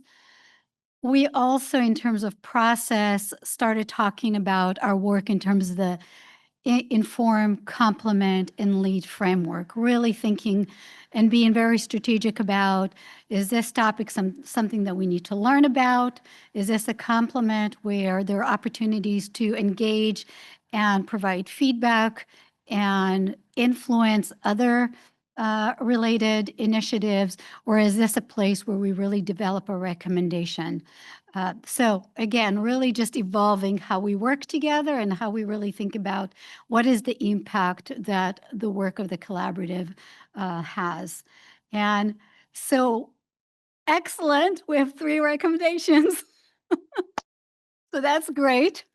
But I'm really very happy that we are moving forward. And based on what we heard today, there are definitely places where these recommendations are going to move forward. So very excited about that. So we also had an opportunity to see what the complement approach is, with the example that Julie talked about earlier as one of our deliverables. So this is where we are in terms of both evolving as a group and how we work together, but also what it is that we're developing. And so now we're thinking through, okay, so given where we are, how can we dive more into the topics of the day, coming back to that emergency, the 4 quadrants of how do we balance the emerging need, the urgent needs, what needs to be done now, but also having that long-term planning direction. So we'd like to suggest some kind of key things to consider as we move into this year, some things that we want to, again, adapt, evolve, change. As a reminder, a statement of purpose that we are here to work together, identifying challenges and facilitating proactive state planning and coordinating pre-drought preparedness, emergency response, and post-drought management. These are those 4 quadrants. And that especially as we're going into the coming year with a potential for a second consecutive year of drought, what do we really need to work on moving forward? So some of the changes to highlight, in terms of the virtual work group meetings, we are going to shift away from work group process. We're not going to have the BKA requirements. That means that we no longer have to vote on a work group, have a quorum for discussion and any decision making. So we can have a lot more fluidity and be able to convene members to address the various topics a lot more smoothly and easily. And we hope that this will really lead to more productive discussion moving forward. We also hope that in the coming year, we can identify some areas that we can focus on more in depth. This really addresses that focus question that we had in 2023. What should we work on? Well, this year we really want to focus on and do more deep dive in terms of how we work together on a couple of different areas. And so that's an opportunity to do more than the ideation and the recommendation process that we've been to, but really influence and engage with the actual content. So we'll talk about that in a minute. Expand participation. We've seen that bringing in subject matter expert really just allow us to have much stronger, much better conversation, more informed discussions. So we'd like to really expand that. In terms of deliverables, I think Paul mentioned earlier in the morning that beyond developing recommendations, there is an opportunity potentially to have issue papers or white papers or some other ways of actually sharing findings based on our discussions. And as always, this is not a new thing, but this continued to be a thread that I think is particularly important, that this is a member-led process. So we talked today about ideas that have not developed quite into a recommendation, but there are going to be opportunities next year to continue and engage on some of these ideas and discussions based on your interest and participation and just motivation to really follow up on some of these ideas. So some things to think about in terms of what will guide the work that we do together, some principles around that. So we've seen a lot of the ideas that were developed this year. The regional perspective is particularly important. So we want to focus on strengthening local and regional capacity and response, improving drought preparedness, management, resilience. We want to make sure that we're leveraging expertise. We want to be mindful of your capacity. So as we're thinking about what it is that we want to work on, we want to be also mindful of what is of priority that we can really focus on, because there's so much to do and so limited time. In terms of scoping, coming back to that, and I'll talk about that a little bit more. We want to make sure that we balance short-term actions versus that long-term planning. As always, we're thinking about the value add. A lot of work is being done on many of the discussion topics that we're working on. What is it that the DRIP can be a value add, can inform and improve on work that is being done? How can we maximize our impact as a task force? And we also want to be flexible. Thinking about this morning, the discussions, the forecasting presentation, we don't always know what's going to happen. So as time moves on, we want to make sure that if emergent needs, if there are emergent needs, that we are able to pivot and address questions and issues that are coming up. And lastly, in terms of coordination opportunities, when we're thinking about the topics that we're taking on, this kind of short list comes from all the recommendations and that we've already worked on, that we're always looking for opportunities to coordinate among agencies, organizations, and sectors. We're looking at different beneficiaries, that we're looking at old, current, and upcoming efforts and programs. What are we building on and what are we creating new because there are gaps?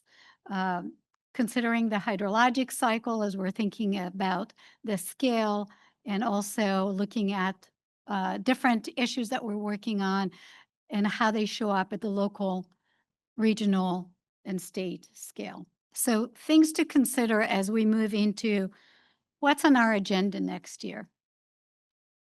So I think this is something that Glenn talked about earlier today as we're looking at the response, recovery, mitigation, and forecasting.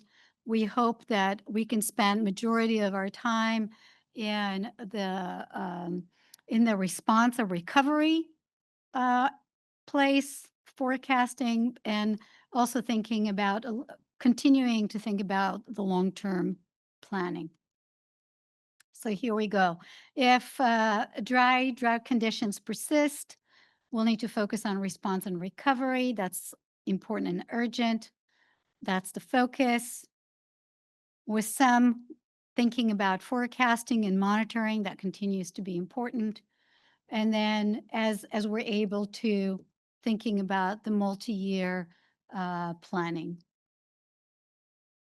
though we don't want to lose sight of that. So what we did is we looked at the topics, and you have kind of a summary sheet in your agenda documents of the key topics that we've been tackling, and like to propose, and I'm gonna let both Paul and Glenn in just a minute talk a little bit more about it. But our thinking is that for the near term, there is an opportunity to come back to the roles and responsibilities and drought indicators and metrics. When we approved those recommendations, part of it was that we were going to, as those are developed, that we will be bringing them back to the DRIP to consider and continue and work through. And we feel at this point, given where we are, that there more work that needs to be done on those, and maybe there is an opportunity for us as a DRIP to really work through that next year. And so these are two areas that we want to explore with you as an opportunity to do that deep dive next year. And we also have the topics, the ideas that we worked on this year, and that maybe there is an opportunity for us to continue and work through as well. So deep dive topic, and also topics that we need to continue and develop and work on as time and interest allows. So I'm going to pause that and just give you, Paul, an opportunity to talk a little bit about the roles and responsibility topic and the opportunity to engage on that, and then we'll go to Glenn. Thank you. So one of the considerations was the thinking about what topics here are not being covered by other processes, and looking at just the capacity of the program here, the staff, and in the program here, that what we would spend our time on is sort of a work group, DRIP work group entity that would focus in on, knowing that if there are other functions going on that we covered, and let's say recharge as a component, we can still capture that through, let's say, the Floodmar network and the other activities, and keep informing the DRIP collaborative on those other efforts. So we don't want to lose any of the activity. So the first one, and this is one where there isn't really a structure and process in place, and we've been grappling with this one for a long time on roles and responsibilities. dry wells, and a lot of locals are also dealing with it too. And it's a unresolved issue. So going into this was something we've been talking internally a lot about what's really the thing, I think, or you asked, like, that's keeping us up worried a lot. And this is one. We have, over 1,000 homes without, that have dry wells. Water board spending, what, $2 million a month. $2 million a month. And we've had 2 pretty average years following a wet year. So, what's going to happen when the bottom drops out and we get dry, and we're going to have upwards of another 1,000 wells that are going to go dry, and we're not going to have the financial means to, to help support those homes and those families and communities. So we need to address this as quickly as possible. So this is something that we'd like to propose that we really focus in on and hone in on.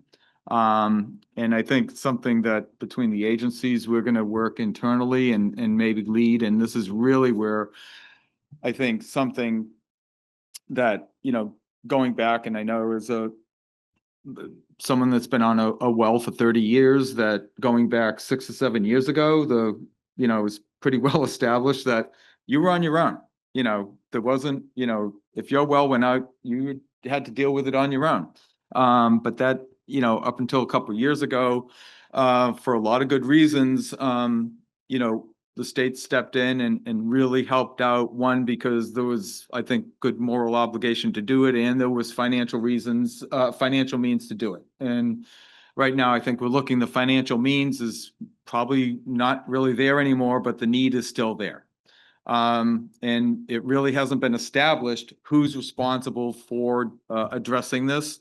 And I think going back to where it was before 6 or 7 years ago, that people are left on their own is I don't think, in the cards anymore. And we need to figure this out between the state, the agencies, and local agencies, between the counties, GSAs, and others. So I think this is something we really should tackle. There's not a solution right now because it's not been established in statute or policy, and that would be a good discussion to have. And I think there'll be different perspectives, and this is where I think having different perspectives come up, and some pathways to find maybe some solution or some opportunities to get there. And also, I think tied into that, where the counties are going on 552 would also tie into it. So this would be one area, I think, at least from our perspective, would be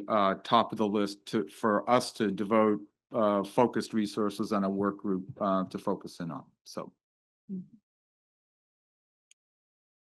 All right, and maybe just say a little bit about the process that we're thinking that there's an opportunity to do that kind of roll up your sleeve workshop or convening, or a way for people to really come together. Yeah, so I think we were thinking us and the board would help coordinate this. And again, pulling together,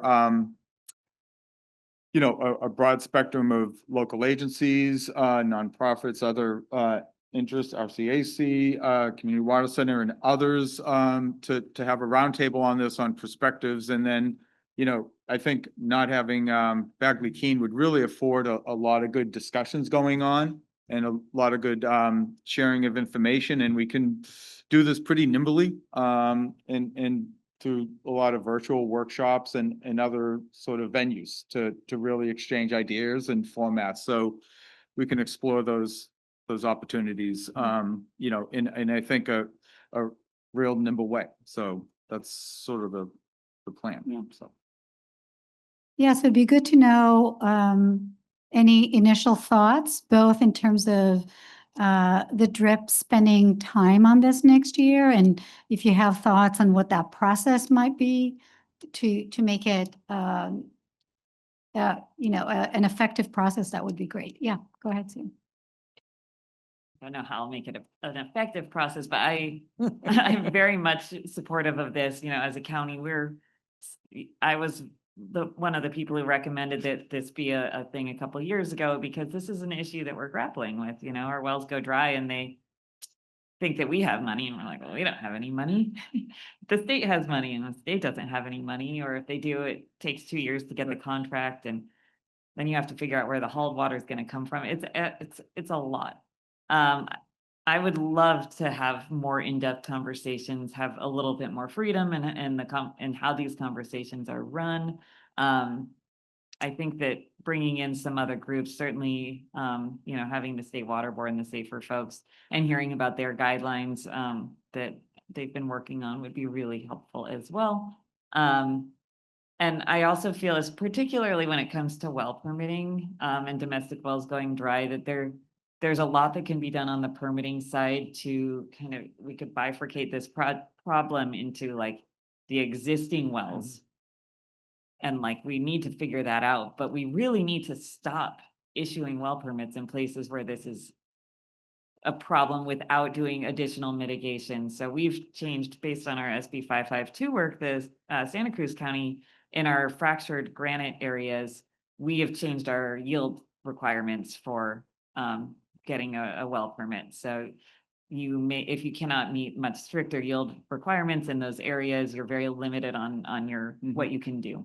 And that was because we're very worried about at some point being handed the entire bag of all of the domestic wells that are running dry and finding out that we are responsible for them. So I think that there are some good examples from other places as well that could be learned from. So I'm very supportive of continuing this conversation and trying to dive a lot deeper than we did when we addressed this the first time around.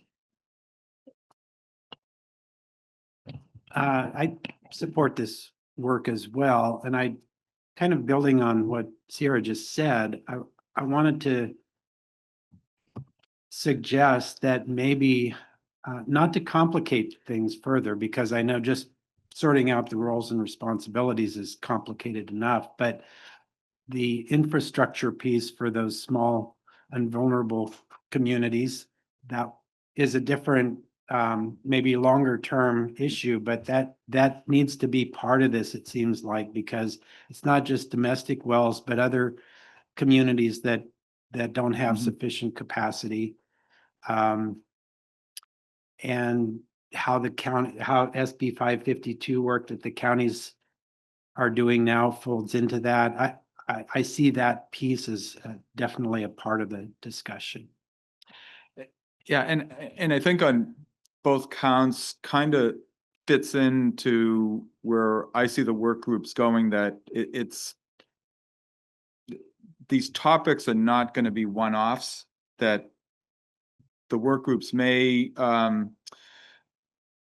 be somewhat standing committees on some of these topics on maybe an ongoing basis as these topics evolve into, let's say, future considerations, or, you know, small systems and other sort of things as we get into the issues, and it may involve feeding in some of the land use issues. So I think as we tackle this, we may frame it out into a broader topic that will focus on one facet, and we can have a real good conversation that may tee off into other pieces, and then we can feed, you know, a white paper on a specific topic to the DRIP collaborative for discussion and vetting. But these issues are going to be very dynamic and they're going to evolve over time. So this would be a venue to, you know, really dive into the broader topics of these things on an ongoing basis, especially if they're not really resolved by any other venue. And this will be the venue to resolve and talk about issues where there isn't another place to talk about them. I have to go for a board briefing, but wanted to just say that the water board really wants to lean into this as part of this group, and Paul and I are on the same page, so he can speak for us as well. But I think this is a really important topic. Thank you. Was there anybody else who wanted, did you want to weigh in? I saw it earlier. Yeah, I just want to say thank you, Paul, for bringing this up. This is a huge priority for Community Water Center as well. And this is something that I know Tan has had conversations with you about. So this is really important. We're really supportive of this. And even hearing just what Tim and Tiara had to say, it just goes to show how important this problem is and how important we need to draw in opinions from the county and how we need to get, Community Water Center who works with local residents. We have to get all these different perspectives because this is such a complicated issue and it's long overdue that we bring in all these different voices together to figure out a solution. So I just want to say I'm very supportive about this. Excellent. Go ahead. One more thing, and maybe Karen, before you run off, another group that I feel like could be useful from the state board would be the Division of Drinking Water, the group that oversees Oh, yeah. the local primacy agencies, because I know a lot of counties have been giving them back recently. Yeah. And I think that that is a bad thing from a water management perspective. Yeah, when I'm here, I'm speaking for Division of Water Quality, the SAFER program, Division of Drinking Water, beyond the SAFER program. Yeah, so we're all in. She's got it all. All right. Well, terrific. Thank you. It's good to hear that everyone, well, those who spoke are on the same page to doing a deeper dive next year into it. And we'll think through and work through what that process looks like. And we will present it to you the way we've done it last year. We presented the process to you as we got it off into the new year. So we'll do the same with this. The other, so this is one topic. And then the other topic is the drought indicator and metrics. And Glenn's going to speak to that. Okay, so as you know, I'm not an actual DRIP member, so I invite Alvar to comment on this, but I was tasked with, if we were to revisit this 2024 Rec 1 and do more work on this in 2026, what would that mean exactly? And I put together a very practical list of next steps, but I want to ground it a little bit in what we're learning. So I mentioned that workshop from August 19th earlier this morning. That workshop was really successful on one thing in particular, which was user requirements. So those breakout sessions, all those people were sitting around thinking, when I wear my hat, here's what I need as it relates to drought indicators and metrics. Where it fell short was actually answering the most practical question, which is, what are the drought indicators? What should be that super list? So in hindsight, what we learned from that was everyone's wearing their own hats. They're applying their perspective, what they need, but what they didn't have is what's possible, right? Because to know what's possible in drought indicators metrics, you need to be a water researcher, you need to be a data scientist, you need to be a comms person, you need all these capabilities. And so what ended up happening was people wrote down one or two indicators, but when you add everything together, it wasn't the full set. Okay, so fast forward to Alvar and his work, the NIDIS team, they're doing a lot of great stuff. This is not a criticism of what's already occurring. Same thing for the NIDIS SoCal pilot. So that stuff is all happening. But we did learn that there are gaps. I think Alvar would agree with this. There are notable gaps that aren't getting done. And so can we collectively work on these items here in DRIP to complement what is being done elsewhere? And I think the right framing to think about this is breadth and depth. So to get to the full breadth of what's required, the breadth of all of you in this room representing different perspectives, I think is incredibly useful. So imagine a work group forms very consistent with what the implementation was prescribed in that rec number 1 from 2024. So we're doing exactly what that rec said, but then that group brings back, maybe presents in April, July, or October of next year, what we think the indicators might be.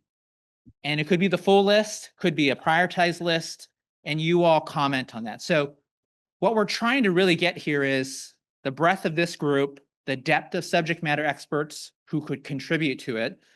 Rest assured that we will tap all the necessary expertise outside of this room, but then bring it back in here to tap your expertise in the room. So that would be the goal.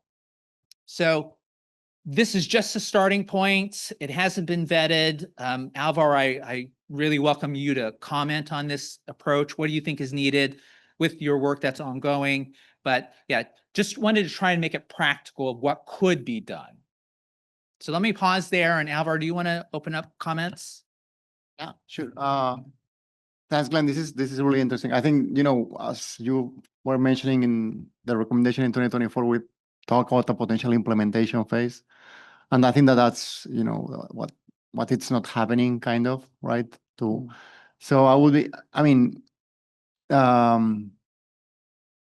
I'm just reading it kind of for the first time, and I think it's really interesting. It would be good. I think that the most challenging side for all of us, for example, you say in first one, for forming a work group, who is this work group and what's the capacity of each of them, and who will be working and who will be actually developing the work, the list of indicators, how to assess these indicators.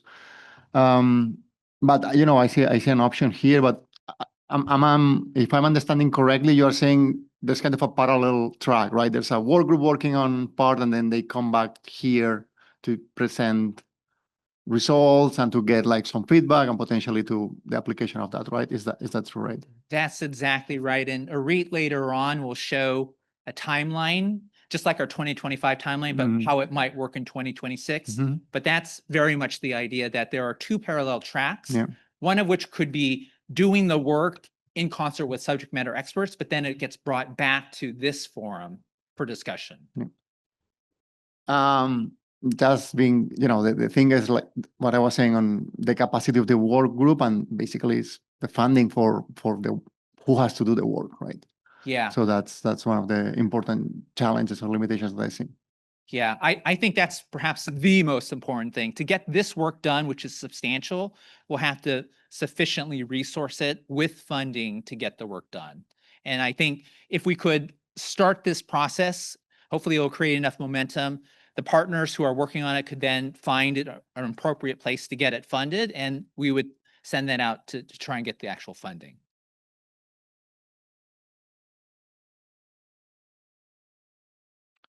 Other thoughts? I know this is kind of what's clear from this morning is this keeps on coming up. Drought relevant data indicators. This is an important piece, but I think it really comes back to you. Do you think you should be playing a role in this implementation beyond what you already recommended in 2024? Paul? And I wasn't at the consortium, but thinking about this too, should we also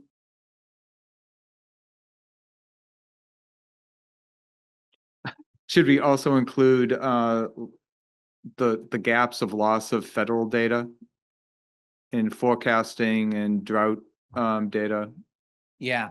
Is sort of a initial sort of foundational issue. Yeah, there's two great comments.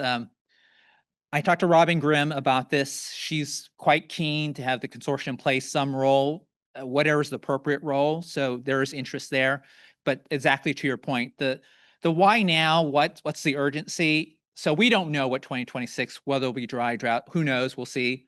But there is a gap now. It's not getting solved. And because of what's happening in the federal, it might get a little worse. And so there's a timeliness to this that I think lends itself to 2026. Tim? To me, the most important part of this is the user perspective, the practical perspective. What's going to be usable?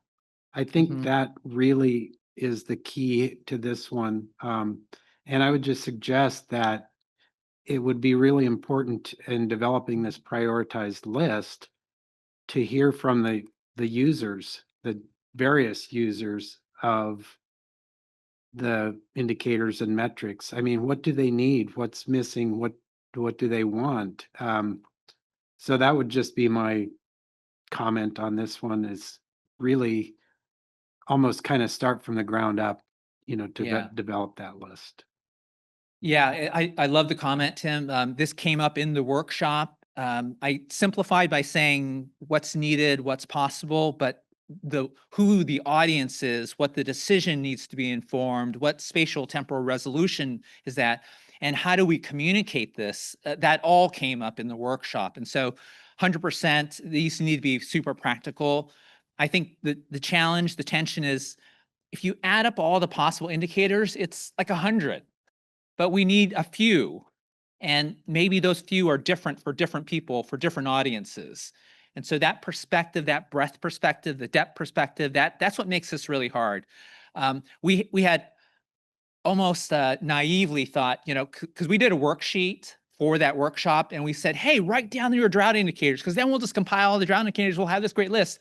Didn't work. Just didn't work. It's just because it's a little bit too complicated to tackle like that. Okay. So we don't need to decide now, but just wanted to make the case. Great. And I think the discussion and the comments are all very important in terms of the how to and what to think about and what that process looks like. I think the basic question that we're trying to really address with you is that implementation piece. When we developed the recommendations originally, we said others will do it. We're recommending and others will implement. And we struggled with that a little bit because we wanted it, for some of these, we wanted to own it a little bit more or less. So we're coming back to the question is, if that is not happening at, as advancing and there is an urgency, how can we support these recommendations? And so the real basic question is, do we want to engage in that content, support it, and really focus on it, as opposed to the work that we have been doing, which is identifying the ideas and developing the recommendations. So the how to do it will come next. But I think just generally, do you feel that that would be a good role for the DRIP next year to really do that deeper dive into these topics that we've already identified as incredibly important?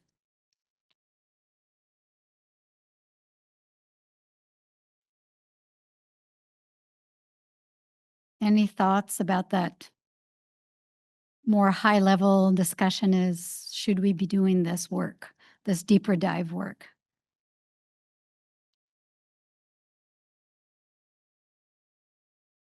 Go ahead. Thanks. Looking through this, I think, more data, better data is generally always very good. Something that's missing for me is maybe who is the audience? Like, who is this going to be for? And to make what kinds of decisions? Because I think that this looks like it's great to have more data, but it looks like probably be a huge coordination effort. And I just want to make sure that there's kind of a goal in mind of then what?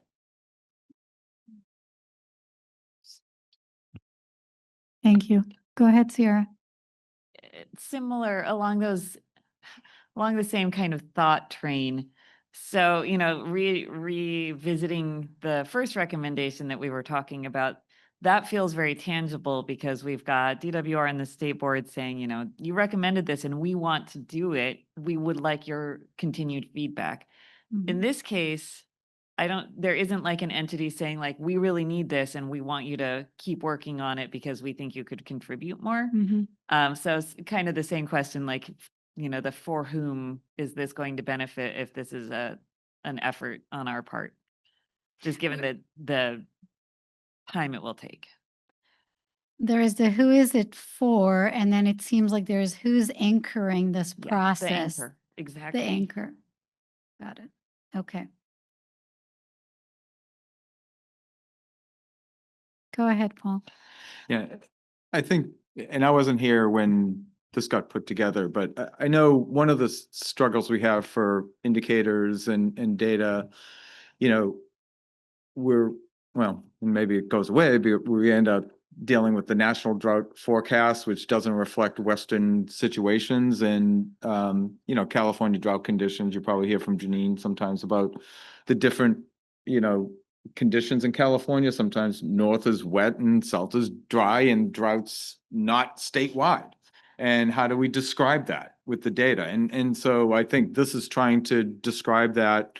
So I think the audiences is one, besides, agencies with maybe they need that or not, probably not, but I think the general public, trying to explain to them, why they may face restrictions in some areas and why other areas don't, which is also very, very challenging. But then also thinking about trying to help local agencies with maybe also a consistent messaging on drought indicators, so agencies don't have to do it on their own and duplicate data. So to me, I think that was sort of the I think the genesis of why these drought indicators and trying to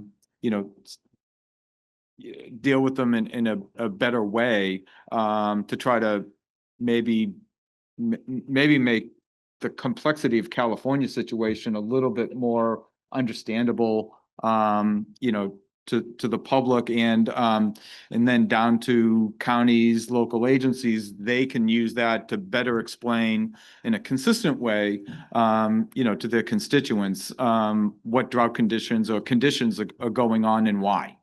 So if they do have to do, certain things, there's an explanation, so they don't have to reinvent the wheel or do things on their own, and that might save them time, money, and not have to do things. So I think that's one of the intents of this. Thanks, Paul. Go ahead, Anthony. Yeah, if I can interject, from my perspective, I see this effort as complementary to the roles and responsibility portion of this, right? Because those that will have the responsibility, maybe they don't understand what are the triggers that might indicate when their community or their region, or maybe the state as a whole, is actually in a drought. And it's not clear, right? And so kind of diving into this a little bit more, being a little bit more data centric, might give that opportunity for those entities to take on more roles and responsibilities. It's more definitive. So I think this is a very complementary topic to go with roles and responsibilities. So I hear Tiffany and I hear you, Sierra, that we didn't have a clear champion, but I don't think that indicates that it's not important that the DRIP shouldn't kind of dive a little bit deeper into this. And then once we do, someone may surface with that. So. Thank you. Go ahead. Right, thanks. Sorry, I wanted to check with my colleagues who are working on LCI's Vulnerable Community Platform. As mentioned, it did launch this week, but given the difficulty in defining drought, they are very interested in continuing this conversation next year. And that is, to the point about potential audiences and uses, I think a really great use case for this work. All right, thank you. Go ahead, Alva. I think that, my comment here is more, I think the challenge with this proposal, I totally support. This is super useful for the state, and to me, I've been working with this, so this is, I think that the challenge or the complication here, I think it's one of the main issues with our group, with DRIP, and the challenge is who is going to implement this, and who is going to fund this, and who is going to do it. It's us, or it's a different entity. So when I see now our recommendation the first year, we're talking about that. There's an implementation plan, but there's no any attachments or like, I don't know how to say it. There's nobody actually taking care that this is going to be implemented. Or even DRIP doesn't have the we are not competent, or we don't have the ability to say this has to be done. It's just a recommendation. And I think that one of our weaknesses is like, there's no real, any strings attached to that. And to me, this follows on this thing on like, okay, but who is going to do it? How are we going to be? So it would be great if we could have better, capacity to do it, or to, to attach strings to this recommendation. But I don't know, this is the challenge I see here. I think that that's an important thing for California, as many of the things that we're commenting here.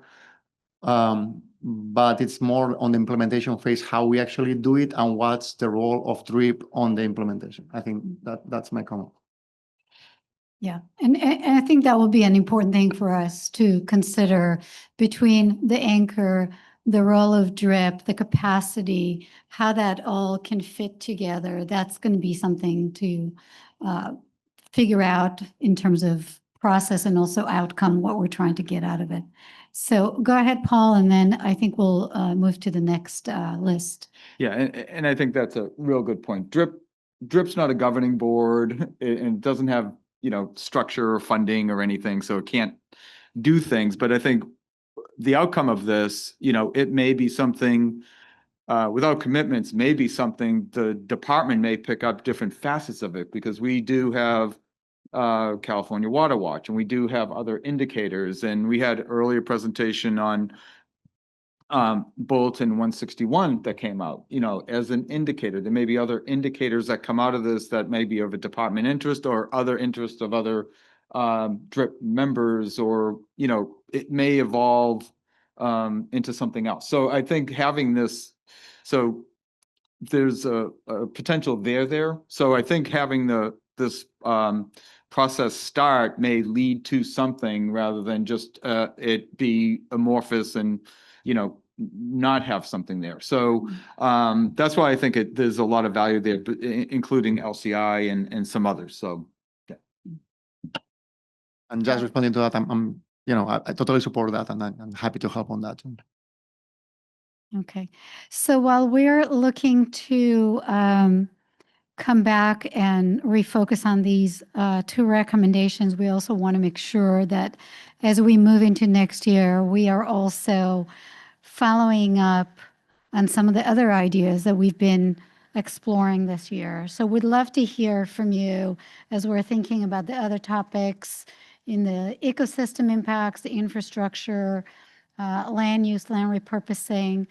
Where do you see the opportunity to address urgent topics and develop them into next year? And this is just to kind of get feedback. There's no decision. We don't need to prioritize or decide on anything, but to just going to get your thoughts as given where we are this year, what are the opportunities into next year?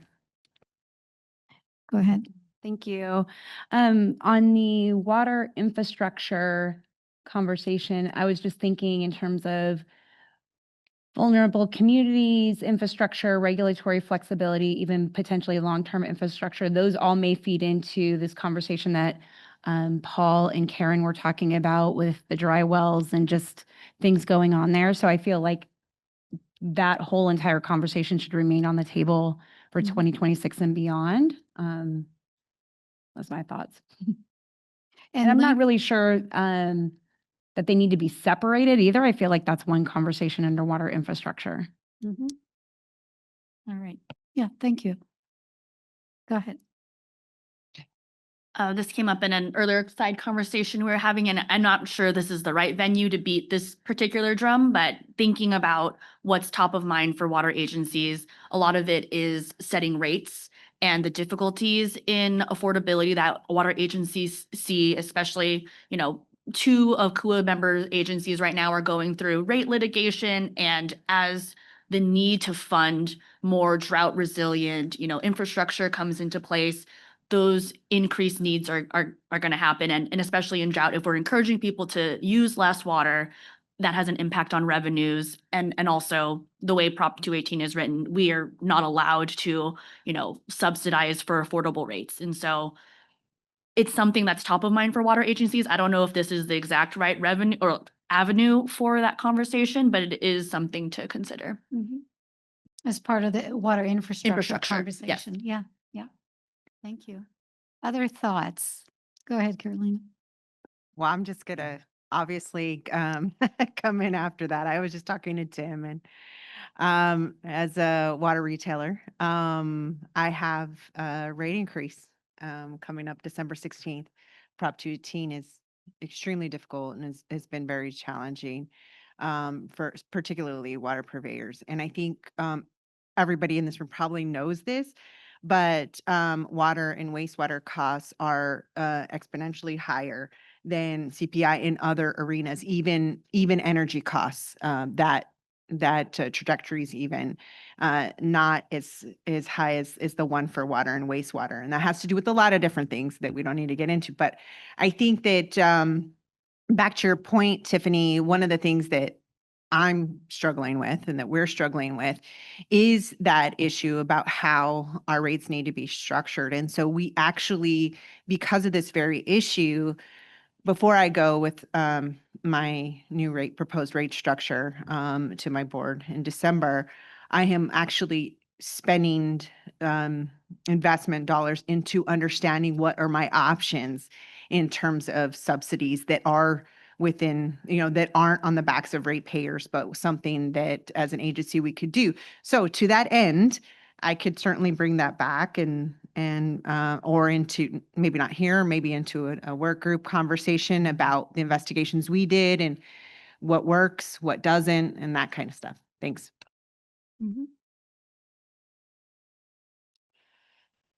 Go ahead, Sierra. I would +1 all of that conversation. And then one thing that Paul's conversation earlier, saying like, this is something that we're working on, we'd like my input. It's kind of made me think that there might be other efforts similar to that. We've heard some of the work that LCI is doing. We know DWR is going to be working on the California Water Plan. There's a lot of other bigger planning efforts that this is sort of a pivot that I'm just kind of throwing out there for whoever wants to hear it. But this group might be a really good value add to existing planning efforts rather than us kind of trying to identify gaps that we know from our lived experiences and hoping someone else wants to take them on.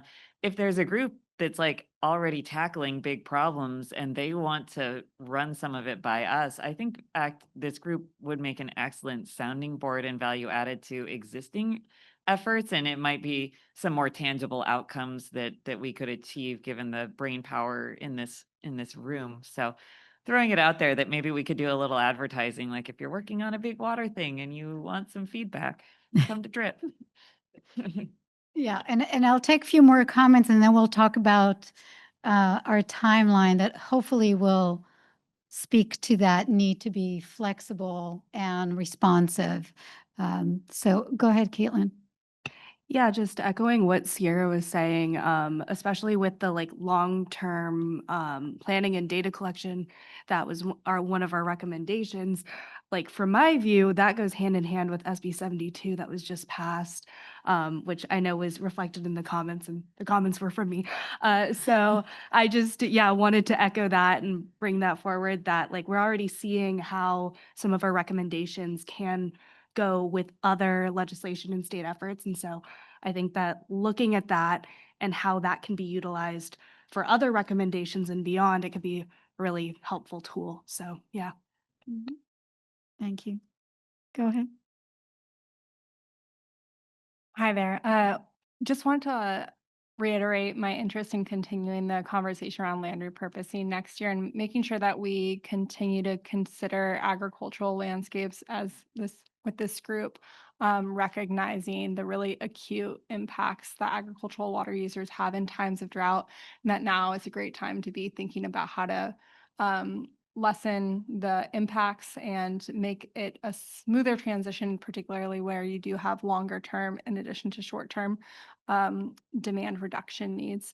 And so I think there's a lot of areas where folks can weigh in and a lot of benefits to be had towards thoughtful land repurposing planning, even thinking about things like vulnerable community wells, taking advantage of stormwater events for groundwater recharge, habitat benefits to be had.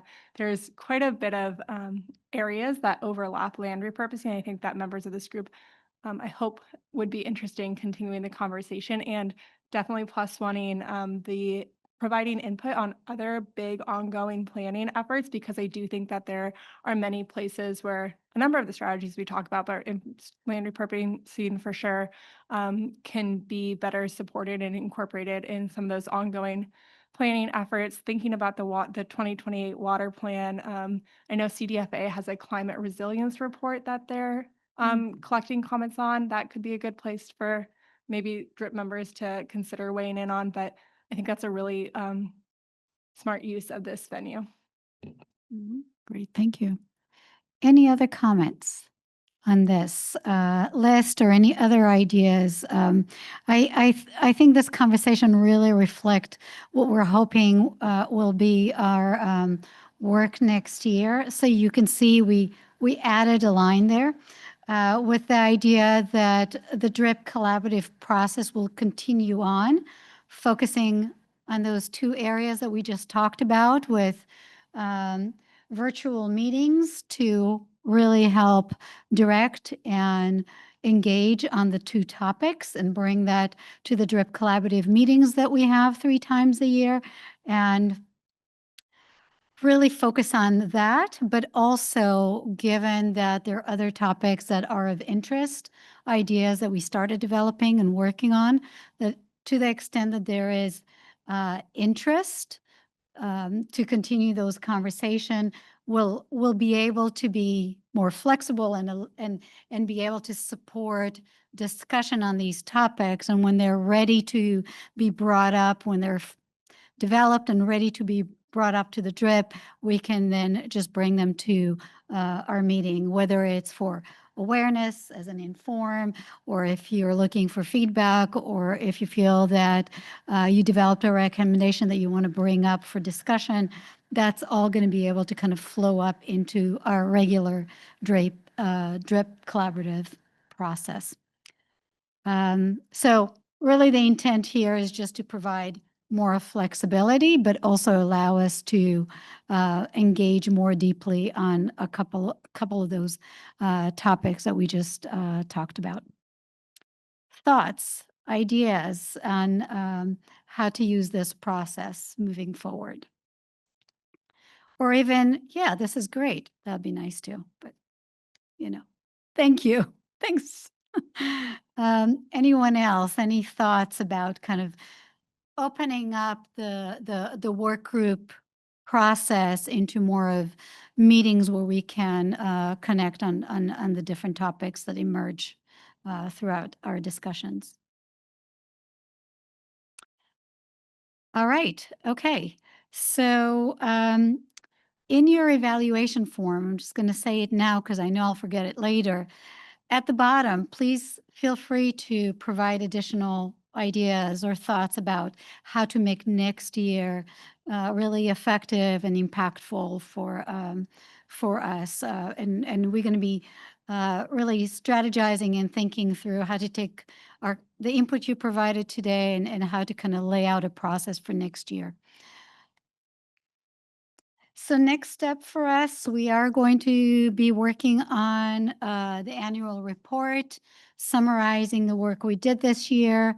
We'll schedule a meeting early next year, as we did before, to just kind of share and kind of develop the process as we look into 26. These are kind of the key things that are coming up next.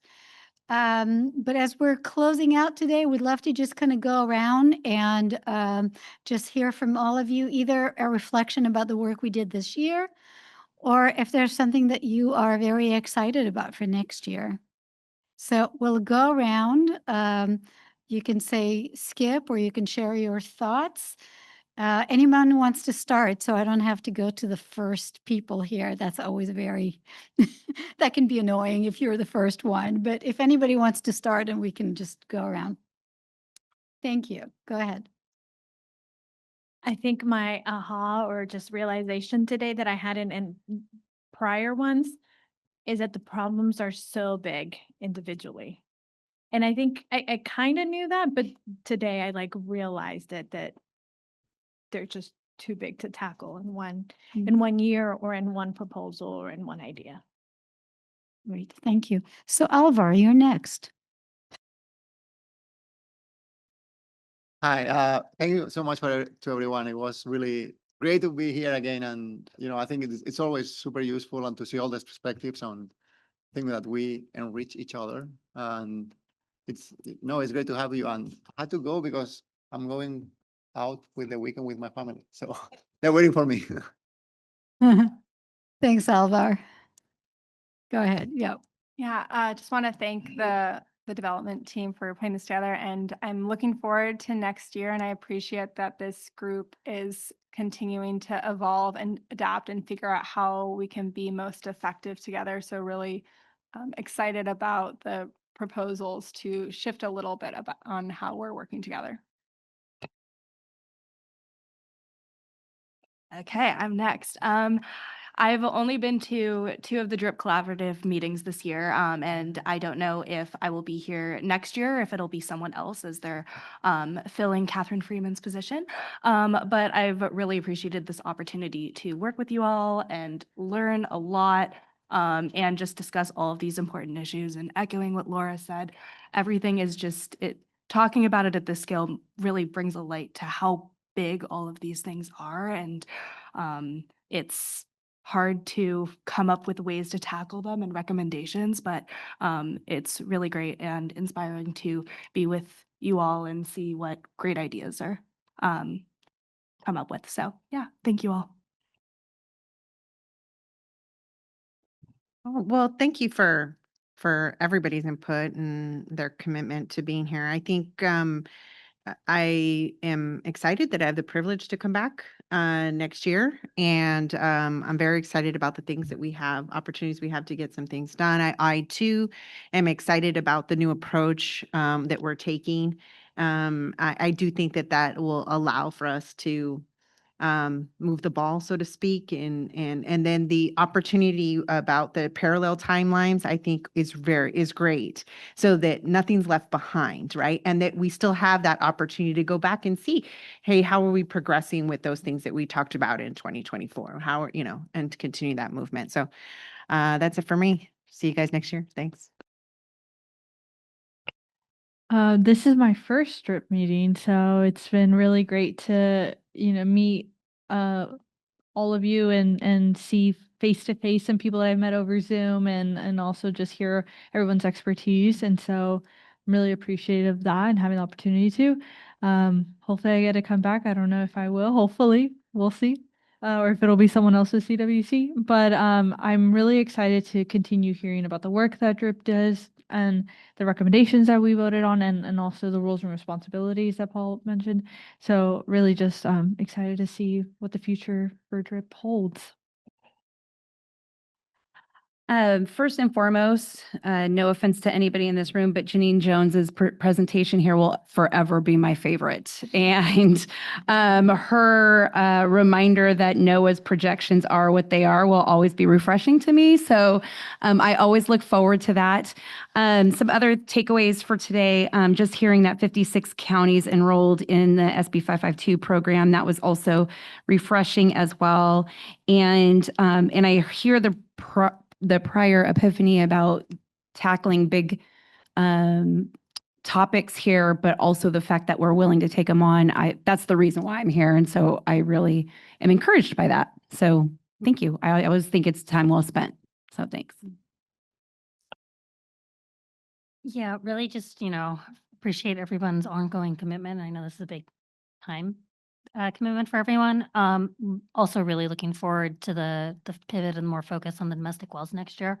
Really, that's an area that I know that we at Kelly PA and the water boards and DWR want to lean in. So looking forward to that work. Thanks. First, thank you for indulging my sermon today. I hope that I didn't mean to kind of go off on that tangent, but I really look forward in the coming year to especially the work on the infrastructure pieces that, maybe long-term, but I think to the extent we can fold those into the roles and responsibilities discussion, maybe we can make a lot of good progress on that as well. So that will be really central to my work outside of DRIP, and as someone who has found it very challenging to give sufficient time to this, and leaving a couple of work groups kind of leaderless, which I feel very guilty about. To the extent we can work those into other things that we're doing, and I can incorporate my other work into what DRIP is doing, so much the better. So that's my hope for next year. Hi, this is my first and I think possibly only DRIP meeting, but it has been really great to kind of spend the day with you all and hear about the progress you have planned for next year. I think my only feedback would be it was great to have the side conversations with folks. I think one of the draws of being part of the collaborative is to be in the room with everyone else here. And so maybe in the future, if there were like more planned breaks or something to do some internal breakout sessions or networking groups, I feel like that would be really great for the people in the room to build more of those organic relationships. And maybe larger font sizes on the slides would be pretty good. But yeah, I've been really impressed with all work you guys have been doing and looking forward to seeing what you guys come up with next year. Well, most of what I was going to say has been said. I mean, I really appreciate coming here. I really appreciate that some of the issues that we're talking about here, like looking at the state level, it's the same issues that I'm working on every day at my desk, especially when it comes this last year has been really focused on small systems and domestic wells. So, I also just really appreciate that, I'm a mid-manager at the second smallest county in the state, and I still get to participate in something like this. I really appreciate it, and I appreciate kind of getting the opportunity to share my struggles and get input both as part of this large group, and then the side conversations are also really valuable in the relationships we've built. So I'm very much looking forward to next year and continuing what we're working on. I really appreciate the collaborative nature of this group. This was my first year in DRIP, and it's so unique to get to be a part of something like this and, make decisions with so many different interested parties who we don't normally get to brainstorm with. And Sierra and I have worked very closely, on these recommendations. It sounds like we solved the housing water nexus. So, great. Not continuing to next year. I don't know if I'll be as involved next year. I was chatting with my colleague, Ben McMahon, who's the, brains behind the Vulnerable Communities platform. It might make more sense for him to step back in. He was part of this the year before when that recommendation was first developed. So just wanted to share my appreciation, and especially to Julie and Zoe and the team for doing so much work behind the scenes and really making sure that we're supported and taking work off our plate that makes this manageable. So just a little shout out to them. I appreciate the opportunity to participate in my first DRIP collaborative meeting. I look forward to engaging in the in-stream flow conversation next year, and I'm interested to see how the other two recommendations, how they turn out. Yeah, I want to add on to a lot of the things that were said. I agree, but I just want to thank you all for coming here today. And I'm just totally amazed with all the work that's gone into the work groups and the participation. It really shows the importance of this work. And I think the outcomes that we're going to handle that have been done over the first couple of years is going to just build and build and build, that we are going to continue to get traction and really address some of these really difficult things. We're going to chip away at it. These things are enormous, but we're going to incrementally knock these things down and start tackling them. And this is the group that's going to do it through a collaborative way. So I'm really excited to be here with you all, and it was a great day today. So thank you.